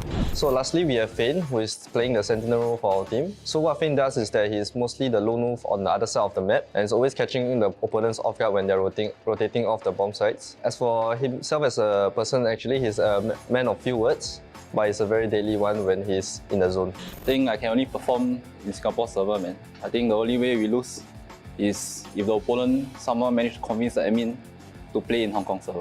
I think LAN tournament will be easy for us. It's quoted by Nev. I don't think we have any notable opponents. For us going to this tournament is to eventually become the champions of this tournament. But we should also be proud if we manage to get a podium finish amongst all the decent teams in this tournament.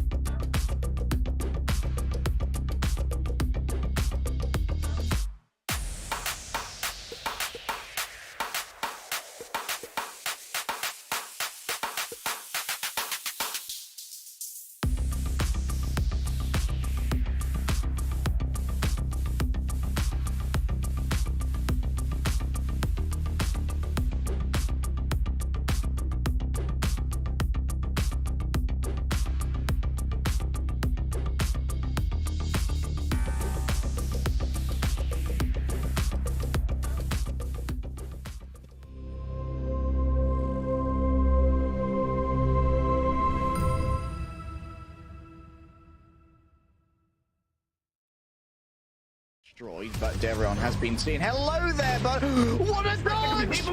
Every single one of them. Three Are you across each round.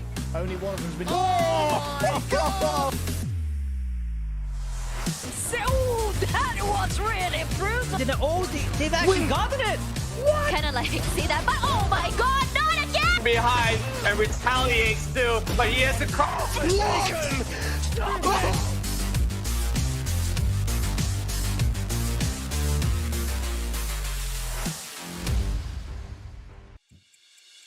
We are back for more action-packed Valorant, and this is the second series of the day. We're down to the second map within such a swift amount of time that just happened. You guys are watching and tuning into Valorant Challenges MYSG Split 1 with me, Chuchu and Tash. And speaking of that, just now the trailers, right? We saw Temps on a different team back then, and if I'm not mistaken, now he's with X10 and they are winning it with a landslide. It's honestly really, I don't know why, but I feel like a proud mom situation here. When I first started Valorant casting, I saw all of these names and I saw all of their potential, but it felt like it wasn't there quite yet. And for some reason, their names ring into my head, and we're now we're now here in 2023, and we're seeing them not only in newer teams, but they have grown so much as a player, how they play, the trigger discipline, how aggressive they play, how they play as a team. It's just such a joy for me to watch, especially as a local caster here. But now as we go into our second map of the day, we're going to go to Pearl. And I think this is really interesting because we know that X10 generally does very well on this map. They are one of the teams that really challenges Bleed when it comes to really coming onto this map. Now, I remember that when we look at Louvre, the last time that Louvre played on this map, Pearl, was against Hey Yakiniku, and I believe it was on map number 3 where it was honestly very close. But let's have a look at the map recap for now. Wow, I love how production knows what exactly I'm looking at on my phone. Now, if you're looking here, this is X10's pick, honestly, and what? I thought... no, it was actually X10 pick for Pearl. And you know, we talked about how Louvre always lost their map pick, right? Yes, that's right. Sorry, I got confused myself. It's been a very long day. Now, 13-2 is honestly quite surprising to me. I expected to see a lot more action, at least some picks from There's a lot of actions. There was a lot of action, yeah, but I was expecting more from the side of Shinsei. But at the same time, I understand, though, he wasn't able to do much because of how aggressive and how, I would say, oppressive X10 was when it comes to both sides. Now, coming into Pearl here, I'm really worried about Louvre because they actually did win Pearl. The last time they won against Pearl was against Hey Yakiniku, and it was a 13-11. Now, I'm curious to see whether or not, because it's a very interesting comp they have here, because it was Shinsei on the Phoenix, we have Reverie on Sova as usual, Redco on Astra, Bryce on the Viper, and Maxi on the Cypher. Funny enough, for X10 also fought Hey Yakiniku on Pearl. Feels like everybody loved to fight Hey Yakiniku in Pearl. For the side of X10, they had Egoist on Cypher, Nap on Bridge, Vera on Neon, and Tams on Fade, and Crisania with Astra. Now, that's going to be really interesting. We saw how Crisania actually fared so well with Astra before. Every single person coming up from X10 pulling up their weight. We're talking about how aggressive and oppressive they, how you mentioned just now. We're talking about them, even if they are playing as defenders, they're not going to sit quietly and just pushing all angles around. Now, that's going to be Louvre, to solve this sort of a problem, whether they go counter-aggressive again and go for a split instead of going as a 5 if they happen to be attacking or defending. They have to force a push because X10 will not be the one who's waiting anymore. They have to counter, fire with fire here.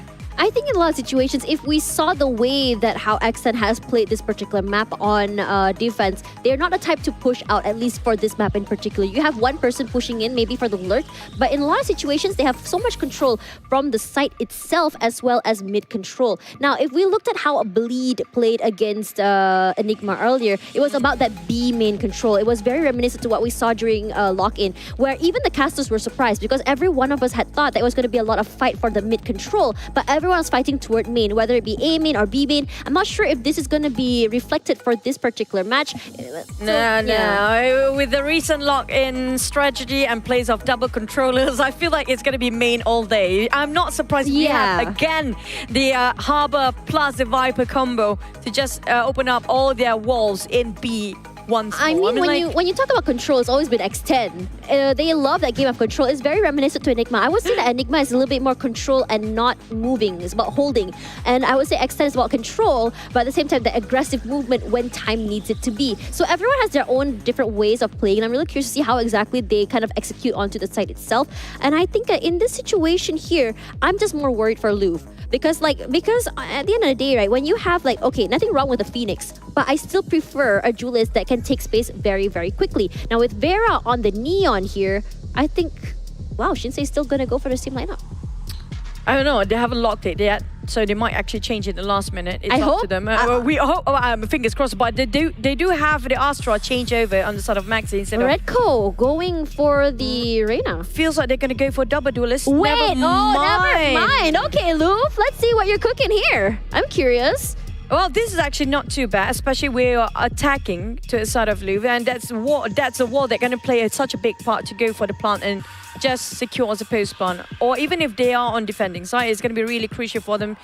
If you're defending in A, it's really crucial to have that wall early on just to stop them from moving into the side or even going for a defuse. But coming up from X10, they're going to go super aggressive with this kind of line. We're talking about Neon easily. There's such a flat feel, right, when it comes to Pearl itself. So it's easily Neon just pushing everywhere that she wants to be. Neon has been one of those agents who not only get onto a site quick, but also really quick to get into the link areas as well. That means there's so much space that they want to take up. And on top of that, you have Crisania. We've seen Crisania play on this map, and I think that one of the most impressive things I've seen about him is how he controls the map with the Astra itself. It's just so huge how he lets his teammates get on. He makes sure these smokes are placed in situations where it's so hard to play against, and his team knows how to play around it. Now with Taps running in with Neff, it's gonna be one hell of an issue, because number one, getting onto site, you already have so many utilities from the breach. Number two, the Prowler from Temps can clear out so many different angles at the same time, and it's gonna be really annoying to deal with, especially if you have the Nightfall chained with the Prowlers itself. That means that if you have a teammate rushing through, like say Egoist, who's able to swing in with that Prowler, you're gonna get headshots all day. And also plus, Egoist don't even have to move from his side, and he's gonna pair up with, he's gonna match up to a sort of Price who's playing the Killjoy, pretty much the same sort of role there, that you only have to put one spy cam, that's it. That's it. And it's a huge map for this guy to rotate from one side to the other. That's what he's been doing, right? We saw him put a cam onto C Long just now. He peeks through, but he's still all the way there onto B. He has so much control. He's not even actively present in his own side. That's all they need for X10. It's just playing off the information and just trying to figure out what do they do to react to this information. It's all about the reacting game, the proactive game. And now as we move into a map number 2 a day, let's see if X10 will bring it to a 2-0, or will Louvre bring us back to a map number 3? Some of them are playing a bit of a shield here early on. I do want to see when it comes to attack. I feel like they might actually heavily go into a side of B due to the ice wall that can actually be used on. Plus Maxi, his Nebula will actually try to buy a bit more time with Reverie, try to get a bit of information about where exactly they're standing inside of B. I'm surprised as X10 just placing one Egoist, a bit isolated inside of B, but he placing himself a cam that can easily see into what's happening in B main. They definitely see this. Cams. Look at that. Yeah. It's so fast. Yeah, he's just so quick on it. And the thing is, he's not even still at the pillar. He has moved all the way out of the way. Does get tagged. All the information he needs. Unfortunately, no one to tag with that spray. Regardless, he just could be spraying out. Just buy some time. Here's Vera, huge, with the stun at the same time. But Crisania with 1 and Egoist with 2. It was a good wall, honestly. Shinsei played a little bit more aggressive, but they were just disabled at that point. You know what? I feel like Liv a bit traumatized by the last map just now. That gives away that Bryce going for the leg instead of going with an entire team. Because due to there was somebody on the flank side. But this time X10, all 5 of them are actually there. The one actually trying to hunt down on Bryce is going to be Crisania, trying to find where he's at. But look at the angles holding out by X10. I don't think they know he's all the way over here, honestly. He still has his utility. He still has half shield. He can try to make something happen here. Yep. But in this situation, gave away his positioning already. Gonna get concussed. Everyone is just rushing up toward him. He needs to go down. If he doesn't go down, he will not have the full amount of cash into the next round. Bryce gets a little bit of an upgrade. 14 bullets in his barrel, no worries, but Neff does a little bit better. He does have a sheriff on hand. He still got a bit of a trade in last minute coming up from the side of Bryce. At least they got some kill credits. It's all great. Yeah, at least got himself extra cash for that as well. But back to a sort of X10, so swiftly moving to it on one side or the other. Now, the role of Vego is not just, he just give away the information, that's it. And I love the fact that you mentioned he's giving up the tripwire way so deep into B even, right just next to the pillar. So, and that's just, the moment they want to shoot down the camp, that's one information given. If the tripwire being triggered, they know for a fact that it's going to be heavily invested to the side of B. Again, Bryce will be a bit isolated from the rest of the team here, going for the mid side, but again, port line. Shinsei with a Marshall. That's a really big pick, honestly. Without Neff, it's going to be a little bit more easy, at least to take the site. Won't be as catastrophic. Regardless, Shinsei is still holding the line. Not going too aggressive here. Regardless, it's going to be a smoke just to come through, buy some time. And immediately, they're going to have to reposition Haunt. Not going to catch anyone just yet. They managed to hide away from it as Vera gives away that space. So ask them to push through that smoke. But look at where Temps is. He reads Bryce like a book, finding him at Link. And this situation, because the timing is just not on their side, he gets a little bit of a tag here. Referee tries to push through the cage. Vera moving away for his life. He spots out every single person with the run and gun. Gets one, beautifully done. Red Coat just tapping the hit. Temps from the other side, already for 3, Temps for 4. Great way to play. And honestly, it wasn't really an aggressive play, just clean gun rounds, honestly. How to get in here. Now it feels like they might actually resort going to A instead of B here for Louvre. It's quite hard for them to actually get into B side due to Egoist information, giving away so much of their positions early on. Now thinking about going into A, at the same time they have to block those coming out from Flower, they have to block those coming out from the side of Link or coming out from Art. Thinking about this is enough headache for us. Imagine being the players right now. What to do? Full rifles in their hands. It would cost them dearly if they lost this round. They really need to win this time. Oh man, look at the sprays coming through here on the mid side. Aggression. We talked about that mid scuffle. This is exactly what's happening. Krisanya read Shinsei like a book. No spike there just yet. You can see that Krisanya actually had a gravity well just in case someone decided to swing through. It's not going to be happening. He does get tagged for the recon vault. Knows exactly where everyone is. Egoist finds Maxi in the end. Neff with a beautiful headshot onto Red Coat at the same time. Reverie does trade. Reverie for 2. Equalizes the situation. Reverie is so very low. Bryce a little bit far behind here. Not playing with his teammate. Making sure that no one is clipping them from the backside. Krisanya takes him down so easily as Bryce, final person left alive. Spike is there. Not sure if they know that it is there. He still has 1 whole minute to play around with time. He does have the spike. He can go for a long rotate. He does hear the footsteps to come through. I think what he's trying to do here is kind of like fake them to move toward B. It's not going to happen though. Vera, timing not on his side. That's so close. Yeah, it's a horror game, honestly. Bryce, can you do 2 is the question here. Krisanya giving up the space, trying to go for a nice swing. At the same time, it's a V-shaped formation. If Krisanya doesn't get it, it's going to be Egoist. 3K in the pocket for Krisanya. Very well done. Oh, if Vera really cleared the corner, he wouldn't exchange his life for that. But inside of Louvre, this gets really dicey for them. Pretty hard now. If they want to resort to mid. If they want to, they can try for mid for once. But at the same time, getting into B is really difficult with the Cypher guarding over this. And we have A, it's going to be a side of Crusader, making sure the Gravity Well and the Smoke Nebula will actually force them to pull back for a bit. Which way to go on the side of Louvre? Really thinking their head through and might just break down here. We're talking about mid might be their next choice, leaving the spikes behind. But look how they push upwards to the side of Vera, way deep into B here. Honestly, he's so close to getting his overdrive as well. Now, the idea of Vera pushing up and taking up that space is so that he can farm as many of those orbs as possible. And here comes the sprays. Temps gonna immediately just let her rip for his Prowler. Does know there's at least one there. Neff not moving just yet. Look at how many people are pushing up toward double doors. This is one of the most hardest areas to take. You do know that it's going to be a B hop there from Shinsei. They know that they're already rotating toward Link. They do know there's one on that side. That Prowler has gotten a lot of value there. Both Prowlers used, but the Haunt is already back. Now, this idea of them giving up this space is so that they can reposition on the backside, play together, play to their strength in terms of numbers. Aldrone still around for use. Space from Krisanya come through just to buy some more time. A good reposition and a reload as well. Here comes the backside for Bryce. Tried to do his usual lurk. Only good for one. Redco gets one more tag with the Sheriff. Swiftly moving to a side of A for all the other 3 players. It's going to be 3v4 here. But Shinsei guarding over to a side of a spawn here, making sure they can't even pick over. But the moment Shinsei is down, it's going to be a bit troublesome for the side of Louvre.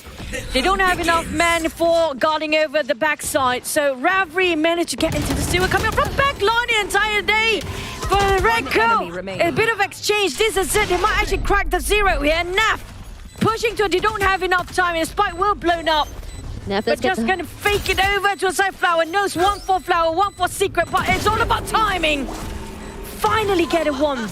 Oh, this is great. Huge Thrifty at the same time. They lost their bonus, but they won their Thrifty. This is huge. It's some of like trying to steal that momentum from X10's hands is number 1. And the aggression coming in from them has been working out so very well. And I'm liking the fact that they put Shinsei on the stage, because just now I felt like Shinsei was a little bit too aggressive for his own good. By putting Shinsei on a stage, he doesn't have as much mobility. He has to play a little bit back. He can go aggressive, but not too far away from his teammates. And it's doing him wonders, honestly, because he's getting these picks and he's getting those trades. Regardless, him in the op right now, I think it's going to work out very, very well in his favor. Let's see how it's going to go here, because right now you saw in terms of the economy, X10 is not doing so hot. Now, Echo is definitely spots out. There's a lot of information here. Not sure if the entire team will actually just flood themselves, but I was so excited. It's operator out. I was so excited for the off-angle wall. Not going to happen just yet. And I think the reason why he didn't do that because he didn't spot anyone yet pushing up toward the site. Now, if you can see where exactly Egoist is, he does not want to peek because all he has in hand is a shorty. He has to play close. He can get some information if he wants, but he cannot be seen because if you want to catch someone off guard, you have to let them push through. Vera, in his hand, is only a classic Shinsei Redco. Huge pickoffs very, very early, understanding the fact that they are at a gun deficit. Gravity Well is expanded. Vulnerable and marked. It's going to be Red Code. Doesn't really matter when Temps is able to get that headshot onto Shinsei. Can Temps get a second is the question. He tries to go for the wall bang, but Reverie will not be allowing that plan to get stopped. Red Code for one more. Maxi for one more. Very clean round here, showing their mastery when it comes to the rifle rounds. But it was all the difference of weaponries that we mentioned earlier on. They didn't actually bot too much when it starts to X10. But the operator, definitely Shinsei, made so much an opener for the team as well. Even though it got, you know, in between there, got obliterated by the smoke early on. But side of Vera, they got himself that overdrive and see if they want to go push all the way in deep in B. So we saw that early on for Vera, but Tamsi also got the Nightfall to just go for the retake. But it's all down to Reverie Cannon. He actually used the Hunter's Fury right on time if they want to force into AL. Feels like going to be a fast push. Definitely on the side of Crisania, they cannot try to defend this as much as he can if they're not helping him. All of them actually moving towards A heavily, but when it comes to the side of Shinsei, he's coming out from Art, maybe, possibly, but locked down and not catch everybody. Lineups. Yep. Look at that, huge. Just gonna clear all of those angles. Crisania already knowing, immediately gonna have the Hunter's Fury out, as well as the Nightfall is through. So much space to take, no detainment at the same time. That Prowler will be detained and taken out of the way. Vera with the pop and swing. Vera for 2 already. He knows that still one more Temps will trade him out at the end of the day. Shinsei and Redco get 1 each. A huge dismiss to just get him out of harm's way. Now, the sound is cut as Redco trying to find a way to get onto the site. The spike so very close to him. Has to be careful. Egoist did not move at all. That cage is not doing him any favors at all, with Temps playing toward dugout. Temps waiting for them to actually try to place a spike here. Spike still not planted. Time's running out as well. 30 seconds left. Redco have to give support and hoping nobody will bang! Come around Temps and knows exactly where those spikes will be planted here. Redco, on the other hand, have to retrieve the spike, have to get up from here. Can he actually get an exit frag and save it? It's more than enough that he can afford to. No more time here, trying to plant himself, but 10 seconds it's a bit too much for him to handle alone. Nav a bit too low with 21 HP left. Oh, here we go. Egoist ring around the rosy, but Egoist, we know this man never misses. The clutch master. Oh, the wins wall again. bang. That wall bang. So close of winning that one. Still X10 leading over to 4-2. This looks a bit dim on the side of Louvre. Whatever they tried, variety of approach have been showcased to us. And none of them actually deemed successful yet. a bit of a hustle for them to actually get into any side, not even mid here we're talking about. I don't know about you, but I've noticed that Vera actually had his override for the last 2 rounds. He has not used it at all. He's waiting for the right time to use it. Yep, here we go. Aggressive push, gets all the information he needs. Up forward, Shinsei punishes him for going aggressive. Temps does trade out there, but it's gonna go down at least to Shinsei. Gets the revive, not gonna be happening as Crisenia and Egoist does push out here. I'm loving the fact that the collapse is coming through every time there is information relayed. You might see a 2-to-1 situation. Crisenia comes through, Egoist comes through, and you're not able to recover from that. They're gonna go a bit of crossfire. Egoist cannot even try to pick out, is waiting for teammate up. That's going to be the trade. Crisenia. I mean, like, when it comes to communication-wise, like, X10 just had it better when it comes to positions about when and how to pick at the same time. If they compare how Louvre, they try. We can see they really try, but there's no room at all for them to actually have a bit of a progress in the first half here. I'm really liking the fact that for X10, understanding how exactly their teammates work and how exactly they can give support to their teammates has been huge. Because the idea is, okay, we're gonna just buy as much time as possible. You guys rotate. By the time they go down, their teammates are already there. You don't expect 2 more people to come through as soon as you take one down here. And Vera this time will punish Shinsei. It's gonna be a revenge arc at least for him. Regardless, the owl drone gonna give some information. They destroy it immediately. That problem may have just saved his life. Moving forward here, Crisenia gonna go down, but look at that. Bryce and Maxi 1 each, Reverie as well. It's gonna be a 1 versus 2 situation. Egoist so far away. Gonna be using his util just to get the information he needs. They know exactly where Egoist is. The Nebula not doing him any favors. Gonna push out there. They know exactly he's inside the smokes, but he's also aware that both players are so very low. Now the question now is, when you are 100 HP with 50 shield, do you want to push forward here? And yes, he does, but Reverie will punish him for it. Oh, that was so good coming up from Reverie. Even though they are quite low, especially on the side of Maxi, he definitely wants to stay back and give a support fire. It's too low for him to actually just pick out in the first place. But they were so fast. We're talking about heavily being... I love the fact how they comboed themselves with Naf and also Tam's Prowler just now. There's nowhere for you to actually get out from there. They definitely choke them when it comes to mid and art. You cannot even pick. The utilities drop by X10 after one the other. The timing they actually communicate about who dropped which first. Making sure that Louvre being caught red-handed couldn't even move. It's just difficult for them to deal with this. Now again, Nebula smokes open up just to make sure they will not actually be discovered. How many plays in case they have that camera, that spy cam installed on the side of B long. They also are very aware that for X10, they do have a gun deficit. They don't have the guns. They can go as aggressive they want. It's going to be an off-angle wall here for Shinsei. Going to boost him up a little bit, gives him a little bit more access to the site. Shots come out here. Egoist with the jump peek, gives him all the information that he needs. Going to slow down one side. At least he can push out. He is all alone there. Once again, jump peek rather, for Egoist. But the rotates are coming through here. We can hear the Empress already popped. And here comes the Rolling Thunder as well, just to give a little bit more support. Slowed out here. Egoist does get Redco straight in the head. Doesn't matter if you have the Empress or not. Shinsei for 2, Shinsei for 3. Huge situation. Sweeps out to the Classic. Beautifully done. And they have the full side to themselves. They only lost Redco in that process with only Crisania with a Shorty. What can you do here? Shorty won't actually reach that far off. It's quite too far for him. Now all Crisania can actually do is just save himself a gun. If they only... Oh, yes, man. Face left is 1v1. Bryce wins it. No, we can tell that they're really having Bryce, fun. Come on! They're really having fun here for these guys. Bryce. We're gonna ban Bryce. No honor. No honor at all in a knife fight, man. Oh, man. Look at this. Crisenia. Look at this. Challenge him to the knife fight. Look how serious his Bryce face is just... no. Bryce, I'm going to shit you down. Yeah, not play your game. I'm not dealing with this, man. No. Not in a competition, man. Not tonight, Zerk. All rifles come out from X10 this time. They were not buying in the last round. Now, they definitely want to go a bit of a heavy inside of mid. Stuns given out by Vera just to stop them, slow them down at the same time. But he's already used his overdrive.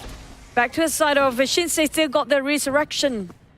Or the revival. Gonna got heavily to the side of Egoist and Nafu trying to bridge into it. taking their own time this time. Yeah, they really gotta figure out where exactly to go, what exactly can they do with that information. Louvre has been very aggressive, if you remember. And with this situation where Shinsei finds his confidence, it's a very scary moment. Ooh, Egoist all alone. Neff not moving at all, but here comes a beautiful fault line from Neff at the same time. And here comes Shinsei as well, going down. 3K in the pocket for Neff. Maxi walks into the tripwire. The footsteps coming in from heaven is completely disregarded. That flash comes out as well. Egoist for 2. I like the fact that I thought Egoist was going to go down, but Neff was like, nah, don't worry about it, dude. It was really flawless and clean, by the way, coming up from the side of X10. You have to give it to them. That the fault line just caught them too, and because nobody actually spotting out Neff on that corner in the first place. Thank you very much to Neff. I'm going to become a breach main now. Oh yes, please. I'm so ready. Breach is so good right now. Yeah, I'm so ready. So I'm so ready to cyberbully people in this game, man.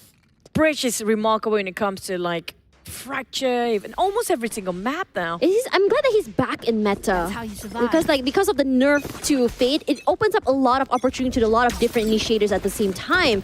Even a slight nerf to Sova as well. Regardless, 6-4. Not the worst time in the world. Bryce with the lockdown coming through. Gonna give them all the space in the world. Outdrone does not spot out Crisenia. Again, we've seen Crisenia play in Dagout before. We've seen Crisenia play in this situation. Cosmic Divide as well. Just to really, add the... Whoa! No. Add the icing on that cake. But Crisenia, two of them is too much. Yeah, there it is. Immediately, doesn't really matter because no one will be pushing past that Cosmic Divide. That's the understanding that they have here. They're not going to be allowing that usual plant spot because of the Aftershock. Vera does find Shinsei in the end. They do get the spike plant in the end of the day. Going to immediately get rid of that recon. Redco not moving quite yet. Can see the fast lane as well come through. Maxi finds Egoist. Huge space toward the inside of the smoke. Another Cosmic Divide not helping at all. Neff does get one. The defuse comes through. Neff not able to take out more. Cosmic Divide, double of them be responded in a different time. In the half. The Cosmic Divide actually might cost them an entire team as well. Lucky enough, still can see through them. Wow, that was a fast rush coming out from the side of Louvre to get into A, just to equal out into 6-6 by the end of the first half. Yeah, definitely worth trying out with a lot of investment towards their ultimates. Just now, forcing it. They have to go for the fast push here. We realize that the thing at Louvre kind of detects as well. They cannot take their time to actually get into the site. If they want to go for it, it's all in or all out. That's it. The moment they're hesitant, it's going to extend playing them in their palm. Oh, Vera, there's a very nasty corner against Shinsei. Here comes the Nightfall as well. Aggressive pusher toward the mid side. Vera for 3 already. Oh. Holy moly, what a flick coming through from this man. Maxi for 2 already. Unfortunately, Vera had to reload. Does get seized. Not moving quite yet. No one is moving at all for it. They have no clue where exactly he's going to be here. We know that Temps has that Odin. It's going to be a very nasty situation if he were to walk into that crosshair. Regardless, with only 33 HP left, he has to reconvene with his teammate. Look at where the spike is, so far away from both of them. And slowly crouching into the side of the back line. It's going to be Max to try to retrieve the spike. But the moment he tried to step in here, definitely be heavily guarded to the side of Egoist already. Egoist. It feels really dim here. Oh, there goes the sprint. Lost health. 38 HP left. Maxi being hunted down, and despite we're heavily guarding over on the side of X10 here. How to retrieve this? Bryce might just as well save for this round. Oh my god, not the Odin. Okay. Disgusting. But just now we saw how they're actually pushing. Vera just not going to think twice. He goes for the mid, he goes for the push. The relayed shock was really relaying everyone being concussed there. 3 of them being knocked down. Already down to only 2 men since the start. Vera taking so much work here. It's honestly, look at how explosive that was. The first contact, explosive, 2 ults. And not just that, the Nightfall actually gave him so much information at the same time. It was perfect timing of a duo coming up from the side of Temps and Vera. Liking the fact that because they know that with that Nightfall that tags everyone, they don't have any information. You cannot hear anything. You can barely see at the same time. He didn't even use the Prowl. It's just basically just great. He did use one. Yeah, one, but he was. Yeah. But Vera was just faster than the Prowler. The relay ball already concussed him. You can't hear, you can't see. And now they're trying to do it again. Here's the wall from Shinsei. It's a very classic wall. Just buy some time. But here comes the fast lane to come through. He takes a lot of damage from all of that. Shinsei does fight him. Temp's gonna be trading him down. Now suddenly X10, no way to get onto site. They still have a lot of time to play with. They can go for a fake rotate. They can go for mid if they want to. But look at where Bryce is. Sorry, not Bryce. Maxi. 4-on-4. Still thinking about whether to fake it or just get back into B. Maybe they're waiting for the wall to actually go down in crumbles. But there's also the lineups coming out from none other than Bryce. Will give away all the information. The rest of the team coming out from Louvre will hastily going back to the site. But I'm loving the fact how Egoist, again, being the lurker, making sure he got a lot of information, or even be open at this time, to see if there's any site, especially vacant on the side of A. They're trying to re-approach B again. With Fate Hon open up their corners just to clear everything up. They know for a fact there's going to be somebody in the outside of B hall. Trying to open a bit more space to plant there, hoping for the support. A bit of a trading to do, but Bryce and the Hoya already clipped the entirety of it. Oh, bam.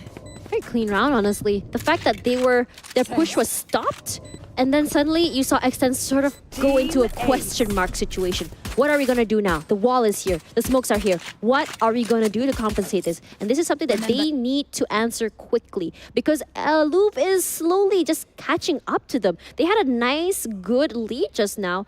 And they're not taking the bait just now to actually re-rotate themselves into a different side. I mean, like just now, you saw how Ego is trying to bait them out going into A, but they're not taking it. Still waiting it. They know for a fact that, you know what, X10 love to play mind games here. So not taking the bait anymore. Just shows how resilient they are when it comes to reading their openers this time for Louvre. Just waiting for a timeout, honestly, from X10, wondering what else they have in the playbook. Do they want to change to page 2 is the question. Vera playing it quick here, coming in toward Art. Cleared out the area with the shock darts. Gets tagged. Gets all the information he needs. Slide up, gets one. No, not quite. Despite the fact of the gravity, well, Egoist will be the one to go in for 2. Good trade, honestly, when you think about it. Temps clears out the corner. Does not know that Maxi is playing so very close through the smoke. Egoist for 3 already. You can really expect this man to just band-aid a bad situation. Egoist has done it twice. Now Shinsei does find Kusenya. No more smokes for them. At least Bryce playing inside of the smoke, wants to push out. They are going to be playing off-site here, but both of them are just so very low. Shinsei, you know that he can go on aggressive, takes Egoist down, takes Temps. Easy run for him, 3k in the pocket. A clean run coming out from Louvre again, and now they're catching up. This is what we're talking about when it comes to Louvre. That was a really, really clean retake. Have a bit of a time for them as well. But the gravity well, you have to give it to the gravity well just now. Pull back every single person pushing up from Art. Making sure they will hold their ground and being denied into their ambush or their rush just now. That was the main point at stopping X10 from moving forward in the first place. Honestly, the second half is just so good. Yeah, for Louvre. It feels like they're preferring defending over here. Yeah, I think so too. Aw, they're on a little date. Okay, let's talk a little bit about this whole teamwork coming through here. X10 on attack, it looks like they have a lot of question marks. They have no clue how exactly to deal with Louvre and how exactly aggressive Shinsei can be as a Sage. I mean, you see this kind of behavior from a Jet, but for Shinsei, he has so much support from his team. You don't expect that to happen. As soon as I said that Shinsei gets taken down there, Neff already reading what exactly Shinsei is going to do. And this is why we talk about conditioning. You do the same thing over and over, and now what exactly going to do to stop the situation? Vera, great, finds Reverie in the middle of Link, in the middle of that rotation. Big picks coming through here of Shinsei and Reverie. And even then, they are at a gun deficit and they want to make sure that they can have it in their advantage. Vandal still in the hands on the side of Louvre, 2 of them actually, with the 1 bulldog coming up from Maxi. But the pre-fires with their chip pistols and their marshals, it's more than enough for X10 to take Louvre down. Making Louvre a bit more worried about where to go. They're down to only 3 men there. Not sure where are the other 5 of X10 we're rotating into. They're going to go for the rush in the last minute where the time's ticking for 40 seconds left. He got an upgrade too. Oh, he got it. He got whatever he wants from Very. Just slide in and open up the space for the entire team. He still got the fast lane still. Yeah, he has all his utils still up. He can go aggressive if he wants to. Bryce just holding on to this area. The smokes are going to come through. This is a very annoying one way to work with, honestly, because he doesn't allow him any view of the site, but they can't see him. Conquest to the middle of the site. Gives him so much space to work with. 14 seconds to go. They have all the time in the world. And now for Louvre, how exactly are they going to breach onto the site? The post-plant setups are already done here. They can see and move forward here. Maxi does find Vera out of the way. Maxi, can he still go for 2? No. He will be caught out there by Egoist. He is going to be playing this huge corners. Eriko can't do much with Crisania. Just gets the headshot onto him. Sheriff or not, beautiful round. They were playing with Marshall, Sheriff, Stingers. Didn't even have any Vandals on their side in first place. It was a huge win coming from X10. We're talking about Farah. And also, if I'm not mistaken, was it Thames on that who got quite early pre-fire shot? And that was an opener coming up from X10 and making Louvre to actually have to hold it in so much to down to 3 players. It's taking one by one. Like you mentioned in the previous map as well, Louvre feels like they're throwing bodies willingly one by one instead of doing it at the same time with working as a unit, as a team. Oh man, this situation where Louvre has to figure out how exactly they want to outplay XN, since XN has figured out how they are taking the site. Slowly this time, they're not going to go for explosive play, they're just going to slowly inch their way onto the site. Now B is completely empty because a lot of their firepower is going toward mid. They're just trying to catch them off guard here. They did catch one. Ego is going to be huge. Finds Redco, still one more. But putting Egoist in the backside is huge because it does catch them off guard. It does stop any lurks from happening. Egoist does go down, but it's enough for them, honestly. Shinsei, finds Neff in the middle of the push out. Quite late for the side of Neff to reposition himself in the restaurant, in the club area. Vera definitely wants to catch out as Crafty will not suck him in. But that shock that will force him out anyway. Reverie, what a nice start just now. Perfect shot up by getting on one more. A bit of exchange damage. Holy smoke, this guy! In a straight line as well. So beautifully done, honestly. I gotta really give it to him. It was a good recovery, honestly, especially after that shock dart from Reverie. Now, Reverie was smart. How he did was he actually set up that shock dart and swung with it at the same time. Honestly, really smart usage of utility. I would not really expect a Sova to move with his utility. I haven't really seen that much before, but honestly, great to see. Feels like scary with his Viper here. But his difference is going to be the Sova with Reverie, playing the exact same sort of mindset when it comes to trying to clear the corners and force them out from the hiding spot. 9-7 for now, having a bit of a gap across the bot, only 2 points away, but Shinsei waiting on this off angle. The Prowler! The Prowler and gets the stun! And it's going to be the trade still enough for them to actually guard to a sort of art. Now everybody pull back. That's a lot of utility. Too much. 1 for 1, they used, 3 utilities? Almost 4, I think it was. From both teams just to get control of Art. In this situation, with Egoist coming in from A main here, want to catch them off guard if they were to go too aggressive. Because you did see the aggression coming in from Art. But the idea here from Louvre is that they were going to be pushing out, but it's always going to be from mid. And Vera was ready for that. Gets Redco, is still a great situation. They did lose one just now. It's 1 for 1. And now it's a 1 for 2. Bit hard coming up from Louvre to actually defend this. Again, sort of a deja vu from the previous round. But slowly X10 trying to push within 40 or 35 seconds left. They're going to go for the rush while Maxi trying to build up the gravity well, but being concussed instead with a dead spot line and got caught on one. Maxi got 2 and Reverie actually make equal out the odds. Seems like they are in disadvantage even they get most men early on. Naf. Where would he go? Still going to go for the plan. He got himself the Rolling Thunder still, but just going to evade himself. No time anymore. Here comes another Rolling Thunder drop by. 10 seconds left. Just by a bit, just a tiny bit of time. Will be enough.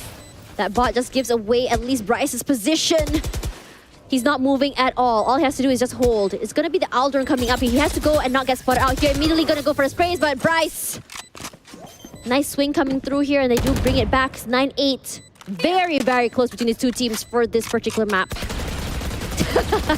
Lots of banter too between them, honestly. They're good friends. We can tell they're very close friends as well. Yeah, it's just like Twitter all over again. Regardless, let's talk a little bit about that round here, where the idea for X10 is to kind of go for that mid round, trying to get that space. But when you are getting caught 1 by 1 here, just now it was at first 1 by 1, but then all 2 of them go down at the same time. They're picking over like on top of a crosshair of these guys. I think Maxi has been playing out of his mind here. He's been getting a lot of multi-frags and he's actually been playing inside of the smoke. I like the idea that he's brave enough to go for those multi-frags, reposition. He does go down. His teammate is there already. It's a very great... It's the same collapse that we talked about for X10. I'm liking the fact that Louvre is finally feeling it now. Maybe we can go to a map number 3 tonight. It's going to be Vera quick coming onto the site once again. It's going to be the Nebula on the one side. They are very aware this time. They check their corners. We do know that Shinsei loves playing those corners. He does like to push out there. They don't want to get caught off guard. With Vera in his hand, it's with the judge. I'm really hoping to see him just kind of pop off here, slide forward, gets that knock with the shotgun, and then maybe even just get that that overdrive online. Redco, here's the sound cues. That's all he needs. Doesn't have to over-peak this. Just waiting for them to push onto the side. Explosive play to come through. Vera pushes forward, gets one with the judge, goes down to Redco, attempts for one more. Huge picks. Nightfall give away their position at the same time being marker. And that's going to be a bit hard, Redco, to actually just make sure Hall will be not breach in. But we do know for a fact these guys haven't planted yet and they pull back all the way to the side of B long. Just going to randomly spray in case there's somebody around the corner as well. They might actually pull back and rotate straight into mid where Prisanya. I think Egoist gives away the information as well. There's nobody coming up from the side of mid. He might be actually stabbing them from the back. 30 seconds left. It's so crucial for them to actually make sure Egoist still survive. But Louvre, if they didn't take out Egoist, it's going to be detrimental for them. 2v4 situation. That neural theft will just give them all the information they need. At least I thought it was going to go for one, but a good crossfire coming in from X10. Flawless. They know where exactly where Reverie is. Reverie's still good for one. We've seen Reverie pull off some insane clutches before. Still trying to find the situation, but Neff is not allowing that to happen as they finally bring themselves again ahead by 2 points. It's been a back and forth between these two teams where X10 does this micro reposition or a micro, I would say, adaptation in the middle of a round, and then Louvre will try to figure out, and they figure it out, and then suddenly a change by X10 once again. It's been like a cat and mouse game at this point between these two teams. Well, it's a bigger cat here for X10 and leading it and not really a tie situation. We talked about this in the first match already. It's really neck to neck. But this time it's very different. Feels like X10 have this going on for quite a bit with Cosmic Divide. Both teams are online right now. Same goes for Vera Overdrive. If he wants to go for the rush, he can. If you always want to do that as well. Here comes the free fires!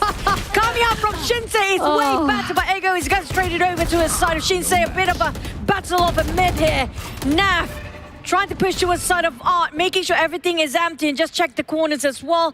Just coming up from the double door. We're actually avoided entirely, but look at how Tense pull back just to make sure if there's anybody pushed from behind as well, which is going to be caught Maxi alongside with Process. I'm really liking the fact that Shinsei is literally a horror genre at this point.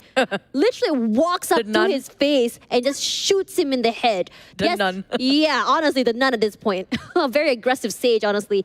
With Louvre in this situation where they are at a gun deficit, the only thing they have in hand are those sheriffs, but Shinsei made it work. I mean, they still 1-for-1 trade. They lose Vera. With no Julius, it's going to be a whole different situation getting on the site itself. Maxi gets spotted out there, his barrel, spotted out by Egoist, and Egoist is just very quick when it comes to this first contact. Immediately going to use that haunt there just to clear out the side of Heaven. Immediately just going to rush onto the site. Clear out the area of dugout as well with the fault line. And no issue with getting that plant, that cage as well. Buys them a lot of space and time. Redco playing toward dugout. Bryce, huge headshot onto Neff. Egoist does get one more onto Bryce. Streak in the pocket. Temps does find Redco in the end. Very predictable situation here as we go to 11-8. But in this situation, Louvre needs to find out how exactly they need to catch up because they need to go into an overtime. They need to at least come back to get into map number 3 so they can go for maybe a 2-1 instead. Feels like a bit far-fetched coming out from Louvre with this sort of pressure behind their backs. Now, everything they tried to do, tried to force the push, it didn't work out for them as well. One by one, been picked off by X10. Tried to go for full force. Just going to defend on site. Also didn't work out quite right. Due to how Vera is just so wild, so uncontrollable at this point. Vera was sliding in. Again, they're trying to go for the mid contest. Some Shinsei trying to pick over, just going to block it entirely. You know what? We just negate all the fights here. Don't want to invest too much utilities too early on. Just going to block it, just buy a bit more time for the rest of the team to actually join the giving support fire. But the Prowler just make it so hard for him to see through. But that's Rekko, that was nice. That was so good. He was understanding that they were going to go for Shinsei, and they punish him for pushing into the area. Now Bryce playing inside of the smoke, allowing that space. He does have his turret as well to at least distract for a little while. Now the audio has been cut. No information just yet. But honestly, it's a great situation where they fake getting the site again. But the thing is about Louvre, they have not moved at all from the middle area. Shinsei playing Pop Goes the Weasel from inside the smoke, probably catches Neff off guard. Thankfully, managed to jump out in the nick of time. Reverie still holding on to the area as Egoist wants to inch his way at least onto B site. Bryce, not overextending, but I think he does have some information. Probably knows or at least hears some footsteps. Perhaps maybe has an intuition 30 rather. seconds left. With 30 seconds to go, you can certainly kind of expect that one person is going to be here. But look at the lineups that he has. He can actually just go aggressive. He wants to immediately just going to pop all of those utils, swarm grenades as well. And immediately the fault line is used. Cage as well. And Bryce is stuck. Can't move at all. But look at that. He goes one. Bryce for 2. Can Bryce go for 3? Yes, he can. Huge. Stops the spike from getting onto the site with 8 seconds to go. I don't think they have any time. And Neff, I think, is going to just go for the save. Yep. With the Cosmic Divide at the same time, there's no way for him to actually pick towards the side of Spike here. Just going to go for the exit frag. That's the most he can actually do. 11 and 9 for now. But you have to give so much credit for Bryce. The way he lined things up in B, his utilities were so perfect. There's no place for them to actually place a Spike at the safest spot there is. It's going to be in the open field where Bryce just got a clear shot at that point. He's so punishing to the side of X10 at a certain spot there. It's just so hard for them to get into B now, but they will reinvest themselves in B if they want to for the side of X10. They want to try it again, feels like it, but this time they're going to leave Egoist to be the lurker from the back line. When you come closer toward the finish line, that's when you get a little bit more tired. I'm wondering if X10 has figured out how exactly to stop this rampage coming in from Louvre. Regardless, they want to go fast. Look at the Rolling Thunder as well as the Cosmic Divide. Even the fast lane just gives them access to the site. Now, this is a really good Cosmic Divide. Does not give any access from Link, or from Heaven as well as Hell. They have a cage there at the same time. Vera, I haven't seen him use his overdrive just yet. Really would like to see it happen, but the lockdown from Bryce will just have make them vacate the site. Vera still waiting, playing aggressive. No utilities to make them really push out here, as they are gonna go for the aggressive push. Vera does get detained, but it's just using attempts to push forward. 2-for-2 situation. Reverie and Bryce does answer with their picks of their own. They are smoked out of the site here, and Bryce with only an alarm bot, he can just sort of wait for now, but to be able to play is actually planted for long, and the time is of the essence. They hear the tap to come through there. He takes a lot of damage. Bryce gets one more, but time is running out, and looks like they're gonna get a huge clutch, and everyone goes down. I mean, like, the Nebula Smoke did want to actually play a bit of a part just to give a bit of a cover, but it's not enough people that actually stands in the way to pick out in the long as well. Sort of X10, that was a really remarkable. I think like this is it. This might where we can actually see Vera with the overdrive for the longest time we've been waiting for, and they have themselves that neural theft. If you compare with the side of Louvre at the same time, they only have that one resurrection coming up from the side of Shinsei. Nothing much with the ultimate to actually open up a bit more space, or even stopping. They will force themselves a break and buy at this point coming from Louvre. Really tough for them to actually stop X10 from moving in. All stopping them right now is just the utilities and lineup coming from Bryce instead. Look at how many people are already on B side here. Yep. Immediately Bryce. Bryce has been really stepping up this last few rounds, honestly. His aggression is just so unrivaled at this point. Temps does have the Nightfall as well. They've been really farming those orbs, at least for him. It's been giving them a lot of value in terms of information, in terms of getting the site, but gonna go down eventually to Egoist. That's huge. The spam from them is gonna go down, and I think he still suspects there's gonna be one more there. They did ping to it. Could just use a neural tap as well if he needs to, if he wants to. You don't have to yet. They already know that Shinsei is there. Here comes the Nightfall as well. And just gonna give it away, not gonna give any sort of information coming from Reiko on the top, but there goes the fault line. Definitely knows if there's nobody down there, it's gonna be somebody up there with the cyber case stopping as well. Trying to drop the layer, and even the neural tap at this time. What a perfect timing. Egoist knows exactly where they stand. Referee still managed to exchange on Crusadnia, but at the same time, Tams could hold on round B-hole. Rekka slowly coming in. There goes the Nibbler Smoke, just trying to defuse behind those corners, but it's not enough. This is it. Axton shows us who got the upper hand. Oh, man. Didn't get to see the overdrive, but no overdrives coming through here from them. But honestly, Egoist really came out on top at that situation. It was a great... I really like the fact that even though they were that aggressive, like Egoist was out there in the open, there was a crossfire, but before his teammate was able to get him, he was already traded out by someone already toward the back of the site. This aggression from X10 is just so phenomenal, and I was a bit worried about how close it was going to be from Louvre, and I'm like, okay, we might go see a map number 3, and perhaps the win streak for X10 might stop here for Pearl. But X10 doesn't want to stop. They want to make sure that they are still up there with Bleed when it comes to win rates for Pearl. And not just that, just now we want to see if Louvre can actually make it and break through the barrier where they're kind of being pulled quite a bit here. The biggest problem with Louvre just now, we saw for a fact, they need to play somebody with heavy utilities. Like they need the Sage Wall to stop them from rushing in.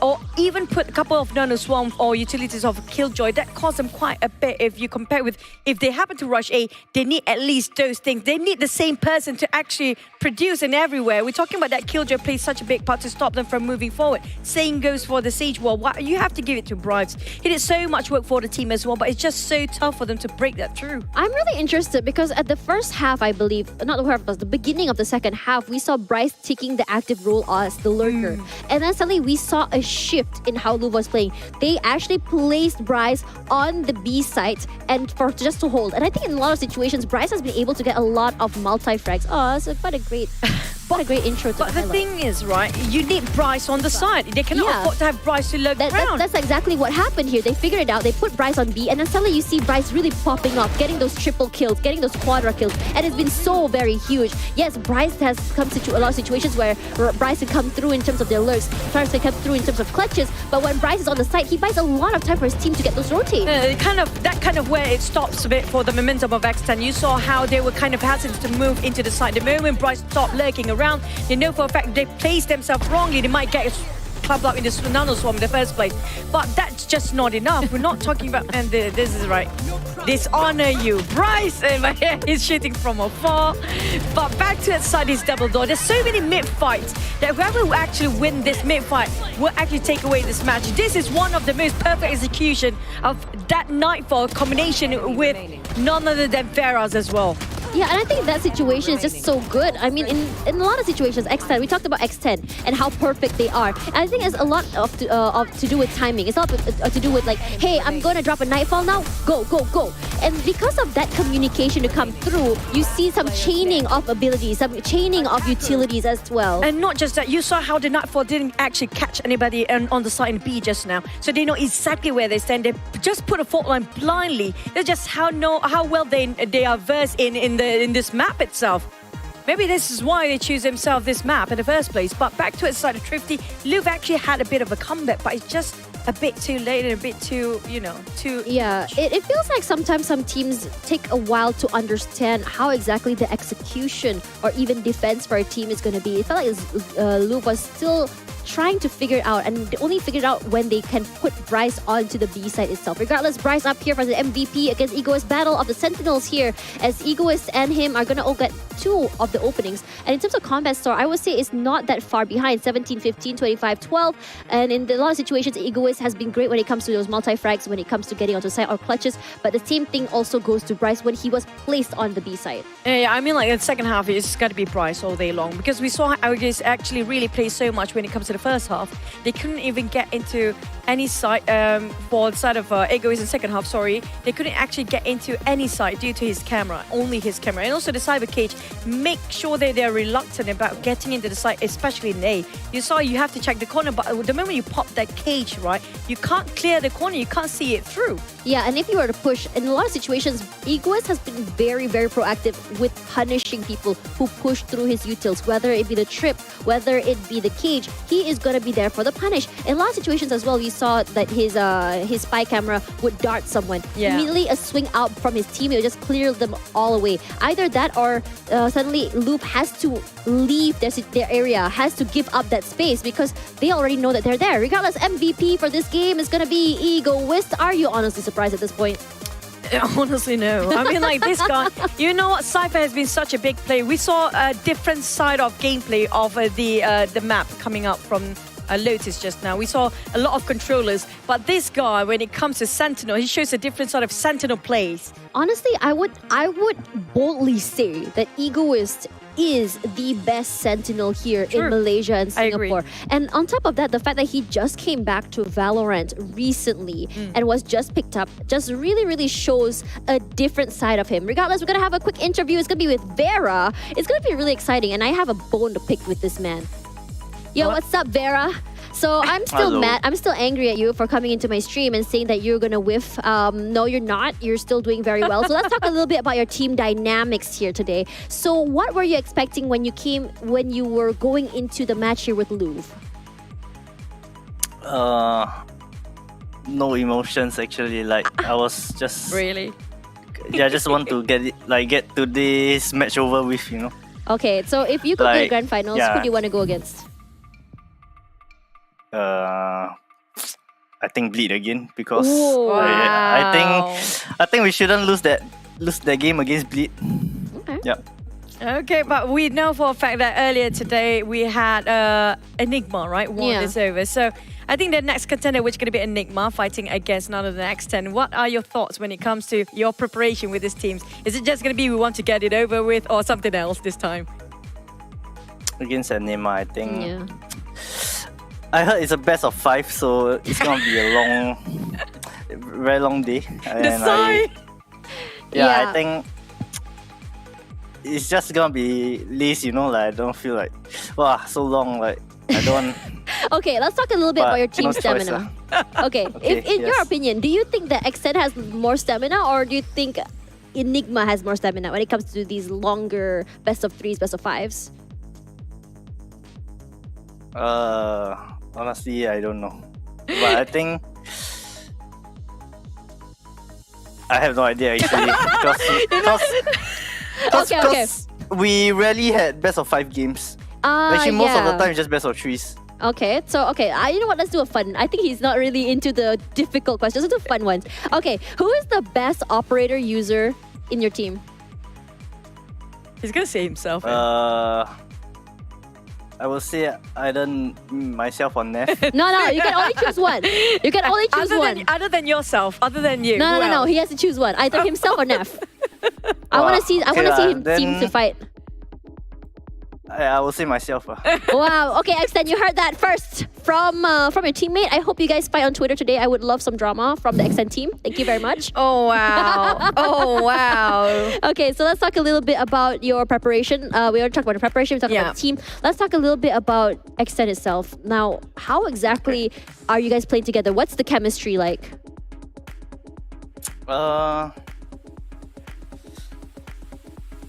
I don't know. I think he gets so much of a game today. I think he's exhausted by now. But I just wish your stamina will actually build up because you have a best of 5 after this, Vera. I mean, just hope you go 3-0 lah, for your sake. Yeah, I hope it's 3-0 also. All right. What else? Last but not least, Vera, now what else do you want to say about Extend supporters out there, even your friends and family that have been supporting you guys all this way, even your teammates that you might bicker with when you're trying to prepare for this tournament? Thanks for supporting us, and we will try our best to make you guys proud. Yep. Aww, all right. Thank you very much, Vera. Yeah, that's all. And good luck. Also, what do you have to say? I think my parents usually watch me play. Oh. Yeah, so they watch me on Twitch. So yeah, when I win, anything to they your will mom and dad. Say something to your mom and dad then. Yeah, thanks for letting me play game. I don't know what to say. Okay, I like that. Thanks for letting me play, you know, because I love it's a hobby of mine, and then they allow it, so... Oh, you see, That's mom all. and dad, Vera is actually one of the MVP and the most one of most valuable player right now. Thank you so much, Vera, and get yourself good stamina for the next few rounds. Say bye. Thanks. Thank you. He's so adorable. He made me facepalm, bro. I don't know what you're talking about, bro. It's so tired. It's so exhausted. I'm kind of worried. You know, the moment that you mentioned about which team have the better stamina, the moment he said, we want to just get over with the best of three. He was like,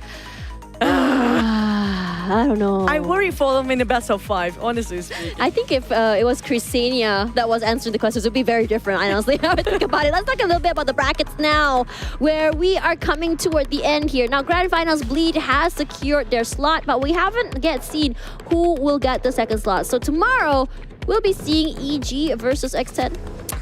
Oh, wow. This is the best of 5. I mean, like, this is going to be a really interesting one. And the best of 5 is really going to put them quite a hassle. We're talking about both. It's going to be best of 5 even in the grand finals. Best of 7 in the grand finals. They should be like me. They need caffeine. Yeah, I think they need more than that at this point. You saw how Vera was just like, you know, how do you feel about that game?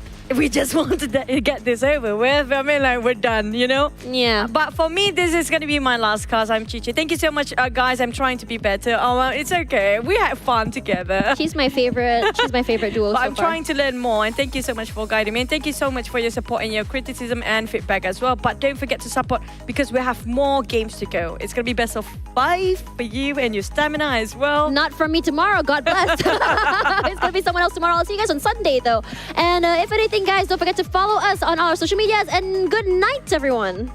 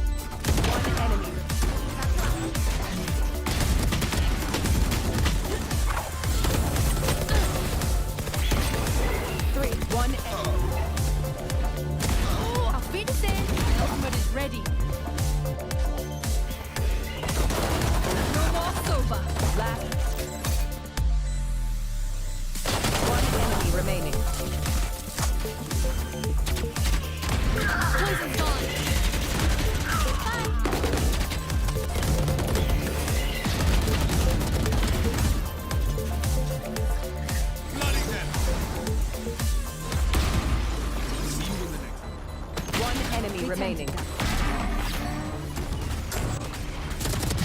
Party's over. One enemy remaining. Spike down.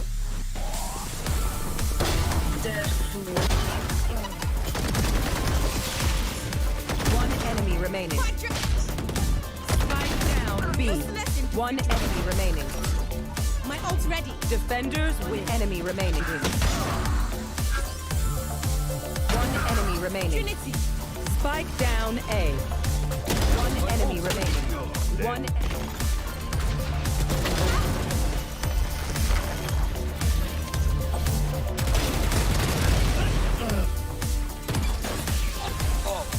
One enemy remaining. One enemy remaining.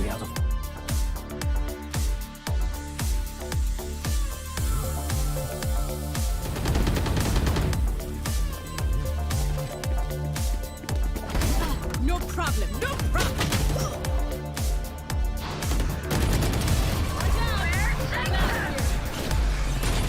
Take this way. Gotta go. One enemy remaining. One enemy remaining. My ult is ready.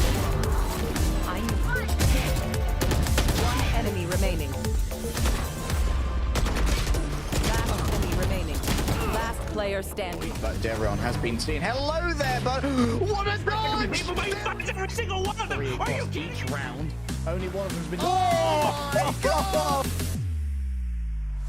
So that was really brutal.